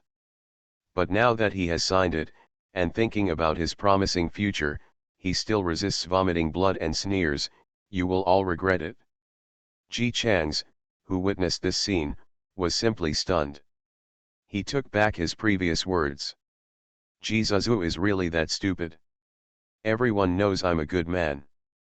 Author, Tang Zhonmao. Chapter 238. Ji Chang's couldn't believe that there was such a good thing in the world. He couldn't think of a good way to get Jizuzu to leave the Ji family, but Jizuzu himself asked for a separation. Dazed by this huge surprise, Ji Chang sat on his own small bench and asked his grandma, "Grandma, is it true that second brother will not live with us in the future?" The Ji family had just experienced a separation, and the atmosphere was very depressed, but Mrs. Wang was obviously not affected, and she was still cooking and cooking. It seemed that her eldest grandson's decision to leave home did not have any psychological impact on her. After listening to her grandson's words, her tone was neither salty nor cold. Yes, he said he wanted to live in the city, let him go. Ji Chang's was surprised that his grandma had such a cold attitude. You must know that although Mrs. Wang looks down on Ji Zuzu's problems, she still loves Ji Zuzu very much because he is the eldest grandson. How could she not react at all? Nai, aren't you worried about my second brother? What are you worried about? He's such a big man. Since his wings are hard and he wants to fly by himself, let him fly. Anyway, he's such a big man and he can't be lost. When the money is spent, he will come to beg me. Oh haha. Ji Chang suddenly realized. I can't blame grandma for not being in a hurry at all. She was sure that Ji Zuzu, a loser who couldn't do anything, would never be happy for a few days if he went out. According to Ji Zuzu's urinary nature, even though he seems to be very arrogant and domineering now, you can tell that his second uncle is not willing to separate the family with him. The whole family understands that if he is like this, it will be a waste to go out. A freeloader. After all the money is spent, you will definitely come back disgraced. By then, Mrs. Wang will no longer be as good-tempered as she is now. She has never been angry with anyone in all her years. When she is old, her eldest grandson will point her nose in and tell her to separate the family. That is not possible. Ji Chang's is still very happy. As a human being, he is always content with what he has. The annoying guy can stay away from him for a day. Of course, you still need to apply eye drops. Grandma, don't be sad. The second brother is ignorant and Nagasawa is sensible. From now on, when Nagasawa picks up money, he will give some to the second brother. The second brother will definitely not want to leave home. Mrs. Wang held her little grandson in her arms, her eyes were gentle and her tone was kind, but her words seemed to be filled with sinister wind. Little darling, you are already good enough when you pick up the money and hand it over to your family. Don't worry about your second brother. When grandma breaks his legs, he will naturally be good. Ji Zuzu left home just like that. When he left, only his own mother shed a few tears. His father was originally a person who only cared about himself. Seeing that his son wanted to go out and suffer alone, he muttered a few words that the child was stupid. In addition, the eldest uncle in the family died early, and the eldest son was the only one who got married early.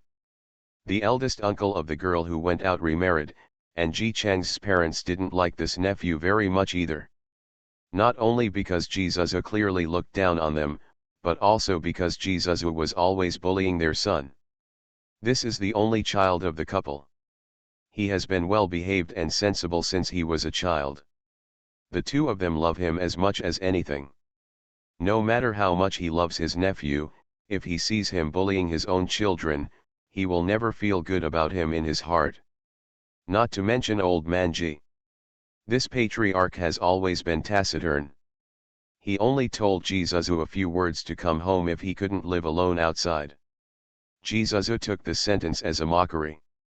He sneered, feeling that all the people in his family were blind. But that's just right, he no longer wants these burdens. And he also had his own considerations in choosing to leave home at this time. During this time in the previous life, after a while, everything would become chaotic and messy. Because their village was remote and there were few people, it was robbed several times. Ji Zuzu clearly remembered that in his previous life, his family had not enough to eat. During the war, foreign soldiers came to steal food and girls. The village did not dare to resist. In addition to several beautiful girls being robbed, food was also robbed. He was clean, but his life was still there. Life in my previous life was a difficult one. The whole family was hungry. Although Ji Zuzu was always given rations, he was still hungry. Later, Nai said she would go to her eldest brother-in-law's house to borrow food. When she arrived at their house, she discovered that her eldest brother-in-law and her husband had been beaten to death, leaving only her 4-year-old nephew alive. After asking around, I found out that a foreigner was interested in the eldest sister and wanted to take her away by force. The eldest brother-in-law tried to rescue the eldest sister and was shot to death. The eldest sister fell into a well while struggling, but only the 4-year-old nephew escaped because he was hidden in a water tank. After the foreigners left, the neighbor who was hiding dared to come out. He searched everywhere but could not find his nephew's body, and then he was found. So, not only did Nai not borrow any food, she also came back with an extra mouth. This incident has always made Jesus very unhappy. Fortunately, the kid died of illness within 2 days. It was at this time that Grandpa died. The whole family managed to survive. Jesus later found out that he heard that those foreigners killed people casually. Like in their village, they were lucky enough not to be killed. Some villages were completely killed, and their lives were not saved, let alone food. Jesus later learned that this might be related to the differences between the foreign soldiers at that time. Some soldiers were more fierce and only treated killing as a joke, while some were normal and just robbed things and left.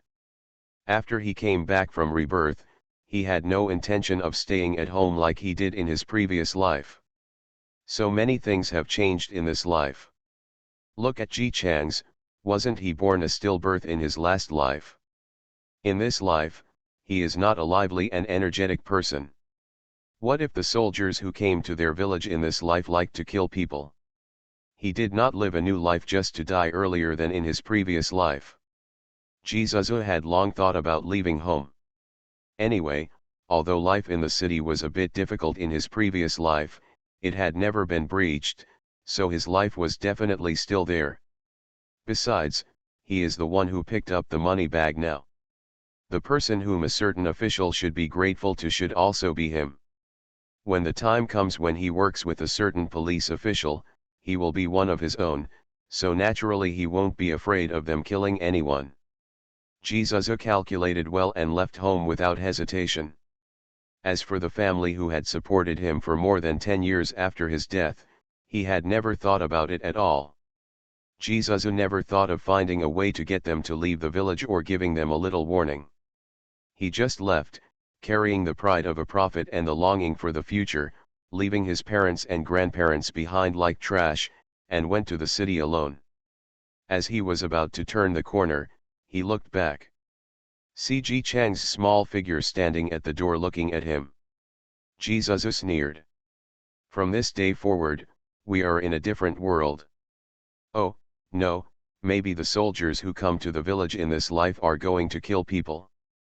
No matter how hard Ji Chang's pretends to be pitiful, he will still die at the hands of those soldiers. Thinking about it this way, he very generously forgave this cousin for all his previous offenses. Ji Chang's looked at the proud expression on Jesus's face with a subtle expression. Isn't it Jesus who is being kicked out now? He is so proud of himself. Jesus is getting more and more weird. Forget it, ignore him. Ji Chang's is busy. Since he picked up the wooden warehouse last time and came back, he has been studying the structure of the wooden warehouse and the weapon blueprint. Ji Chang's has dismantled and reassembled the wooden warehouse several times. He can now confidently say that if he is given enough tools, he can definitely build a wooden warehouse by himself. But the problem is, there are no tools. Now is the time of war, with Malays everywhere. During the Zheng dynasty, people might still be able to find 1 or 2 workshops, but now any useful workshops have been circled by warlords.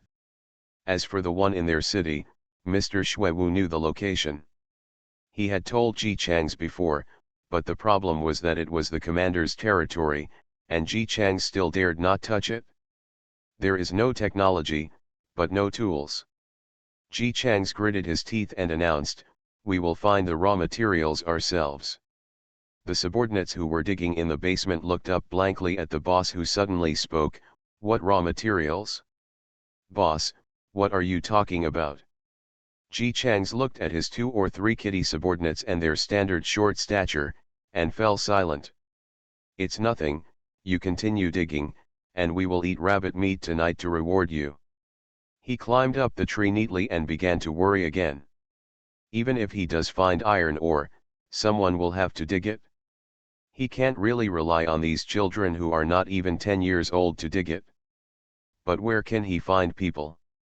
People, there is a shortage of people. Without iron or anything else, Ji Chang's could only focus on the trees. This side is close to a mountain, not much else but a lot of trees. Since you can't make weapons made of iron, let's make them of wood. Didn't the previous dynasties also lack thermal weapons? If you don't fight as usual, you'll be flying. Wang Qi, who couldn't even lift a shovel, was responsible for delivering water to everyone. He took a bamboo tube to the mountain spring to collect water, and then handed it to everyone who was working. He ran back and forth very diligently. Ji Chang saw that he was running here and there like a busy wasp, so he threw a pebble at him. Wang Qi looked up blankly. "Boss. Are you stupid? Aren't you tired from running around? You can't just bring a basin of water over. If someone drinks water, you can use a bamboo tube to get water from it." Wang Qi suddenly realized, yes, we can still do it this way. The boss is the boss, so smart. Ji Chang's glanced at his subordinates with disgust and sighed. "Tell me about you. You are all so stupid. How can I trust you to leave the matter to you? Now I want to find a basis, but no one can help me come up with an idea." Wang Qi was not angry even after being called stupid. He smiled naively. "Boss, what is the basis?" "This is our base camp." "Then it's good to be in the village." "I think our village is quite good." "Boss, didn't you say before that you should find a place that is easy to defend and difficult to find a base camp in the future? Our village is uphill and the road here is not good. Let's go, there's no way around the mountains. I think our village is pretty good." "Yes, what you said makes sense. Why haven't you thought of being in this village before? Not only is it easy to defend but difficult to attack, it is still the territory that I have played since I was a child. I don't even have to explore new territory. In the mountain at the back, Jingluo literature is the fastest published. Adults basically don't go up there except to collect firewood. But these children have already figured out the back, and they know exactly what it looks like inside. Is there any better place to set up a base camp than a village?" Ji Chang suddenly became alert and a series of plans came to his mind. But as soon as his eyes fell on his few soldiers and generals, he instantly said, "What can we do with such a small number of people? It seems it's time to continue recruiting troops again. The adults in the village rarely have any free time. They basically work all day long and live simply for survival. But they are also very content. The only fun they have is chatting while doing things. The content of today's chat is about those little brats in the village. Have you heard? The Ji family's grandson, the one named Nagasawa, is recruiting children to join his team. He also said that when the time comes, everyone will have meat and soup to drink together." The person who said this said it with a smile, obviously only treating it as a joke. "Do you still need to hear about it? That brat from my family went there. Hey, he was so happy that he was selected. He said that he had wanted to enter before, but Nagasawa was not happy and said that he disliked him for being too thin. He also said that he would like to join in the future. Eat more and run more to make yourself gain weight quickly, so that you can become the one who is valued in the team." Ha ha ha ha, today's children are so playful. "No, I asked him what your team does every day." This guy kept his mouth shut. He said that the first rule of the team is that they cannot tell anyone other than the team their action plan. Listen, and, action plan. After the man finished speaking, the smile on his face became even bigger. For them who work hard all day long, talking about the children at home can make them relax a lot. Ha ha ha ha ha. Anyway, just finish the work they are asked to do at home. I think this kid from the G family is quite smart.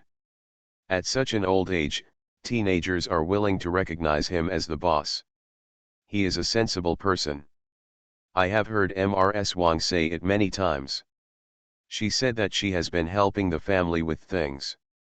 She is still so young, and her pillars are not good enough. Hey, by the way, his Zuzi has gone to the city. I heard that he rented a house and wandered around the streets every day, telling people about the money he picked up. Why are the G family willing to let him go to the city alone? If you ask me, I really know a little bit. Let me tell you, this G Zuzu. The attitude of the adults is the same as that of these guys. We talked about it for fun, but no one really took the team seriously. No matter how powerful a team formed by a 7-year-old child can be, it looks like a kid's idea of having fun. Let them play. When they are 14 or 15, they won't have time to play like this. As for the children who suddenly disappeared and appeared suddenly, it didn't arouse the adults' thoughts. Children can already run around, not to mention that they still like to run around together, maybe running into some abandoned house to play. While the adults were not paying attention, Ji Chang's was leading a group of children from the tunnel to the cave. Today I will teach you how to write. No one is allowed to be lazy. Anyone who is lazy is a traitor. Traitor. The children nodded seriously. To them, being a traitor is a very serious crime. Not only are there good food to eat here, but there is also less work than before, so they are not willing to be traitors. While a group of children were writing 1, 2, and 3 on the ground seriously, Ji Chang's took a pen and paper and began to draw pictures of the wooden weapons he imagined. Naturally, the money to buy paper and pens was not spent in silver dollars, but in team funds. Ji Chang's even kept a record to remind himself to pay the money back. I don't know if he really has talent. Although it was his first time to draw, he started writing very smoothly, and the model of the weapon he wanted to make quickly came to his mind. Their side is going uphill. If an enemy really attacks, tools like stones can be thrown down. Well, he can make a sling. First of all, the general appearance. The catapult needs a place to put it wet, and then it needs a fulcrum. This fulcrum can lift heavy stones, so you need to buy some parts. Of course, it is not impossible to make it yourself. It just takes a little more work. Ji Chang's naturally couldn't have the patience to teach these children with different talents to read. He chose to pick out a few smart ones and teach them first, and then ordered them to teach others. He drew 8 pictures by himself in one afternoon. All were drawn according to the steps of the weapon picture I picked up before. After everyone was disbanded, Ji Chang's took his drawings to Mr. Xuewu like a treasure. Did you draw it? Mr. Xuewu was quite shocked as he took the drawing and looked at it carefully. The more he looked at it, the more surprised he became in his eyes. Did you come up with this or did you read it in a book? Of course I came up with it myself. How could a bookstore sell a book on how to make weapons? Mr. Xuewu was even more shocked. He asked the child in front of him, so, you came up with all these weapons yourself? How do you have such great skills? No one can draw these even if they read a book. Ji Chang's patted his chest proudly. Fifth master, think about it, books are written by people, and those various weapons were not there at the beginning. They were all researched and made by people, since everyone is also human. Maybe they can do it but I can't do it. Besides, Master Wu, didn't you say that I am a genius? Since I am a genius, I am naturally better than ordinary people. Even other geniuses wouldn't be able to do this. Mr. Xuewu was really shocked by the student. He asked Ji Chang's, what are you doing with these paintings? A strong country needs weapons, so naturally I want to use them as weapons. Speaking of business, Ji Chang's also became serious. Fifth master, last time I went to the city, I saw that there were more patrols in the city. I'm afraid there's going to be another war. I thought, we'd better take precautions early and take action early, bring out some self-defense weapons, so that when a fight actually breaks out, our village will be able to protect itself. Mr. Xuewu, you have thought of this. He thought that maybe the praise of genius was not enough for Nagasawa. This kid is really amazing. The drawings are good. I have seen many weapons in an ancient book before, just like yours. But, who are you going to ask for? It's not easy to find outsiders for this kind of thing. Who else could I find? Naturally, I took my group of subordinates to figure it out on my own. Ji Chang shrugged, with a calm expression on his face. Do it yourself? Can you do it? Hey, if you don't know how, just study hard. No one can be born and know everything. Anyway, there is not much else in the mountains, and there is plenty of wood, enough for us to experiment. Mr. Xuewu really admired Ji Chang's at this moment. He is smart, there is no doubt about it. But at the same time, the most admirable thing about him is not his intelligence, but his temperament that can quickly come up with solutions to problems no matter what happens, and is willing to endure hardships to implement them. This kind of stability is beyond the reach of even adults. Fifth Master, that's what I think. You see, the terrain in our village is pretty good. It's easy to defend but difficult to attack, and it's also very easy to dig tunnels. Why not dig tunnels everywhere? Let's dig them in 10 or 8 tunnels. Some are passable and some are impassable, and then basements are built underneath. The weapons that are easy to get are placed in the basement, and the weapons that are difficult to get are hidden in the mountains. Also, look at this topographic map. I drew it. Check if it's correct. If it's not correct, I'll ask you to help me correct it. Look, our village is at this location. To enter the village, you have to go from this position. If an enemy comes up, we will use this catapult, like this. Ji Chang's kept chattering about his various plans. It wasn't that he was a talkative, it was because no one around him except Mr. Xuewu could understand them. Mr. Xuewu understood it. He looked at the child whose whole body seemed to be glowing, and suddenly felt useless. A 7-year-old child would do so many things after knowing that he wanted to strengthen the country. But at such an old age, he did what he told himself to be patriotic, but did nothing at all. Just thinking that he was a scholar, he gave up his intention of going to the battlefield and lived in hiding in this small mountain village. He is worse than a child. Look here, Mr. Wu, I think we can dig a trap here. I like digging traps the most. I have thought about a lot of things to put in the trap. We can put wooden tips inside, or scorpion grass. I'll do it. Ji Chang's was suddenly interrupted while he was talking. He was stunned for a second before he reacted. What? Let me make that weapon. Mr. Xuewu rolled up his sleeves with a smile and showed Ji Chang's the calluses in his hands. I have always liked to do some carpentry work, but mostly it was to make small gadgets or something. But I am more experienced than you. When it comes to making weapons, let me do it, I will figure it out a little bit. Ji Chang's looked at him in surprise. Fifth Master, are you going to join us? Well, yes, I will be my subordinate to this little naughty boy like you.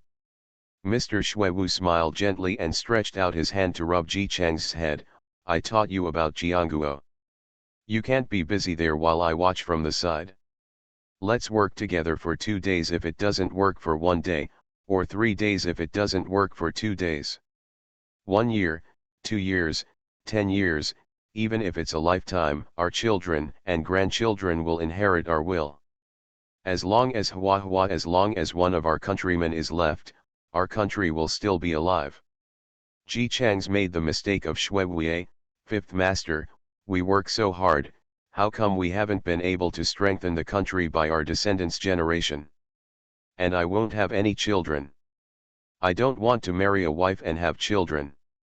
When my second uncle was drunk, he always yelled that he would be tied up after marrying a wife and having children. He said how bad he was when he was young without a wife.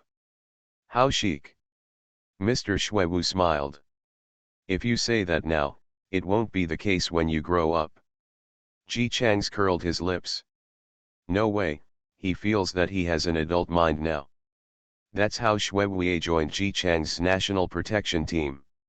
The good thing about him being an adult is that he doesn't have to hide like Ji Chang's and others. He just buys whatever tools he wants. Regarding the few silver coins Ji Chang's gave him, he said they were funds for researching weapons. Shwewu also I never asked where these silver coins came from. He just followed the secret passage and was led by Ji Chang's to the large cave. Along with the chickens and rabbits, he hammered and studied hard. He didn't need to get the raw materials. These children, who were like little adults, did it themselves. The tree was transported to the cave. Mr. Shwewu knew before that Ji Chang's had gathered a group of children in the village, but he only thought that the students would only take them around to catch fish, pheasants, rabbits, and the like. He did not expect that they had already set up such a big stall. Even adults may not be able to do everything as well as they do now. It seemed that Ji Chang's had thought of everything. Before he came, he thought about helping Ji Chang's and his friends improve the space area. However, after he came, he realized that the perfect place didn't need to be perfected at all. But Ji Chang's, who built this place, still feels that it is not perfect enough. Adults with children in the village found that their children were busy. Every morning I would run out after eating at dawn, and would not eat at home at noon. I would come back even later in the evening, and when asked, I would say I ate outside. Where do these children get food? The adults were doubtful, but when they discovered that these children had actually formed a small team, taking turns patrolling with long wooden barns every day, setting traps to catch prey together, and using the money to buy food, they really quite a surprise. After all, everyone is poor, so it would be best to have a little food left over. Not only can the children be self-sufficient, but they can also occasionally bring some soup and water home. Some people naturally wanted to take advantage and wanted their children to take their younger siblings to eat and drink, but they were sternly refused, saying that they would not be allowed in the team if they did so. They are all from the same village.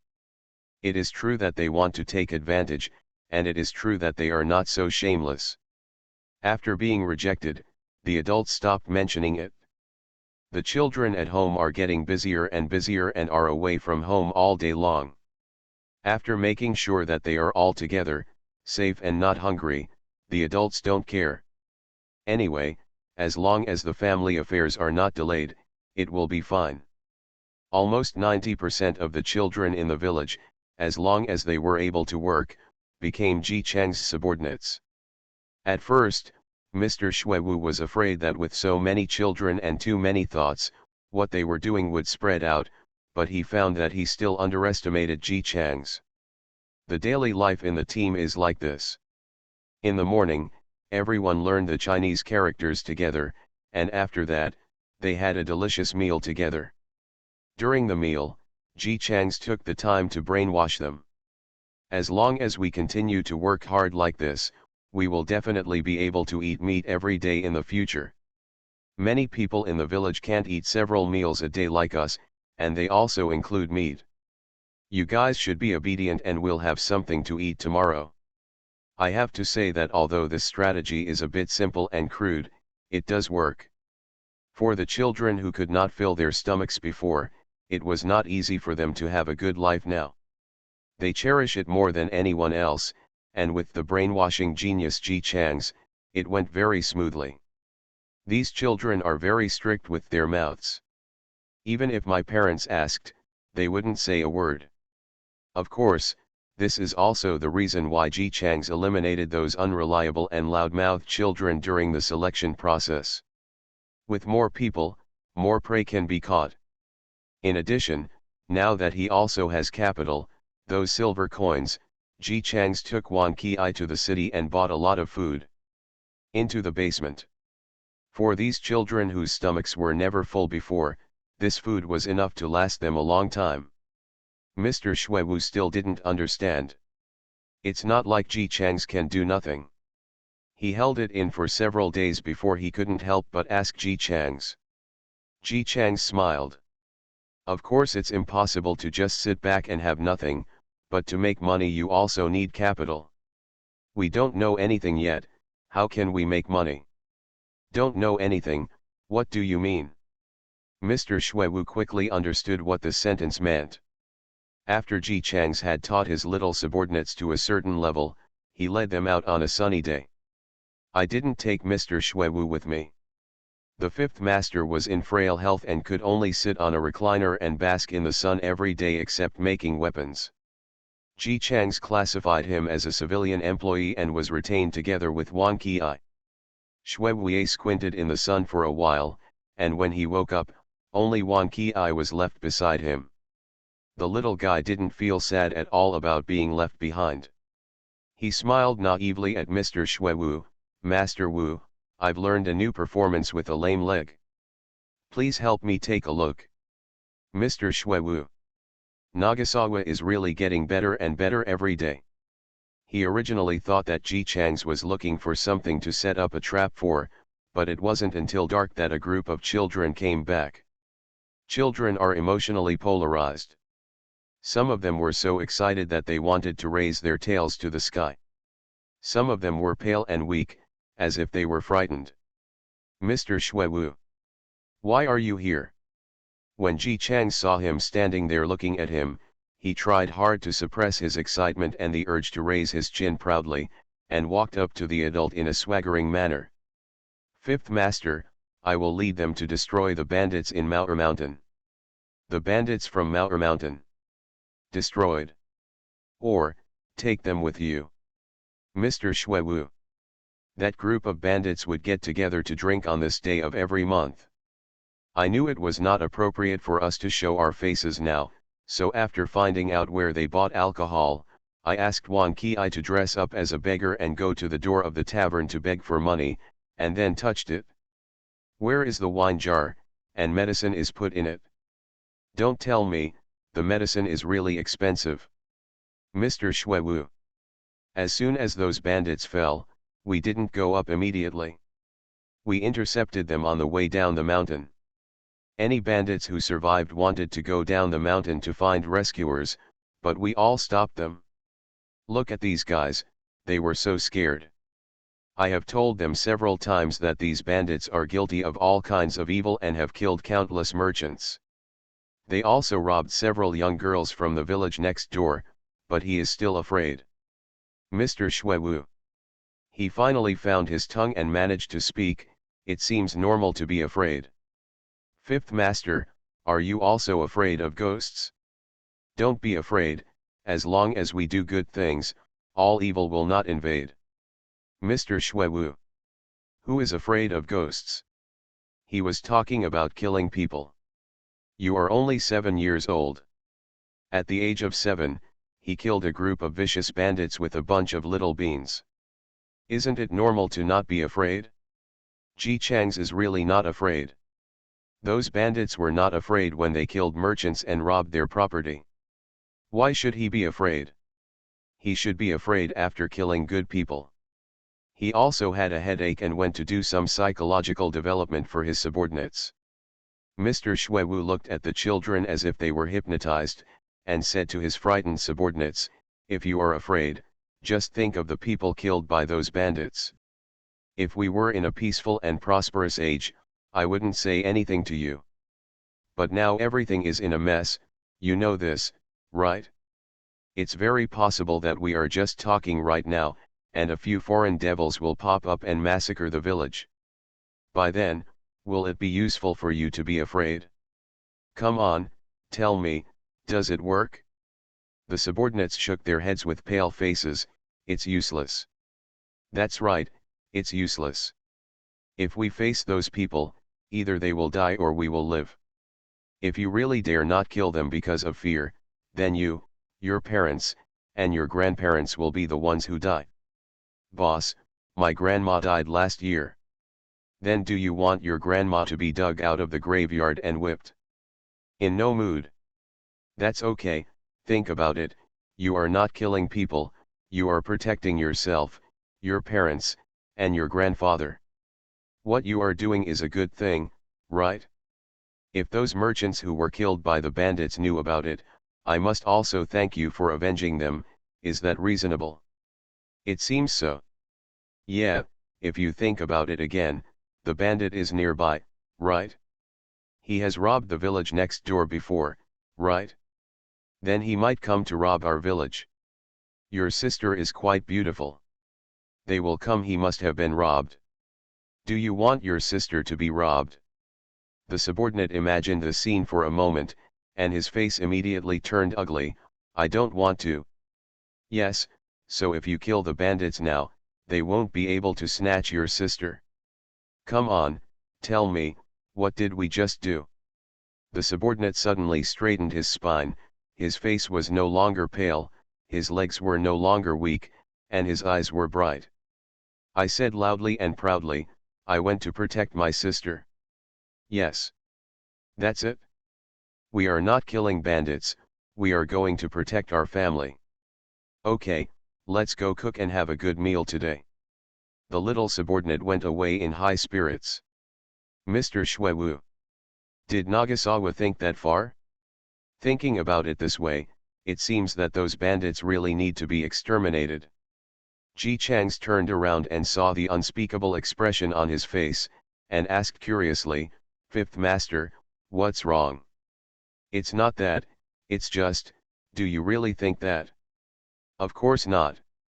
I just saw the bandits being rich and taking advantage of them. Mr. Shuewu. What about what you just told him? Oh, seeing that he's scared and afraid that he won't be able to overcome this hurdle in his heart, I just gave him an excuse, but it can only be used on them. They are all children who are easy to deceive, like Mr. Wu and you adults.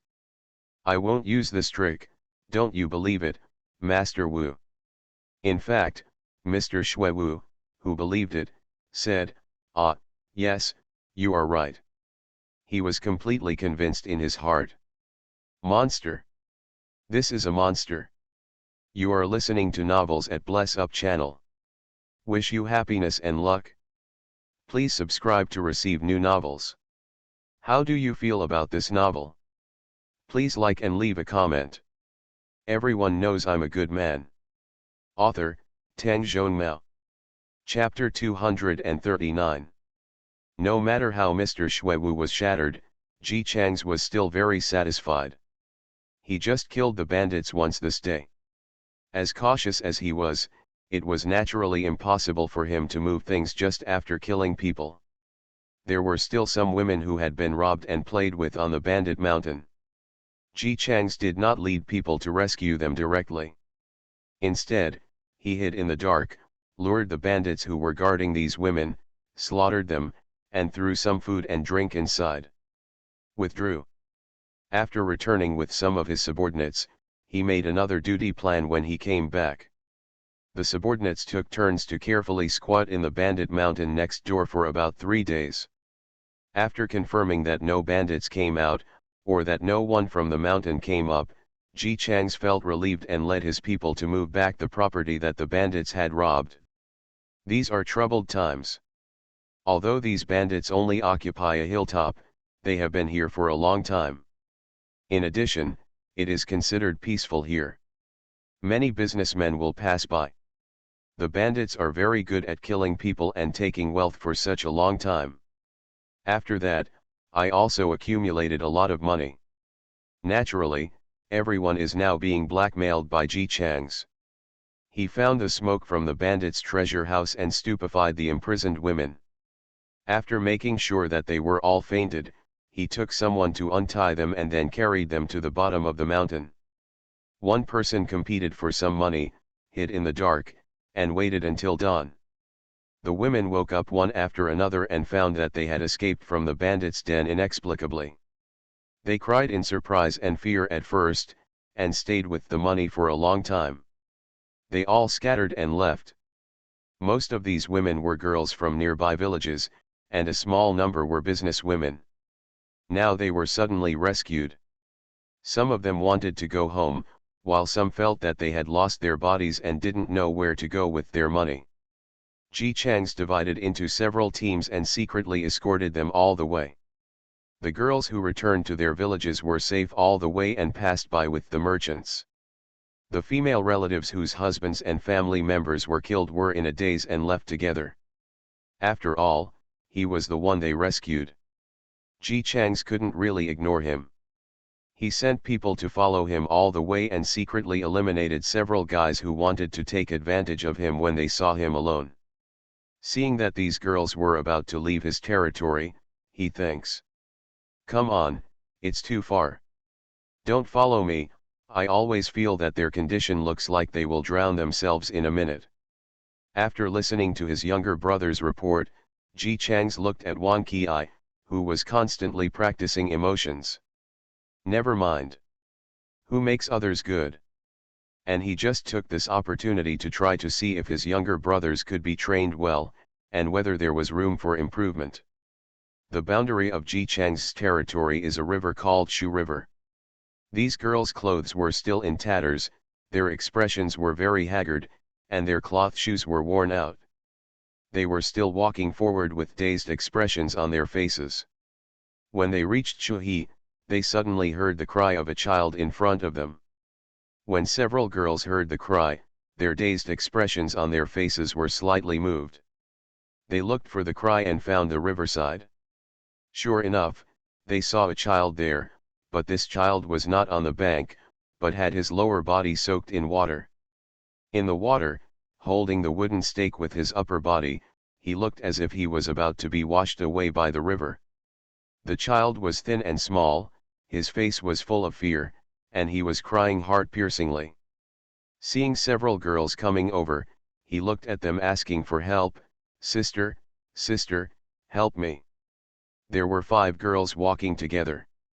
When they saw this scene, they quickly walked over and tried to squat down to save people. However, the wood was too far away and they couldn't reach the child in the river. One of the girls with a torn skirt looked around, walked quickly not far away, picked up a long stick and handed it to the child in the river. "Hurry up and hold the stick, and we will pull you up."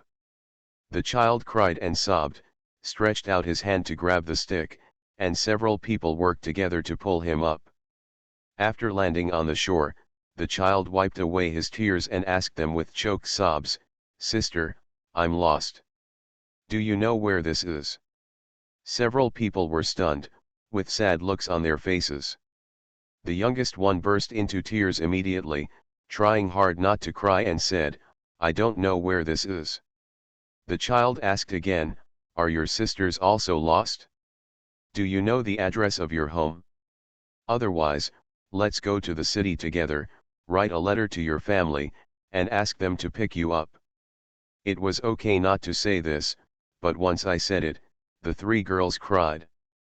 The oldest girl, who was only 17 or 18 years old, had red eyes. She bent down gently and said to the child, We have no family anymore. Do you know where your family lives? Is it nearby?" "No more family." Wan Qi was not surprised by this answer. The boss had said before that these girls were not like the other girls from out of town who were looking for a place to write letters with clear goals. It was obvious that no one could receive the letters. In addition, most merchants do not bring women with them, and most of those with women move their entire families. If they encounter bandits, they will all die together, and the remaining women will naturally lose their homes. But on the surface, he still pretended to be confused and confused. "Sisters, if you don't have family, where will you live?" Now, the last 2 girls who didn't cry couldn't help it anymore. Where else can they live? When their family is gone, their home is also gone. Although they still have the money given by the unknown person who rescued them, there is no way for a weak woman to survive alone in this troubled world. Several people walked together, but after walking for several days, no one knew where they were going. Just now, 2 girls even looked at the river and wanted to jump. In today's era, without the protection of their families, young girls who used to be raised at home, how can they know what they can do? The 5 of them had been holding back for the past few days, but now Wang Qi's few words brought out all their fears, panic, despair, and other emotions, and they burst into tears. Wang Qi, who was planning to ask a few more questions. He had just brewed a second wave of tears, and was about to ask more questions, but he cried first. So should he cry now or not? Then this, finished the ball, forgot the words. The oldest girl cried for a while before she recovered. She touched the head of the child in front of her and said gently, "Don't be afraid. We will help you find your family. But there is no one in the wilderness here. How did you get lost here?" Wang Qi. I never thought of this problem before. What should he do? When Wang Qi was racking his brains to think of how to make it up, a voice that hated iron but not steel came out suddenly. I told you a long time ago, you have to adapt to changes. Do you understand how to adapt to changes? Just say whatever you want. It's okay to lie, why are you so stupid? The girls who were crying together were startled and followed the sound with tears on their faces. I saw a child who looked only 7 or 8 years old sliding down from the tree. He wore a hat, long pink and jade-shaped hair, ordinary clothes, and a big bag because he had to free his hands to hold the book. He held the slingshot in his mouth at one end and had a small brow. Wrinkled. After coming down, he walked towards the child who fell into the river aggressively, taking the slingshot out of his mouth with a look of disgust on his face. How many times have I sued you? You look young and you just make up lies. They definitely believe it, but don't hesitate. The moment you hesitate, the secret will be exposed. The child who just cried and cried with fear because he fell into the river shed tears, stood up from the ground neatly, smiled at the other person, and touched the back of his head sheepishly. I'm sorry, boss. I'll practice more and I won't be able to do it next time. Girls. They also realized at this moment that this child was obviously faking it. Several girls who had experienced bandits were obviously nervous. They gathered together and looked at the 2 children opposite with wary eyes. The oldest one looked around, especially on the various big trees. After confirming that there was no one else, he breathed a sigh of relief and comforted his strangers. Don't be afraid, there are only 2 of them here, and they are still 2 children. Can the 5 of us still not be able to defeat their 2 children? Ji Chang's was originally unhappy that Wang Qi's adaptability was not good enough, but when he heard this, he immediately became happy. He opened his mouth to smile, and a tooth appeared in his smile. Yesterday he ate roast chicken, which happened to be a replacement for his teeth, and he lost a tooth while eating. Sister, if you look carefully, do you really think there are only 2 of us here? The girl's heart sank. She looked carefully again, and found that the surrounding areas were either grass or trees, or large rocks. She looked both in the grass and on the trees, and there was indeed nothing behind the rocks. Relieved, she remained vigilant while carefully trying to reason, little brother, I don't know what you are going to do, but between the 2 of you and the 5 of us, you can't do anything you want. Hearing her confirmation that it was just the 2 of them, Ji Chang's was elated. Really? You really can't see it? The girl was stunned. Can't see anything? Ji Chang's grabbed a leaf and put it in his mouth, blowing a whistle. Crash. The next moment the whistle sounded, the 5 girls were shocked to find that various objects around them suddenly stood up. The big stone that had been leaning firmly against the river stood up. The 2 children underneath lifted up the stone skin covering their bodies and folded it carefully. The withered grass grew up on the ground, and there were several children wearing withered grass clothes. Even the hats on their heads looked like withered grass, and their faces were even painted with the color of withered grass. Even the bark of a big tree suddenly opened up. It was still a child, seriously lowering his head and starting to fold the bark. All of a sudden, a dozen more children suddenly appeared in the area where they were supposed to be alone. They remained silent and without even looking at the girls, they quickly packed up their props, then ran to stand behind Ji Chang's in small steps, with their spines straight and their eyes looking forward. In the open space, in less than a minute, a small team formed by children appeared. Girls. They were stunned. I thought this was the limit.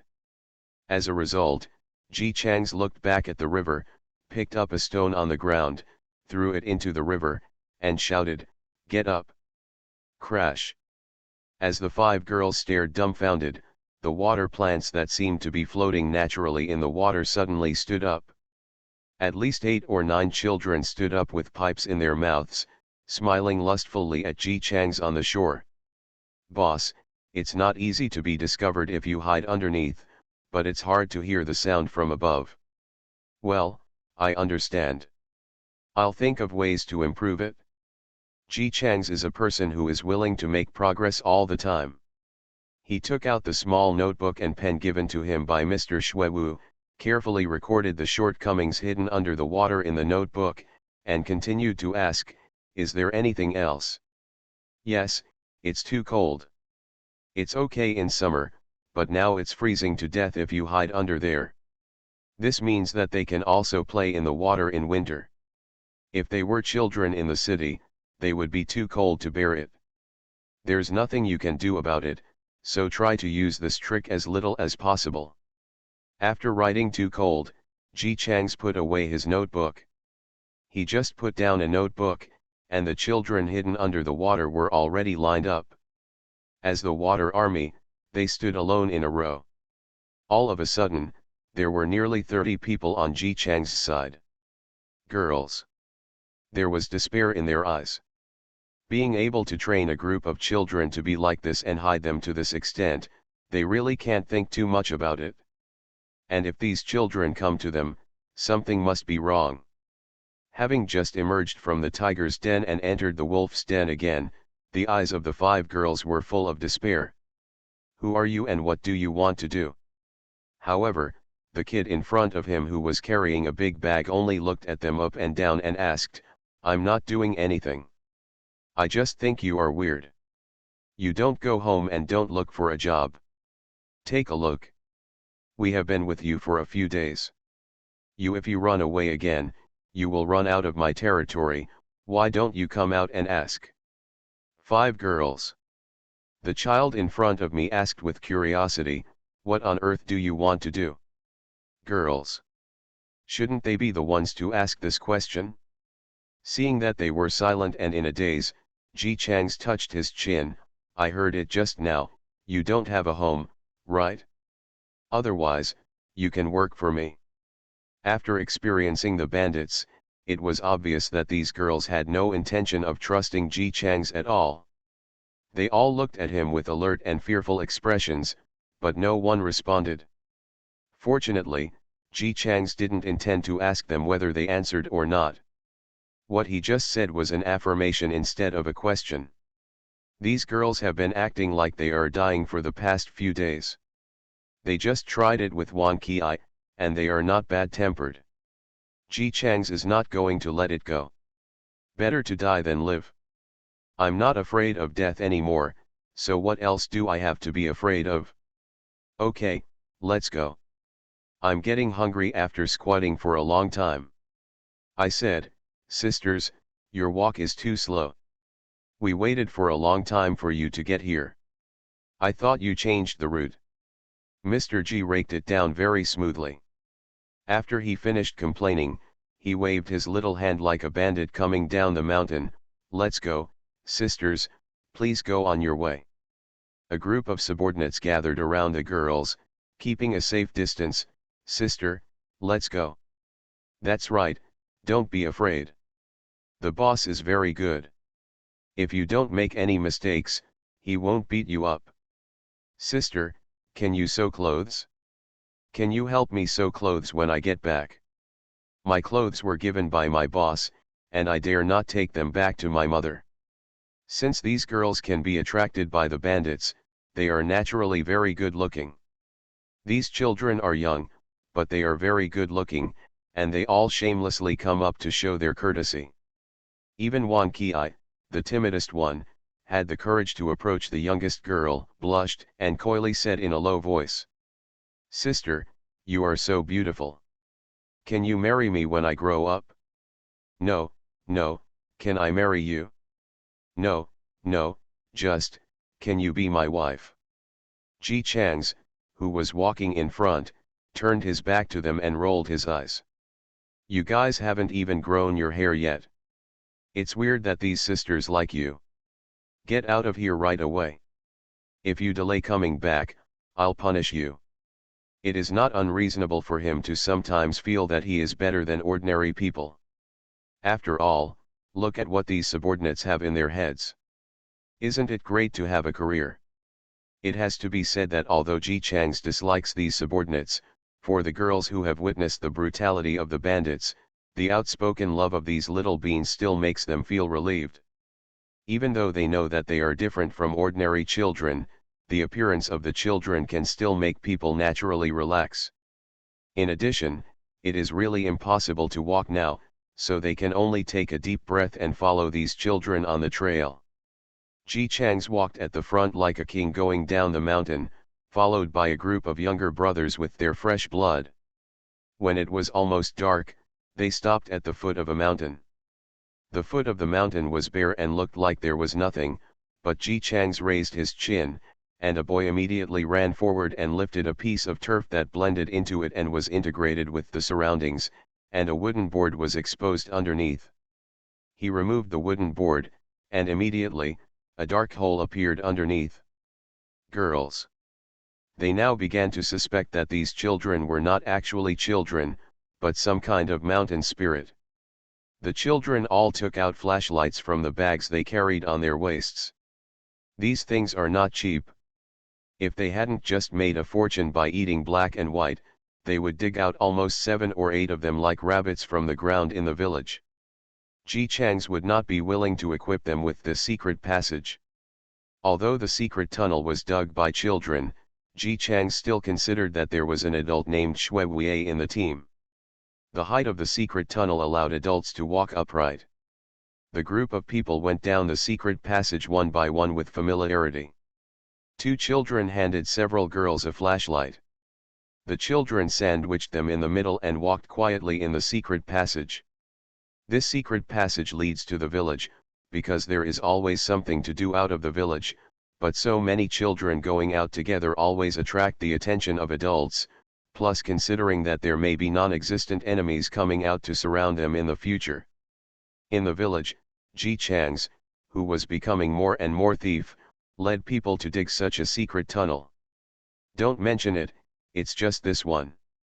It took so many of them a long time to dig, and they had to determine the route of the secret passage, and they had to take a detour when they encountered deep rocks.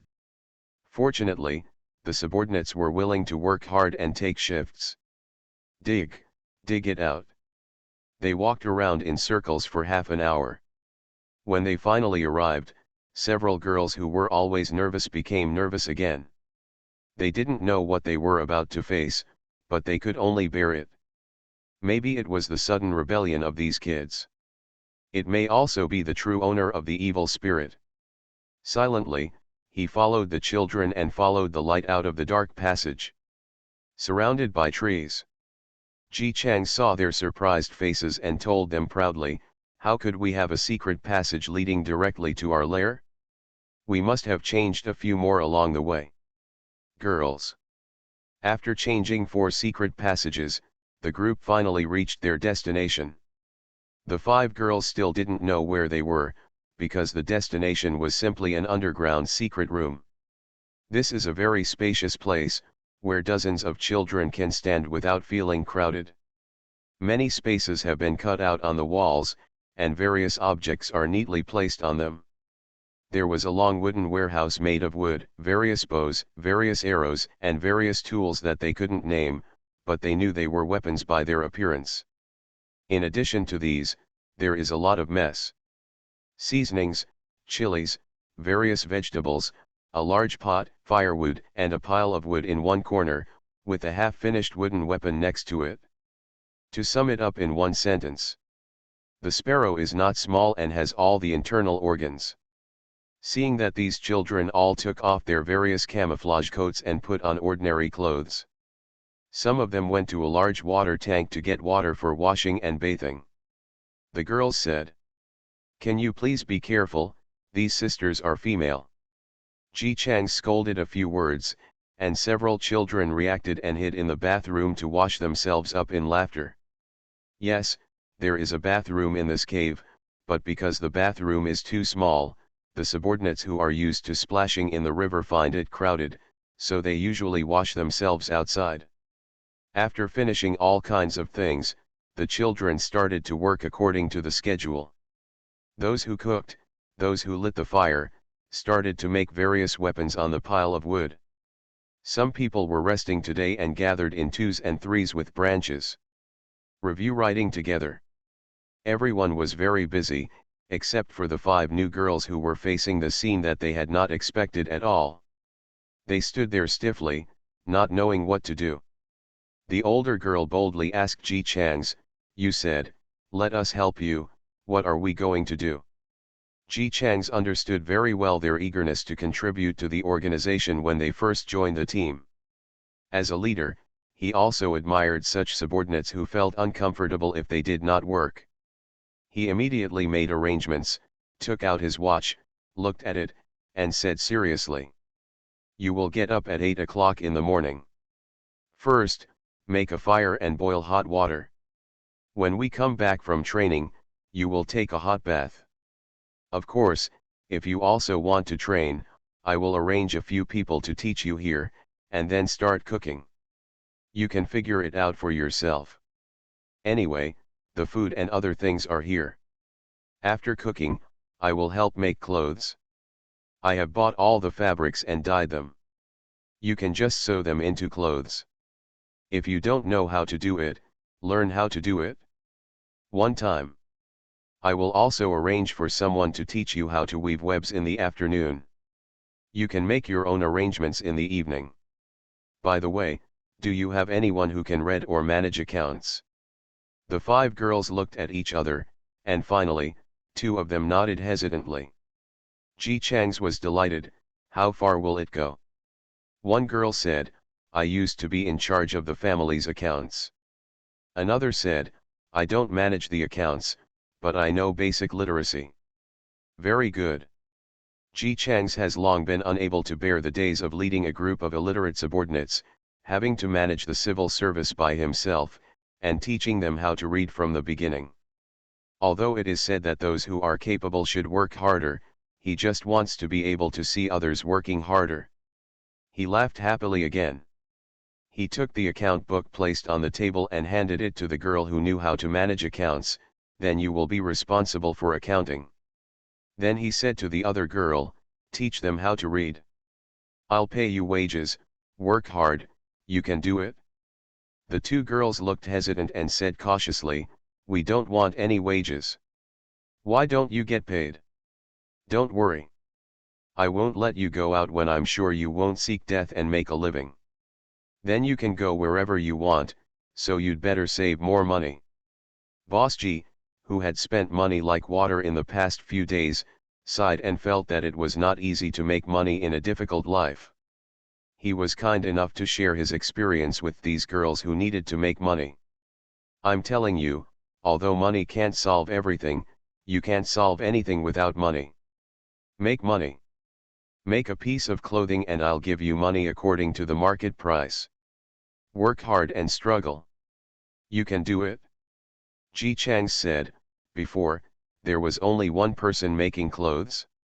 It took him a long time to make the clothes for so many of us. Now with your help, he will be able to be free in the future. If you don't know how, you can ask him. I guess he's happy to help you." After hearing Ji Chang's words, the girls who were still in shock felt a little more relaxed. If there is only one person making clothes, that person must also be a girl, right? Although they are currently sure that these children do not seem to have any evil intentions, they are still a group of boys. The girls in the village are too busy to join Ji Chang's small team. As women who have just been treated like that by bandits, they still always can't let go. but if you meet a female colleague. Moreover, it is a comfort to several people to see female colleagues who are good and not treated badly. Ji Chang's was still saying, we are usually so busy that our feet don't even touch the ground. It would be nice to have some free time. We can do some jobs, but we really can't spare the time for sewing and mending clothes, so we can only rely on him. If a person is well now, he will be able to relax in the future. Several people immediately imagined an image of a gentle and kind-hearted big sister who mended these children every day. They were more relaxed. Come on, I'll take you to meet him. He should be at another base right now. He's going to eat rabbit meat tonight. It's convenient to have barbecue there. He's probably cooking. Ji Chang's clapped his hands and led several girls to a dug hole in the cave. It looked like a place for putting some wild vegetables. He stretched out his hand, pressed the place where the wild vegetables were placed, and turned it hard. Immediately, the half-human height position turned around with a rumble, revealing the secret passage inside. 5 girls. It seems that everyone is used to it. Ji Chang's went in first and waved for them to follow. Not only did the few people no longer have any doubts at this moment, but they even had some expectations of meeting the big sister senpai. They followed her in with their skirts in hand and walked through the secret passage for a while. Arrive. Ji Chang's climbed out first and shouted outside, "Look, I have brought several sisters here. They can take over your class in the future." Several girls came out of the secret passage one after another and looked in the direction where Ji Chang's was looking with a bit of expectation. A well-dressed man wearing glasses and a white shirt was sitting on a chair knitting a sweater. The pot next to him was filled with the aroma of vegetables. "Hey, where did you find this beautiful girl?" The gentleman laughed, put down the sweater in his hand, picked up the shovel in the pot and flipped the dishes a few times, then picked up the unfinished turf on the ground, and handed the needle and thread on it to Ji Chang's. "Help me put the needle through. I'm old and my eyesight is not good. I just spent a long time without getting it through." Girls. Seeing that the child obediently took over the needle and threaded the needle, the older Shuewei smiled and looked at the several young girls. It seemed that he was looking at them casually, but in fact he was observing their expressions to make sure that they did not look like bad people. Finally, the smile became gentler. In the manner of a senior, he said to a few people in a friendly manner, "Do you know how to knit sweaters? The weather has been getting colder and colder recently. We have to knit 40 sets of sweaters. This is a big project. You can help us, okay? It doesn't matter if you don't know how, I can teach you." Girls. Mr. Shuewu has always been good at showing others a gentle and approachable face, and he himself knows very well what kind of treatment he will get if he does so. As a result, he was almost laughing out loud, but these young girls still looked dumb, looking at him as if they were shocked. "Mr. Shuewu." The smiling face froze. He turned around and asked Ji Chang's, "What's going on with these girls? Did you just snatch them back?" Ji Chang's handed him the threaded needle and said confidently, "Although I snatched the person back directly, that's not why they did it." He turned around and glanced at the girls, and said to Mr. Shuewu with certainty, "They probably thought you were a girl, that's why you are like this now." "Mr. Shuewu. Can't you? Why not? Isn't this something that can be seen at a glance? Their shocked eyes are almost fixed on you. Fifth Master, you are so smart, can't you tell?" Mr. Shuewu, who still attaches great importance to his smart image. "How can one answer this question well? Of course I can see it." He smiled softly, and smiled even more warmly at the girls. "Okay, don't look at it. I am also a man to you. Speaking of which, is anyone good at cooking?" Ji Chang's soldiers were all children, and these children all came from poor families. They knew how to cook, but they didn't seem to need salt and various seasonings at all. Later, Shuewei could only take over the cooking. The important task of rice. Then, this group of children had a full schedule every day. They had to train in the morning, do work in the afternoon, and do carpentry together in the evening. Naturally, the only free man, Shuewei, could only sigh and help them with some mending work. He doesn't feel ashamed of these living men. There is nothing to be ashamed of. They are doing this for the sake of strengthening the country. Not to mention asking him to mend things, he would be happy even if they asked him to wear women's clothes and pretend to be a woman. Of course, it would be better now to have someone to help. After the girls were shocked, they were assigned a lot of work. They didn't feel tired, but were completely relieved. Being willing to let them work is better than letting them do nothing at all. A few people were so busy at first that they didn't even look up. Shuewei and Ji Changs were squatting in the corner chatting quietly. After knowing the origins of these girls, Mr. Shuewu looked at them a little softer. They have just escaped from the sea of suffering. Is it too tiring to arrange so much work now? Otherwise, let them rest for a while first. Time. Ji Changs took out his handkerchief and wiped his slingshot. He replied without raising his head while wiping, "What are you talking about, Fifth Master? They have just arrived in a new place. They feel uncomfortable if they don't contribute and are full of random thoughts. Now leave it to them. Arranging work is to make them feel at ease." After wiping the slingshot, he raised his head and looked at Mr. Shuewu with a grin. Only if they make a contribution can they rest peacefully and have a good rest.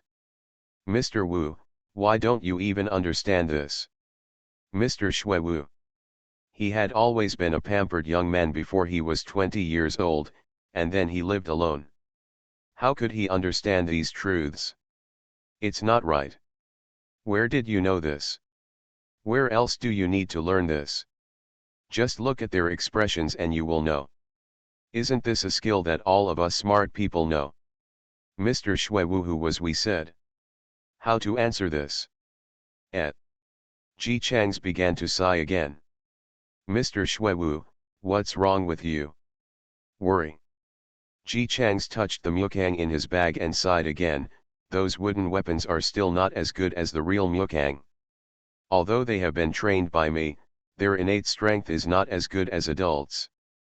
It is difficult to use bulky weapons when it comes to wooden weapons. I'm thinking about building a batch of real wooden warehouses. Mr. Shuewu, you really dare to think about it? Where can I get a wooden warehouse here? What's the difference between living a life without dreams and jizuzu? Ji Changs held his chin up and sighed again. Hey, it would be great if a group of people could be sent here for me to fight at this time.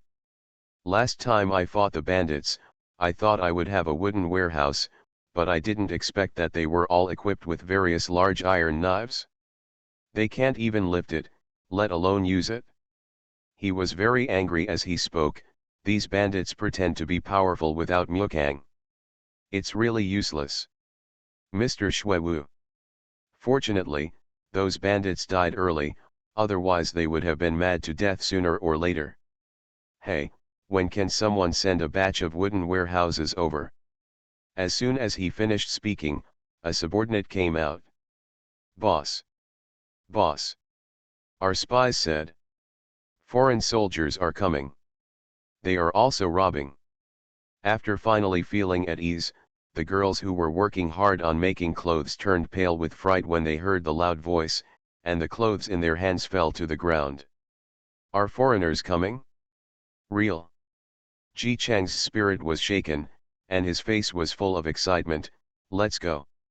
Let's go to the meeting. They quickly retreated along the secret passage, leaving only a few girls and Mr. Shui in the cave. Mr. Shuewu sighed. Hey, I hope the body won't be too difficult to dispose of. A girl boldly looked at him cautiously. Sir, are you talking about these children? Will they die?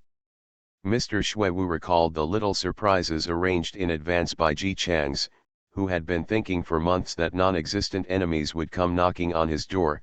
No, how could you think so? I mean the corpses of those foreigners. It's too much to deal with. Forget it, I'm going to dig graves now. so that I can help these children share the burden. Everyone knows I'm a good man. Author, Tang Zhonmao. Chapter 240. While Master Shui was digging the grave, Ji Chang's was already listening to the spy's report with excitement on his face. Of course the spies are all children. They are the first batch of subordinates to put on special clothes. Each one of them is small and nimble and can run fast. For example, they are very proficient in the hiding skills that scared the 5 girls before. They can be called he is a master of hiding. Ji Chang's assigned them to the highest mountain nearby, and their daily routine was to observe the surrounding situation.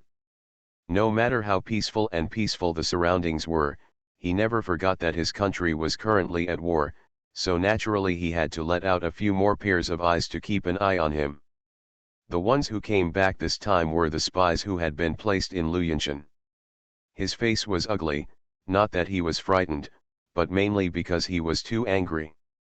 I watched with my own eyes the foreign soldiers heading towards Xiaohong village from a distance.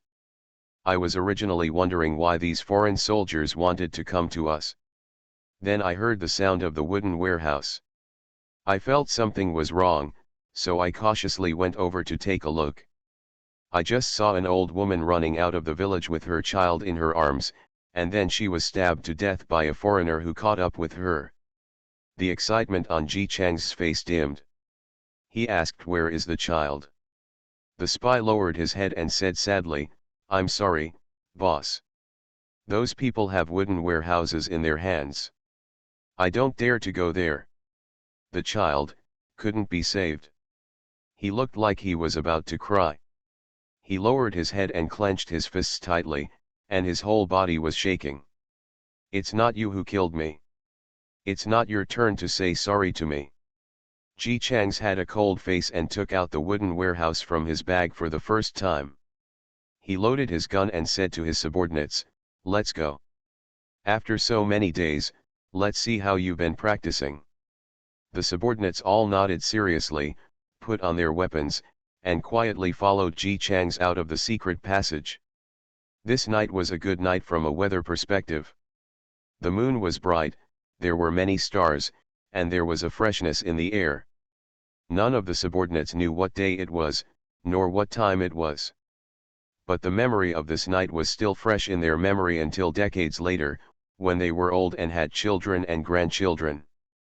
Everyone stood high and looked at the stars in the distance. The surrounding villages are very poor, and they are reluctant to light kerosene lamps at night. Everyone is trying to smear the story.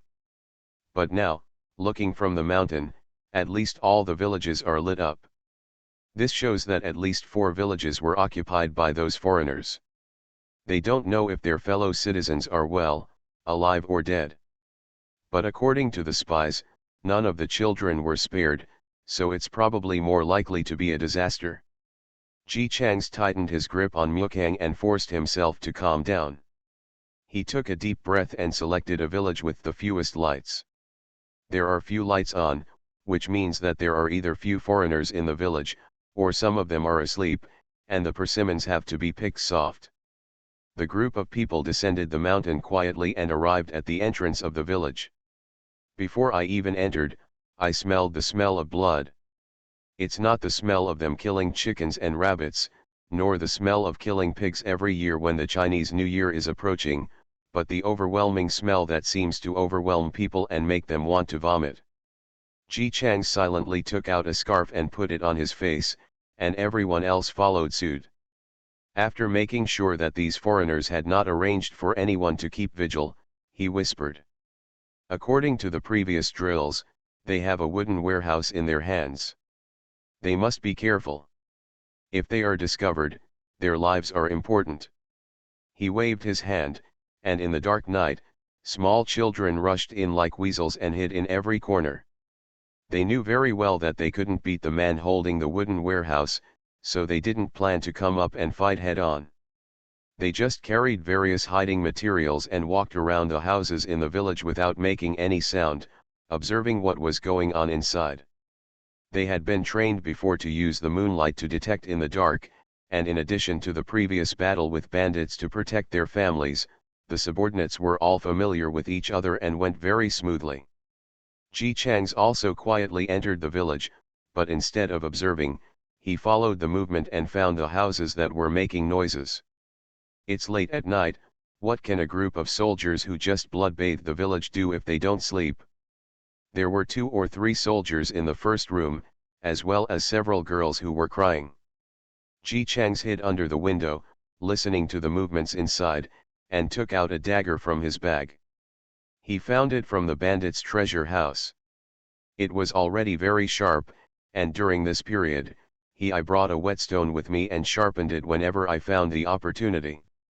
It is now very sharp. Then he took out the strip of cloth, carefully wrapped it in circles in his hand, and tied it with a tight knot. After it was tied up, he took out a piece of cloth used to clean the slingshot. He held the cloth in his left hand and the dagger in his right hand, quietly dormant in the dark.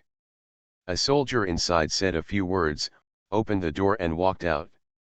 With an unfinished expression on his face, he walked towards Ji Chang's while lifting his belt. Ji Chang stood quietly in the dark with an expressionless face. He took out a silver dollar from his arms and quietly threw it in front of him where he could be hid by the light. When reflected, the silver dollar glowed brightly. It was so bright that the soldier noticed it, his face showed joy, he walked over quickly and knelt down to pick it up. As soon as he squatted down, a black shadow seemed to flash before his eyes, and then his throat hurt. He opened his mouth to shout, but his mouth was covered by a piece of cloth, and then something slashed across his throat. The cloth covering his mouth moved away. "Are there any yellow pigs that are still alive?" The soldier opened his mouth to call his companions, but found that he could not make any sound. After making sure that the opponent's vocal cords were cut and no sound could be made, Ji Chang's held down the opponent and stabbed his heart accurately. With a cold face, along with the girl's cries in his ears, Ji Chang's pricked the soldier's heart into a hornet's nest. After the other party showed no response, Ji Chang struck a few more blows before taking off the wooden warehouse that the soldier was carrying and putting it on himself. This room is obviously specially used for these soldiers to vent. They will definitely not stay here and open the door and walk out when they are done having fun. 1, 2, 3. Ji Chang's used the same method to kill people one by one. Someone had just died, so they could certainly smell blood, but no one noticed anything was wrong. After all, the village had just been massacred. Who would have known that the smell of blood in the air could come from one of his own? After the last one fell down, he covered several people with the turf he was carrying, glanced at the numb faces of the girls in the room, and turned to leave. Ji Chang searched the whole village and found a total of 5 rooms for let people vent. Without saying a word, he killed the last soldier before climbing to the roof and imitating the call of night birds. After a while, the subordinates gathered at the entrance of the village. Everyone looked ugly. All the men and children in the village died, leaving only a few beautiful young girls. This is something they haven't experienced before. Everyone has been going smoothly since Ji Chang's brought them to him. Although Ji Chang's taught them how to strengthen the country and explained all the external situations clearly, they only had a rough idea. Later, when they went to fight against the black bandits, because the bandits did not rob them that day, they did not see any bloody scenes. Even the girls trapped in the mountains did not see many details. And now, they saw it with their own eyes. It seemed that these soldiers only planned to stay for one night. Naturally, no one picked up the corpses of the villagers, so they were just dumped on the same spot or in the open space outside. Children occasionally find a few familiar faces among them. There is a young daughter-in-law who married off from their village. There is also an aunt whose daughter is married to their village. Every time she goes to the city, she will stop by their village and ask her daughter to come with her. When the village chief of his village wanted to discuss something from all over the country, he would bring a bench to his village, talk to the chief for a long time, and then the two of them would leave together. The younger daughter-in-law is a very shy person. She is too embarrassed to say hello to the children even when she sees them on the street. The eldest daughter-in-law is very talkative and always mutters something in her mouth. The children don't like her very much. The village chief may have been the village chief for a long time, and he looked different from other people, with a bit of dignity. When the children saw him, they would laugh and hide from a distance. But whether they like it or not, these people are dead. From a living person who could talk and walk, he turned into a stiff corpse that could only lie on the ground or on other people covered in blood. There are also many children. Big ones, small ones, some look about the same size as them, some smaller than them.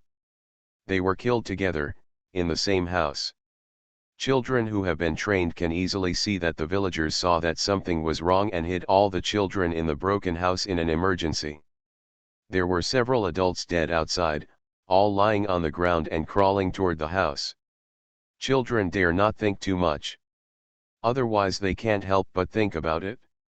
Maybe they wanted to crawl into the house to protect their children at the last moment before they died. All the children were silent and clenched their weapons. They are still young and their tempers are very naughty. But no one can watch their compatriots being killed without thinking about anything.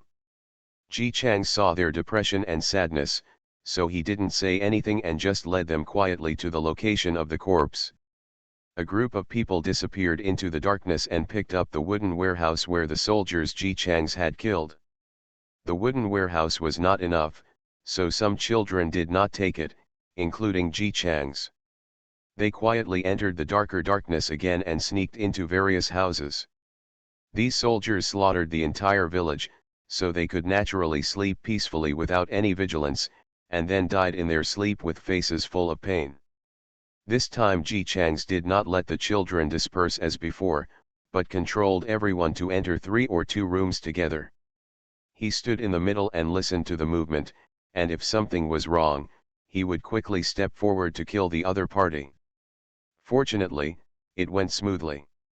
Those people probably never dreamed that the Chinese people who had been bullied by others would actually have the courage to knock on the door. They just wanted to sleep comfortably in the bed, so they died in the bed in the end. One night, Ji Changs and his men, quietly and without making a sound, killed those who had killed their compatriots one by one. In the early morning, a surviving rooster that had not been eaten by these soldiers began to crow. The smell of blood in the air became stronger again, and one soldier yawned. He was thinking about the beautiful girls who were left by them yesterday, with an expectant smile on his face, and planned to feel good first in the morning. After getting up, he opened the door and went out. After being stung by the smell of blood in the air, he sneezed and headed towards the room where the Chinese girls in his memory were imprisoned. But from a distance, he suddenly saw several corpses in military uniforms lying on the ground. The soldier was confused at first, and then suddenly became vigilant. He raised his gun, looked around cautiously, and bowed his body. While observing the left and right, he carefully walked forward. Boom! The sound of wooden warehouse sounded, and he felt a sharp pain in his legs, and he knelt on the ground uncontrollably. Ah! The soldier screamed, and Mukang broke away from his hand and fell to the ground. He wanted to pick it up. Boom! Boom! 2 gunshots passed in succession, both of his palms were penetrated by bullets, and the screams escalated to a higher level. After confirming that the opponent was no longer lethal, Ji Changs put away the wooden warehouse and got down from the tree. Other children came down one after another.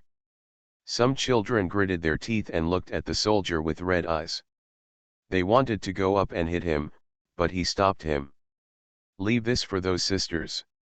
Ji Chang still had some considerations. The people in the village had been dead for less than a day and a night, but the girls who were locked up had no trace of human beings.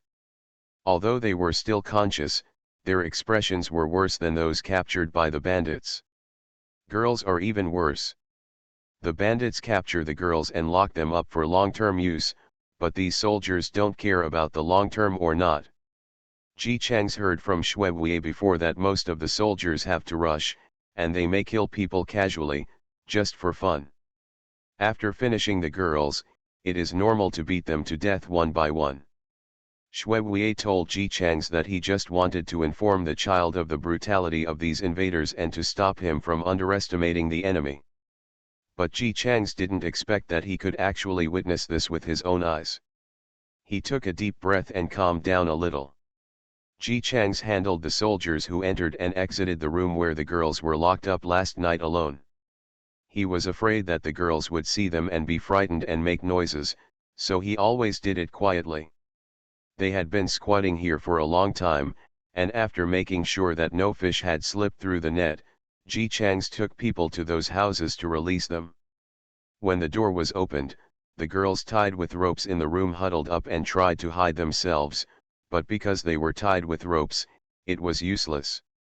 They could only look at the door with fear on their faces. What came in was not those terrible soldiers, but some children. The girls were stunned and looked at the children blankly. Their tears had long since dried up, and they could no longer cry at this moment. Their voices were already hoarse. They were so dazed that they didn't even notice the expressions on the faces of these children or the weapons on their bodies. They were stunned for a few seconds. Suddenly reacted and whispered to them in a hoarse voice as if crying blood. Go. Go. Run. Don't be here. Go. Hide quickly and obey me, there are bad people here, leave quickly. They have been tortured so much that they cannot distinguish the current situation. One moment, the villagers were being chased and beaten as if they were hunting prey. The next moment, all the children in the village were being hugged and fleeing for their lives. There were also those foreigners laughing all around, as if it was fun to watch people trying their best to escape in order to survive. The sound of wooden warehouse sounded. 1, 2, 3. The villagers who lived together day and night fell down one by one, and with the sound of terrible laughter and wooden barns, they were dragged into the house. Then, there is a long torture that is worse than life and death. Now, they can't even see their surroundings clearly, they can only murmur. Go quickly, run quickly, don't be here. Many of the children among the group had red eyes immediately. Ji Changs didn't cry. He wanted to kill the invaders with a knife, but his hands were very steady, and he used the dagger to cut all the ropes on these girls one by one. The next moment they were loosened. Several girls who were still barely sane stood up with dazed expressions on their faces, picked up Ji Changs and ran out, still mumbling things like to hurry up.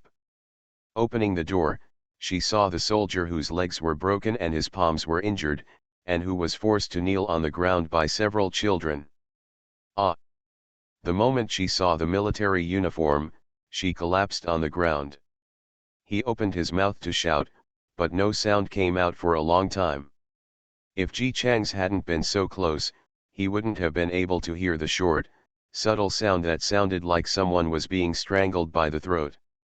The girl hugging her was shaking violently, hiding him behind her with trembling hands, and let out a short and hoarse cry. She was so frightened that she couldn't even scream. Her mind was blank, but it seemed to be filled with a lot of things. She wanted to ask, why? Why do this to them? They were just living quietly as usual. The sky is very blue and the clouds are very white. Everyone works in the fields, and when they talk about funny things, they will laugh together. The child runs in the fields, bringing water and food to her parents. She waits for the food to be ready while picking up the solace of her shoes. There were the laughter of children running by outside, and the second son of the fourth uncle's family ran over to her and said to her, "Third sister, my father said that you should come to my house for dinner at noon. Everything is so peaceful and beautiful." Then, there was a wooden warehouse sound. Then, bodies fell one after another. Their eyes were wide open, as if they were looking at the sky and asking why. Did we do something wrong? Why kill us? Why? Ji Changs was protected by her behind him. Hearing her rough voice repeating these words, his body was shaking violently. She was so scared. She doesn't understand. They did nothing wrong, her parents, siblings, brother, sister-in-law, her niece who just learned to walk, and her infant nephew. Why kill them? Why should this be so? Why, we did something wrong, let's change it, let's change it? A child's hand suddenly fell on her shoulder. You did nothing wrong.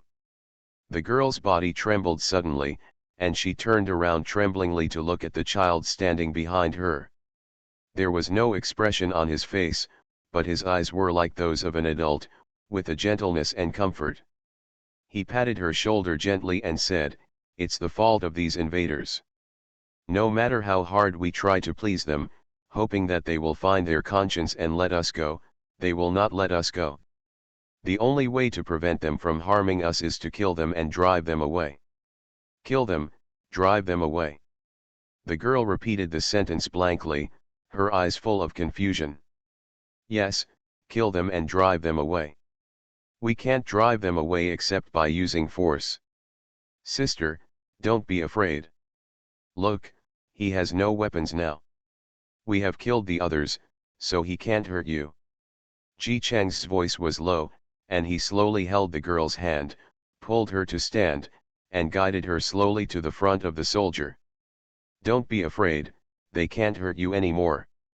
The girl stared blankly at the soldier in front of her who looked at her with hatred and fear. A huge anger suddenly emerged in her heart. You. Opening his mouth, the tortured young girl with a haggard face looked at the other person, her eyes slowly filled with hatred. Why do you hate me? You killed my whole family. Die. Go die die die. Her body, which had always been very weak, seemed to suddenly burst out with powerful strength, and she rushed forward to punch and kick the soldiers. She bites with her teeth, strangles the other person's neck with her hands, and tries her best to use everything she can use as a weapon. Then, the girls were brought out one by one. They joined in. The children stood aside and watched them vent. Finally, Ji Chang's held the wooden warehouse and pressed it against the soldier's forehead. Boom! There was a wooden sound, as if it was a signal, and the girls all fell to the ground. They gasped for air, their tears long gone, but the huge sadness in their hearts still made them breathless. Family, friends, elders who watched them grow up. All gone. Nothing is left. Ji Chang's didn't know how to comfort them. The best way he could think of to comfort them was to leave the perpetrator to vent their anger, but now it seemed that this method was not very effective for the girls who had everything ruined overnight. Boss! Boss! Several subordinates in charge of the search quickly ran over. The one in the middle was holding something carefully, with a look of confusion on his face. Ji Chang's sharp eyes were stunned when he saw what they were holding. This is it. The child, who was only 9 years old this year, was holding a baby that looked only a few months old. He also looked stiff and shocked, and answered stupidly. We found her in the weeds behind a house. There were 2 adults in the house, who had been lying dead for a long time. Judging from the scene and the violently opened door, it seemed that the group of foreigners were already outside the door at that time. They had no time to hide the children in the broken house, so open the window and throw the child into the weeds. The child holding the child had red eyes, and told Ji Chang's what he had discovered. That window, adults can also run out, but they didn't run away. We guessed that they might have been seen by foreigners as 2 people entering the house, and they were afraid of themselves. If you run away and are chased by foreigners, you won't be able to save your child. Therefore, even though a possible way out was right in front of them, the 2 of them could only hold back their fear and stay in the house, and finally both fell down. When they died, they even deliberately turned their backs to the window. They did not dare to look at the position of their infant children before they died, for fear of attracting the attention of foreigners. In fact, they may know that they cannot save their children by doing this. Even if he escaped the foreigners, he was just a few months old baby. How could he survive alone outside? But what if? What if you can survive? Their sacrifice was not in vain. The child lay quietly in the weeds for many days. Although her face was pale and her eyes were tightly closed, she was alive. A few months old baby managed to escape so many foreigners. Ji Changs carefully took the child from his subordinate, held her skillfully and looked at her face. Touching her hot forehead, he said, "She has a fever. Take her back to see the doctor quickly." The young girl who was holding Ji Changs before running away stared blankly at the swaddled baby. Suddenly, she quickly stepped forward and looked at the baby who was sleeping peacefully. She thought she had no more tears, but her tears still fell down. She opened her mouth and said excitedly in her hoarse voice, "This is my uncle's baby. This is my cousin. She is just 2 months old. Let me hug her, let me hug her, please let me hug her, I am her sister, let me hug her, okay." Even the other numb-faced girls behind him had a little more hope in their eyes. The arrival of a little life is always full of anticipation. Ji Changs handed the child to the young girl and watched her take the child slowly and stiffly as if she were handling some rare treasure. Looking at the baby in her arms.